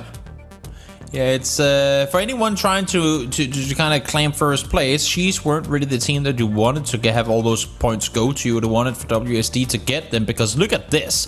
Never Surrender, while having been bested in the previous 2 games by other teams, still sit at a quick math 35-point lead down to 2nd place. So WSD 25 kill win. I feel like we can crown Never Surrender the winners pretty much regardless of what happens here in the final game. I mean, I think the only real possibility is that WASD managed to get an insane amount of kills and Never Surrender don't get any. I mean, I'm not going to say it's impossible, because I've seen 25 kill win. Look, win. Toby, anything's and Never possible. Surrender gets 0. That's the unlikelihood. That's what I'm hoping for. Never Surrender gets 0. Yeah, I mean, in the past, I've seen 25, 26 kill wins, but they are so rare. I think it is probably beyond all reason, but I'm keeping that element of hope alive, at least until Never Surrender have got themselves 2 points, so WASD fall. As casters, it is our job to make the impossible improbable, and that's what we're doing right now. It's totally possible, everyone. There is a chance. Just keep on believing, and it could just happen. I mean, hell, I didn't expect for Hobbits to get almost a win in that previous game when we saw how he was sitting on his own with 10 teams left alive. So you never know. You never do know, but again, highly unlikely. Yeah, really impressive, though. Sheesh obviously stealing the show in that previous game. But as we hop into our 6th and final game of the evening, the question now becomes, WASD, can you close that gap? Probably not, if we're all honest, but also Sheesh, now being in 4th place, they could potentially gain themselves an extra $250 just off of an 11-point game. And that's what I'm going to be looking at here, because, I mean, fair enough, Never Surrender, you played a phenomenal Miramar set of games. Congratulations to you. I feel like I can, at this point, crown you the victors of this monthly showdown. But for WASD, Excuse, and for Sheesh, it's a stretch, but potentially even Maples as well. That's a 20-point gap from 5th to 2nd. That's a 10-kill win if WASD bumps out with 0 here, right? So, I mean, it's while a lot would have to happen in order for Maples to go out and come out in 2nd place, that's something that is far from unrealistic. Absolutely, and taking a look at how these teams have dropped right now, you better hope it's a Millie Island. I was just gonna say, what the hell am I looking at? You better hope that this circle goes down south, otherwise everyone is dead. And luckily for them, knew. Oh, okay, they are so lucky. Fair enough, they knew. Man, I would be so annoyed if I was Ace's crew, for instance. I'm all the way up in Georgia Pole right now. Imagine being Southern Lights, just, you know, casually spreading out, going, let's claim some control on Millie that isn't Millie base itself, just realizing half the server jumped out of the plane down there, and now they're sitting with like 4 teams in between them. Oh, and Never Surrender are joining in as well, because why wouldn't you? You know, you see Novo's free, grab it. They jumped out late. I think they initially looked to go north, but they jumped out late, and then they popped their parachutes early, going, let's just wait and see where the circle goes. And then when they saw it went south, now they spun around, and they just head back down in that direction. Only player is, I believe, Ribbons, sitting over there on the other side. I think that actually kind of lends towards what you were saying, though. I think there's every chance that they've gone, okay, we're going to float around because we don't know where this circle's going. Ribbons, you land down there, get a gun and get a scope just in case anyone tries to pop us out the air. So I think that would definitely lend to that strategy. It would absolutely makes sense. But now you have the problem of, okay, we have this solo isolated. Sure, in theory, he has a safe pass across, but if teams start rotating along that eastern bridge early, it's going to cause a problem. And Dunlopper, well, he's causing a problem in the early game. Embers losing 1. And for a 5th place team, that is detrimental this early on in the final game. Yeah, not the way you want to start things off here, no doubt about it, but I'm just looking down towards the Millie side of things. I'm just kind of hoping this game ends in Fairy Pier.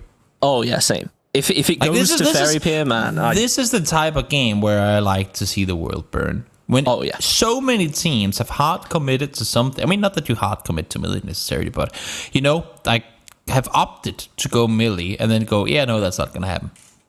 There's something about a circle like this in the final game as well that just makes it even crueler than you'd imagine. Especially, you know, we mentioned how close the leaderboard is. Maybe not at the top end of things, but there are plenty of teams that are currently tied with each other. This is a test now of how you react. It's all well and good coming in with a game plan and things kind of working out your way. But in a circle like this, there's no game plan. It's all pure game sense, instinct, and being able to just outplay other people. There is no planning in a circle like this. Yeah, it's, I think for most people here, it's going to be a sit tight, wait around, see where phase 2 takes you. As long as you're not Drain Gang or Ace's crew hard in Georgia Bowl, then I would recommend that you start moving.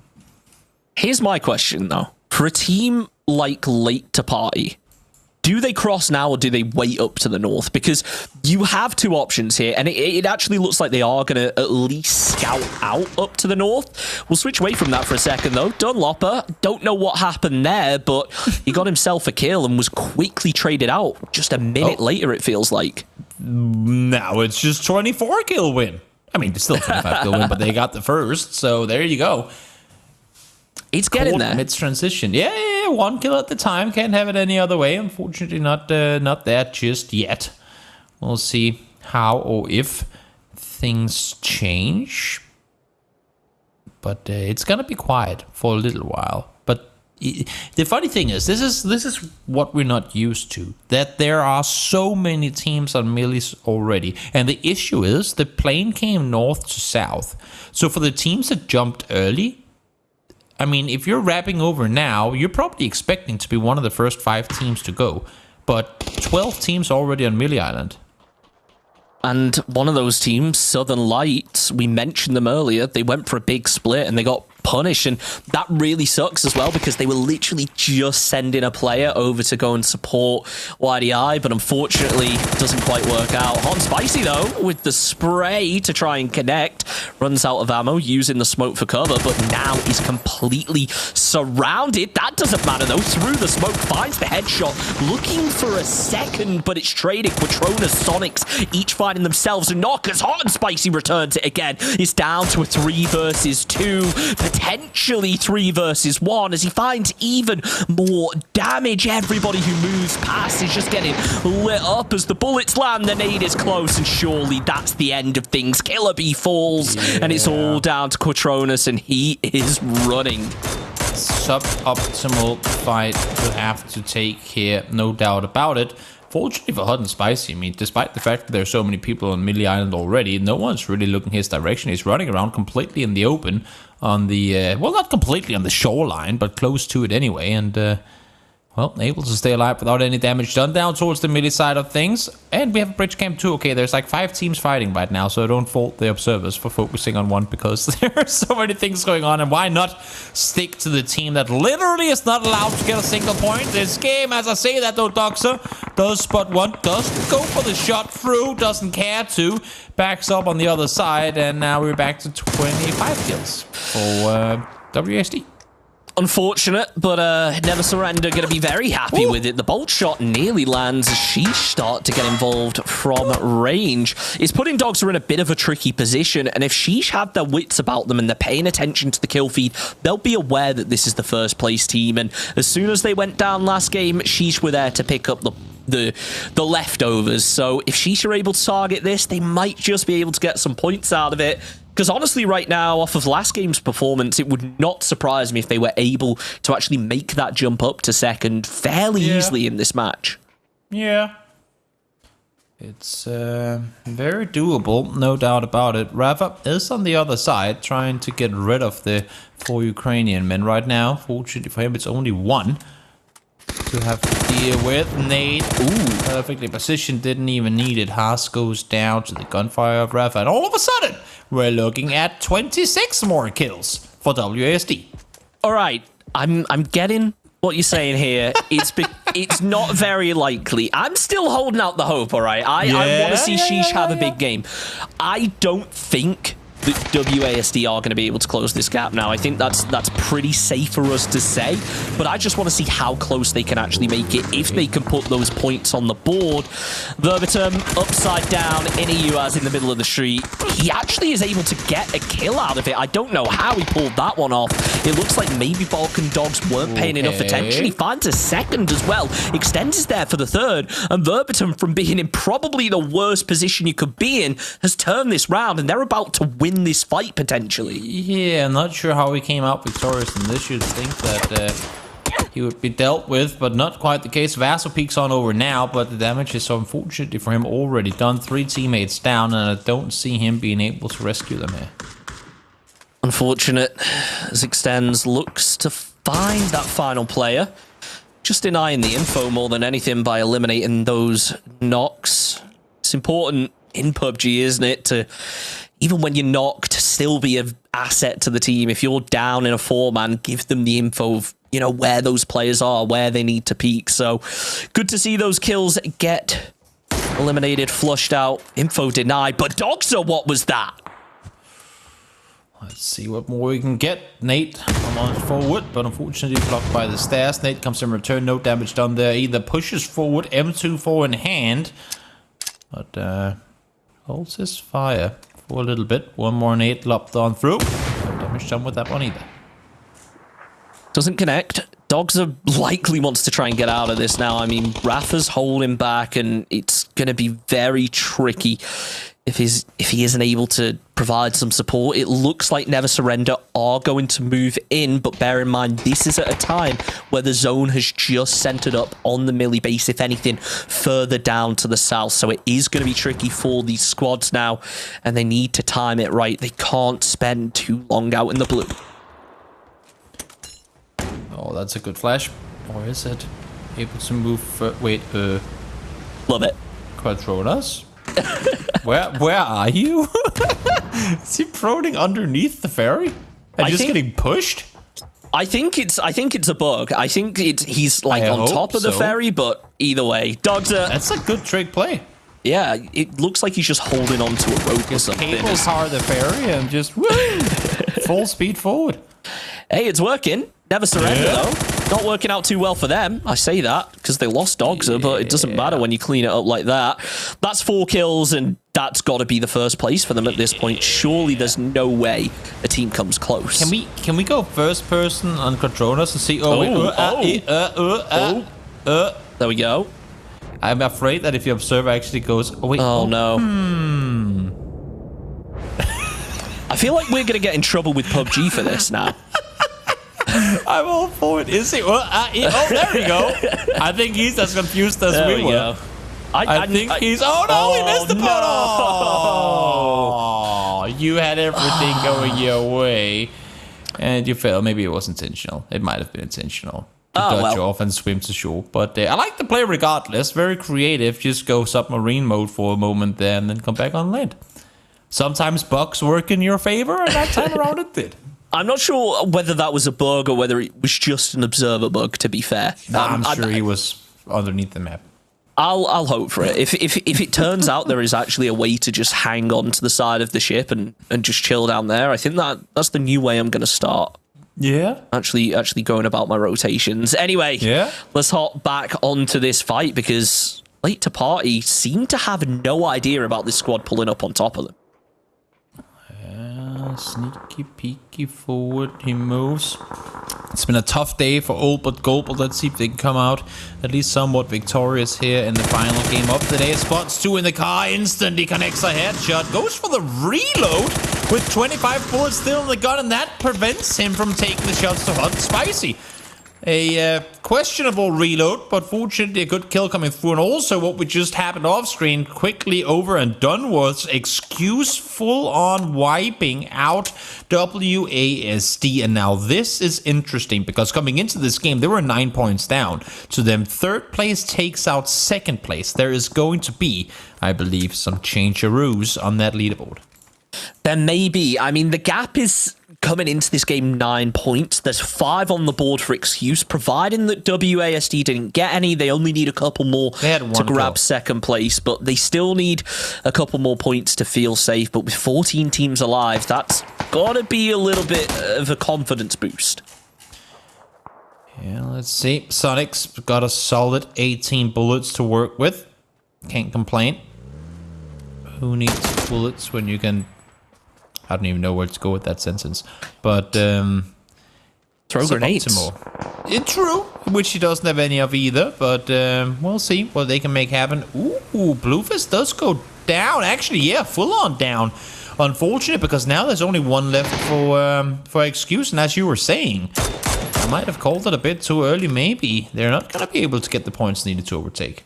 It's going to be tricky. Late to Party looking to try and move in around the side here to find a bit of an opening, but obviously having 2 players left up is very tricky to work with. I actually kind of like this from Corsac. I'm not going to lie. It's an unorthodox strategy, but he could potentially get eyes onto Quatronus that nobody else in the lobby has, even if he was to pull up all the way. Now with the rest of the team following on the ferry, he can get that info early on and potentially save his team's life. Oh, but Gold, they find a kill, making it the second of the game. But at this point in the position they're in, 15th place, 7 points to 14th. It's a $5 difference, and I don't think they're going to be able to make it. Yeah, it's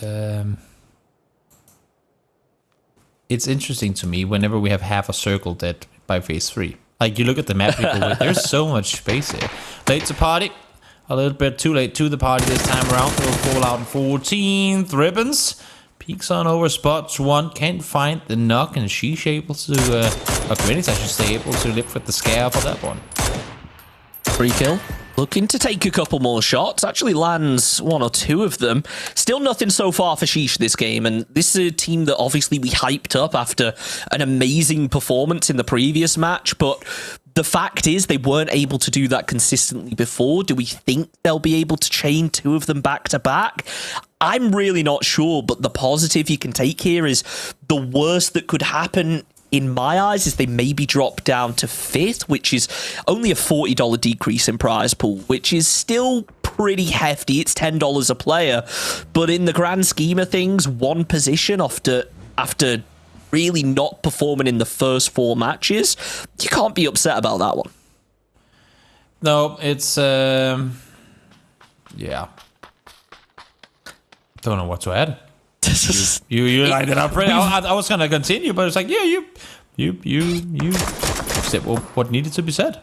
I mean, we've reached a point. We're 6 games in with an absolutely just, I mean, top-heavy lobby, I think it's fair to say. There's only so much analysis we can make at this point other than, okay, Never Surrender are good, so are WASD an excuse, but they're pretty much dead now. And, well, they're sheesh, but they've only done it once. So, outside of that, it's just waiting for more action now. Yeah, they have to make the move towards the circle here as well. Doxa spots one, but instantly damaged in return. Rafa, though, does the damage that Doxa couldn't. Finds the knock onto Grennies, and that's going to allow for the push on forward. Rafa, looking out. Nearly finishes it, but it bleeds in the end. Grendis will be eliminated. That's 6 more points on the board now, by the way, for Never Surrender, and we're not even in placement territory. It is scary how this team is so competent at stacking points up. By phase 5, it feels like they typically already have 5 or 6 kills. Yeah, Iconics finds 2. That's going to be old but gold out in 12th place. Again, hasn't really been their day, but that shouldn't discourage them from trying again for the next monthly showdown, because let alone the fact that you make finals means that you have fared a lot better than a whole lot of other teams trying to qualify on through. Doxa.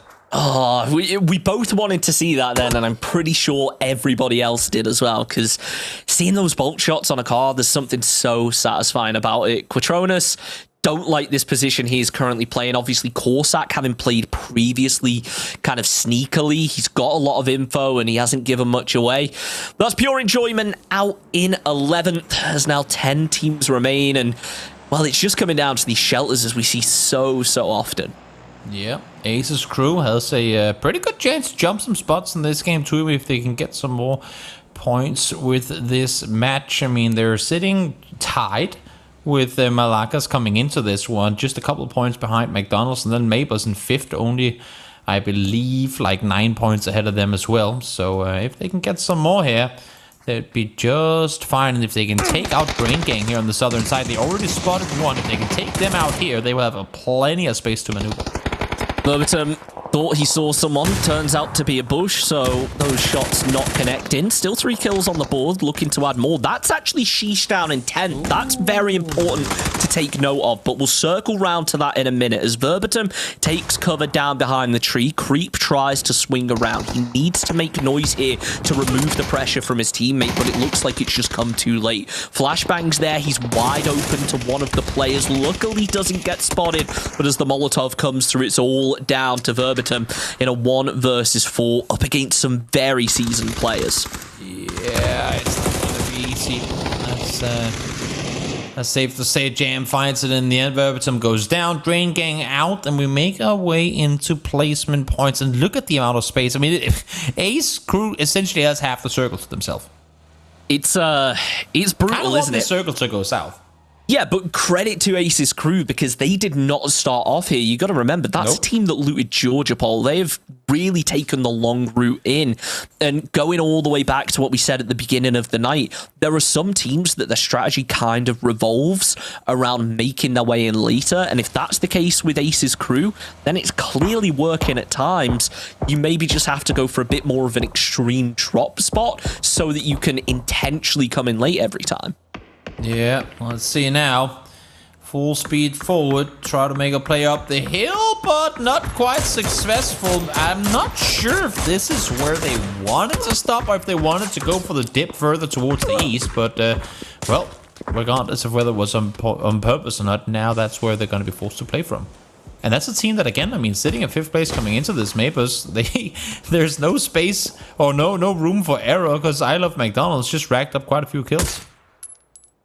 Pality looking to find something up above, but nothing comes from it. Still trying to find any opening possible. Dogs are also keeping an eye out, but nothing as of yet. 1 minute 50 on the zone, and it is just a case of everyone being nervous, not wanting to be the one to peek, because as soon as you do, everyone starts looking, everyone starts getting involved, and you're always going to be the first team people look at. Rafa taken down, but BP gets traded in return, and it looks like Ace's crew may finally start to face a little bit of a challenge. Doxa is literally just shooting at anything, anywhere that he can see. He does not care. Just let me shoot throughout the entire game and I'll be happy. Rafa's gotten knocked. Who cares? Let me shoot at stuff. Of course, he is currently trying to make sure that Rafa, in fact, can get back on his feet. Okay. And look at those shots coming through Scout Reno. Probably going to think twice about peeking that ankle again. Looks for a second, not able to land it. Maybe Corsac could be the one he wants. 2 bullets left in the gun. Looks like Never Surrender potentially getting prepared for a move, just from the fact they have a vehicle posted up, and it looks like the teammate's ready to go. Prorix opens up as Ace's crew taking a fight on another front. Corsac needs to get back to his team and provide that support now, as BP up above, spamming through the smokes, no info provided. This is very tricky for Ace's crew because it seems like only one player actually knows where the enemies are. Let's see. Iron Deep is literally right next to Doxa, and he has not made a move at any point at all. But again, remember, they do not have a lot of kills on Excuse, and he knows that if he goes down here, that's probably them finishing third. He needs all the points he can get, and as long as everyone else are fighting in front of him, well, that's probable placement points coming your way. Issue is dogs are throwing that flash on over. It should be the info given across that he knows that there's someone on the other side and he's going to see him. That's the end of Excuse. 8th place for them. I don't think that's going to be enough to claim 2nd place, but of course we'll have to wait and see once we get a view of the scoreboard after this game is over. Beautifully done there by Dogza, and considering he actually saw the player by mistake, being able to quickly get cover and switch over to the close range gun, it's something I probably would have fumbled. Jam opens up some shots of his own, trying to clear out Never Surrender, but after the shots land, Ribbons and Rafa decide to back off of it, probably for the best, considering they're the only 2 from Never Surrender currently inside the circle. Yeah, they've made their way forward. They still have a ways to go to get back to their teammates on the other side. Rafa and Ribbons full sprint forward across the field. And somehow, I mean, they've timed it right because no one's shooting at them. They've sprinted all the way down and across. I mean, you're not wrong. You're right. I mean, I assume they would have thrown down a smoke or something, but I guess when you're in a zone like this, where everybody is almost afraid to peek because they know how much damage you're doing, you kind of have that freedom. I think Ace's crew are the only squad that would really deny that opportunity from them to be open. As now, Southern Lights go down, 5 teams remain, and it just becomes an absolute firing range for Ace's crew as they get as much lead down the hill as possible, looking to find some kills out of it. That's 10 for Never Surrender. Who was I thinking that there was a possibility they could get overtaken? Yeah, just, you know, finishing off the same way that they started off here. It looks very, very good for Never Surrender. It's not won yet by any means, because we do still have Ace's crew up on the hillside who is doing what they can to kind of prevent them from peeking. And also, we have players sitting inside the bunker or the hangar that they're sitting on top of that could potentially peek out and do some damage. And then down there, we have Mapers who are currently trying as best as they can to maintain their 5th place spot and potentially even take out She's in 4th, but I think that's a bit of a stretch because as far as I remember, they don't have a lot of kills so far. Prorix looking out to potentially finish off the job. One more bullet would have done it, but that's kind of the theme tonight, isn't it? Just so close to finding the kills that matter, but it feels like nobody has been able to really convert it in the same way that Never Surrender have. Ace's crew 6 on the board. They are definitely looking to get up a couple spots in this final match, potentially get themselves a little bit of extra cash. Currently, I mean, they're sat in 8th, so any points will bump them up at least 1 and get them into 7th, which granted is only $20, but when you start moving up 2-3 places, that's when it really starts to stack. Yep, sure is. Smoked off now. Nate's coming in as well. Nate's coming out too. Seems to me like Red Monster and his teammates don't really want to leave. And fortunately, right now, they don't have to. But if you're Never Surrender on the other side, you gotta deal with this before you can move anywhere else. Rivens, nice flashbang. Pulling out your pet hate, though, throwing down his utility, not pushing off it. Maybe this one. Maybe not. The frag grenade was way too close that time around. In comes one of his own. This could be close now as the smoke's there. Never Surrender maybe actually opting to kind of wait for this team to be trapped almost. They're just spending a lot of utility. And by a lot, I mean almost all that they have. Marcel goes for one, not gonna happen. Jam and Kozak ready and waiting with that one. So 4 teams left alive. It's understandable that I Love McDonald's are sitting as tight as they are because they're still alive in a game where Maples is alive too. 5th and 6th place coming into this game. They're fighting for those last few placement points. And Ace's crew came in 8th to this one, but only 2 points behind I Love McDonald's. So it's, I mean, right now, Never Surrender is just kind of the pain and the pooper for everyone else. But the remaining 3 teams have they've got everything to play for here in this final match.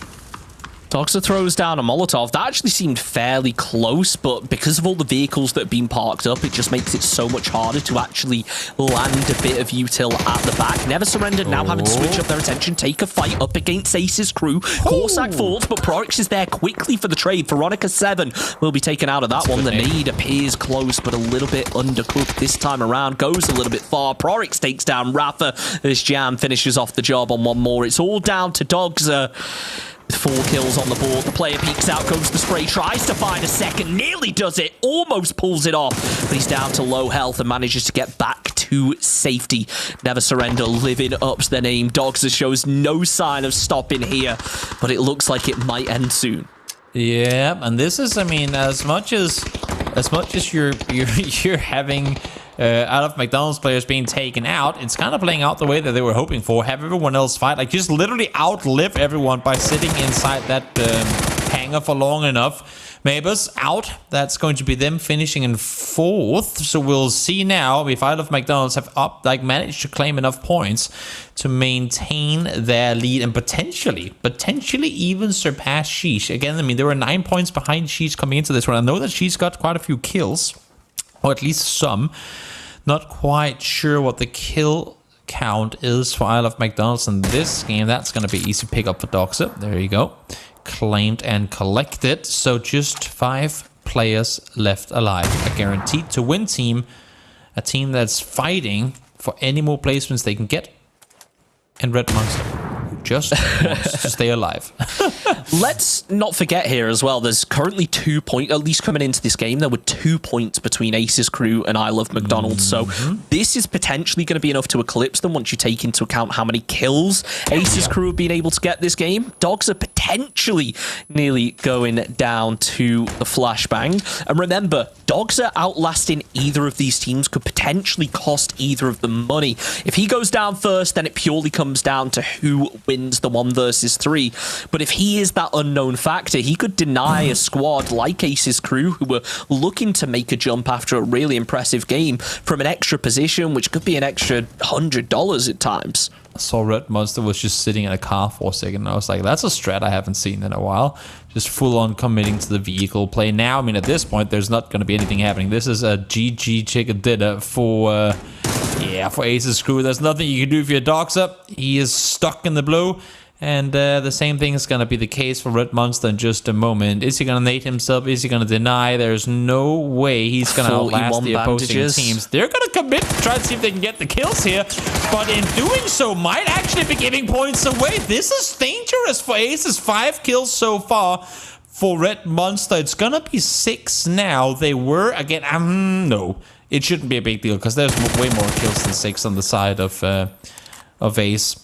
They can't get the way 2 points. The difference. They can't. Once Ace's crew get this win now, it's over. I mean, Ace's crew should be able to eclipse a decent number of squads. I think that potentially takes them all the way up to like 4th or 5th. So really impressive 12 kill chicken dinner to wrap things up. But I don't want to confirm anything until the leaderboards are updated, because this is people's prize pools that we're talking about, and I don't want to get someone hyped if it turns out not to be true. I'm looking at a potential for them to jump all the way into 3rd. I mean, Excuse didn't get all that many kills this game, and they went. I mean, they went out somewhat. I don't think it's not going to be enough to take over WASD, but for Excuse, it's close. It might end up being a tie, actually. Might just actually happen. So for them, like, imagine jumping from 8th to 3rd off of the very final game. That'd be insane. Yeah, really, really impressive if that's true. We are going to take a short break before we come back with the final results and, of course, an interview with one of our top players. Back in just a couple minutes.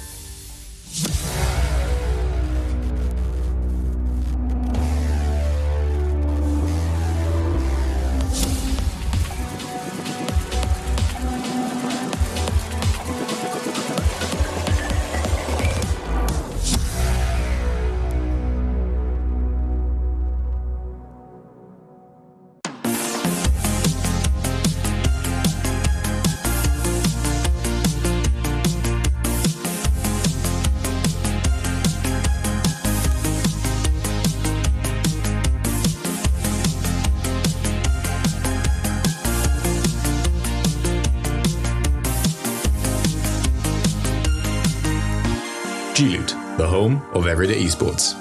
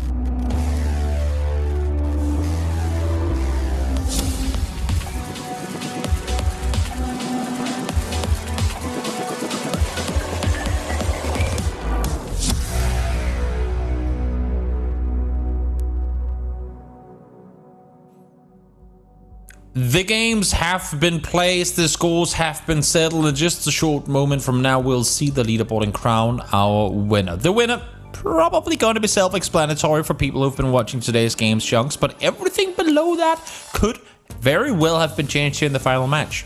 Absolutely, there's still a lot up in the air because coming into that final match, we had plenty of teams that were tied or 1 or 2 points away from each other, so even though the winner is set in stone and we kind of know who's taking the lion's share of the prize pool, there is also a lot of cash to be distributed between every other team in the lobby. So a couple of points can make a huge difference as to how much a team has actually been able to earn here and take home. So fingers crossed for those teams that maybe struggled earlier on. They've been able to pick things up. But I mean, looking at teams like Southern Lights, they showed such signs of promise, but it just kind of slipped off towards the end, unfortunately. Yeah, unfortunate. I mean, again, we had half the server on Millie Island to kick things off, so it doesn't make it any easier. But to me, I mean, Maples, the fact that they take the very first casualty of the game, and it's pretty much, well, exactly when they land, for them to then finish third place, I think that's pretty impressive that they got to turn things around. Again, didn't get a whole lot of kills, but then again, when you're down that, I mean, a player that early on, it kind of forces you, at least to some extent, to take the foot off the pedal. I think that clip we just saw there as well is going to be a very important one going forward. Obviously, WASD and Excuse both taking each other out to a certain extent. They were our second and third place teams. They were separated by 9 points. Excuse were 9 points behind WASD. And then Sheesh were only 2 behind that. Unfortunately, Sheesh didn't really have the game we were looking for them to have. So I don't imagine major jumps for them. But at the end of the day, if they can get more than 2 points, they've got themselves an extra $100. Yeah, that is true. That is true. Every single placement point you get extra could be the difference maker in whether you claim that extra chunk of cash or not. And of course, there's when I say quite a few to play for, it's obviously nothing compared to like the grand tournaments that we have along the year of PUBG esports. But for a monthly tournament that is, I mean, available for literally everyone, including you, to partake in. Why not do your best to see if you can win? And let's hold it no longer. Let's see exactly what happened. Of course, this is the previous game. Aces Crew, 22 points. Out of McDonald's, just 12. So for sure, they're going to be overtaken. I don't want to try and do the math here just because of how close it was coming in before. But if we take a look down at Sheesh, for instance, 0 points that game after a really impressive game number 5. It was a bit of a letdown. But as I mentioned, they've made such a jump that dropping a game at the end, considering 5 games that were not very good in the first place, I think that having that one good game will considerably set them up the leaderboard. So fingers crossed they're able to take home a good chunk, because that game 5 performance was so impressive. So according to my math, if my brain functions correctly, there it is.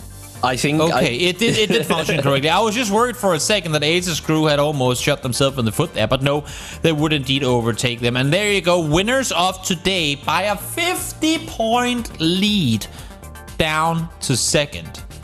That is unheard of. Never surrender. Absolutely insane performance. I think what makes it even more impressive is that this is them after they slowed down. Look at the first 3 games. They had 3 times, more than 3 times the points of second place. They had more points than the next 3 teams combined. It was so impressive. So to see them go home and take first is one thing, but the manner that they did it in, getting so aggressive so early, is completely another. $650 go their way, and then it starts to drop off pretty rapidly with WASD taking home $450, but still amazing performances all around. Very impressive for sure. And let's have a chat with the victors of the tournament. Rafa is here joining us. Congratulations, Rafa. What an insane day you guys had today. Well, we played really good, actually. I mean, we played 3 first games and we kind of, went a bit You chilled?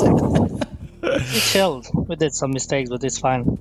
We are a mix. We're not a team, actually, so we just did the between Never Surrender and M-Force mix. So it was a warm-up before PCS last chance. We're gonna play in 1 hour, so it was good warm-up. I'm just gonna say maybe you should be a team, because your Miramar games look pretty damn incredible. Not gonna lie. Jugs, I'll let you start off with a question. Yeah, I mean, what I've got to ask, man, is those first 3 games, triple chicken dinners, so confident, so dominant. And we did, unfortunately, see a bit of a drop-off around game 4 and 5, even though they were still decent performances. What I want to know is, was that kind of a conscious thing? Was it you were trying to get as many points as possible? Or when you got those 3 wins, you kind of knew that you were safe winning everything? I mean, first 3 games, it was like step by step. Every game we played slow, we played for the win. And after those 3 games, we had a huge gap. So we allowed ourselves to make huge different mistakes. We're kind of just pushing around and eating. I was eating one game. I was just staying in one shack and eating. So look at my food. Look at the plate. It's right there. You almost got to finish all of it. There you go. I want to ask you, Reva. Now, I mean, as you're saying, you're playing Last Chance not too long from now. What is different for you as a player, like mental wise, to play a tournament like this, where it's more random teams you're going up against, as compared to playing the more established tournaments? Well, I feel like on Last Chance, they're playing more 100% different lobby, because they're on this lobby their people are pushing, but on the other lobby they are pushing more, Oh, my brother was here. Thank you for that drink. And so it's kind of like that. So they are playing more aggressive, but you need to be more confident. If you're not confident, you're gonna lose the fight. So today we were very confident. Let's go again in 1 hour, I think. You were very confident, and I hope that all the confidence that you managed to not only bring to today's games, but also hopefully have after today's games, will transfer well into your Last Chance games today as well. Any final words you want to say to viewers and fans out there?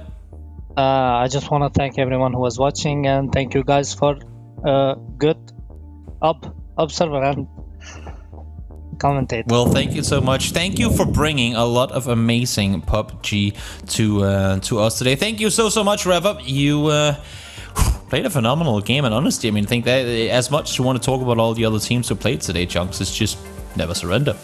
Never 3-piece on Miramar, flawless Miramar day, and then finishing off, while it wasn't a win in the end here, 3rd place, but still I think they finished off with 13 kills. That's insane.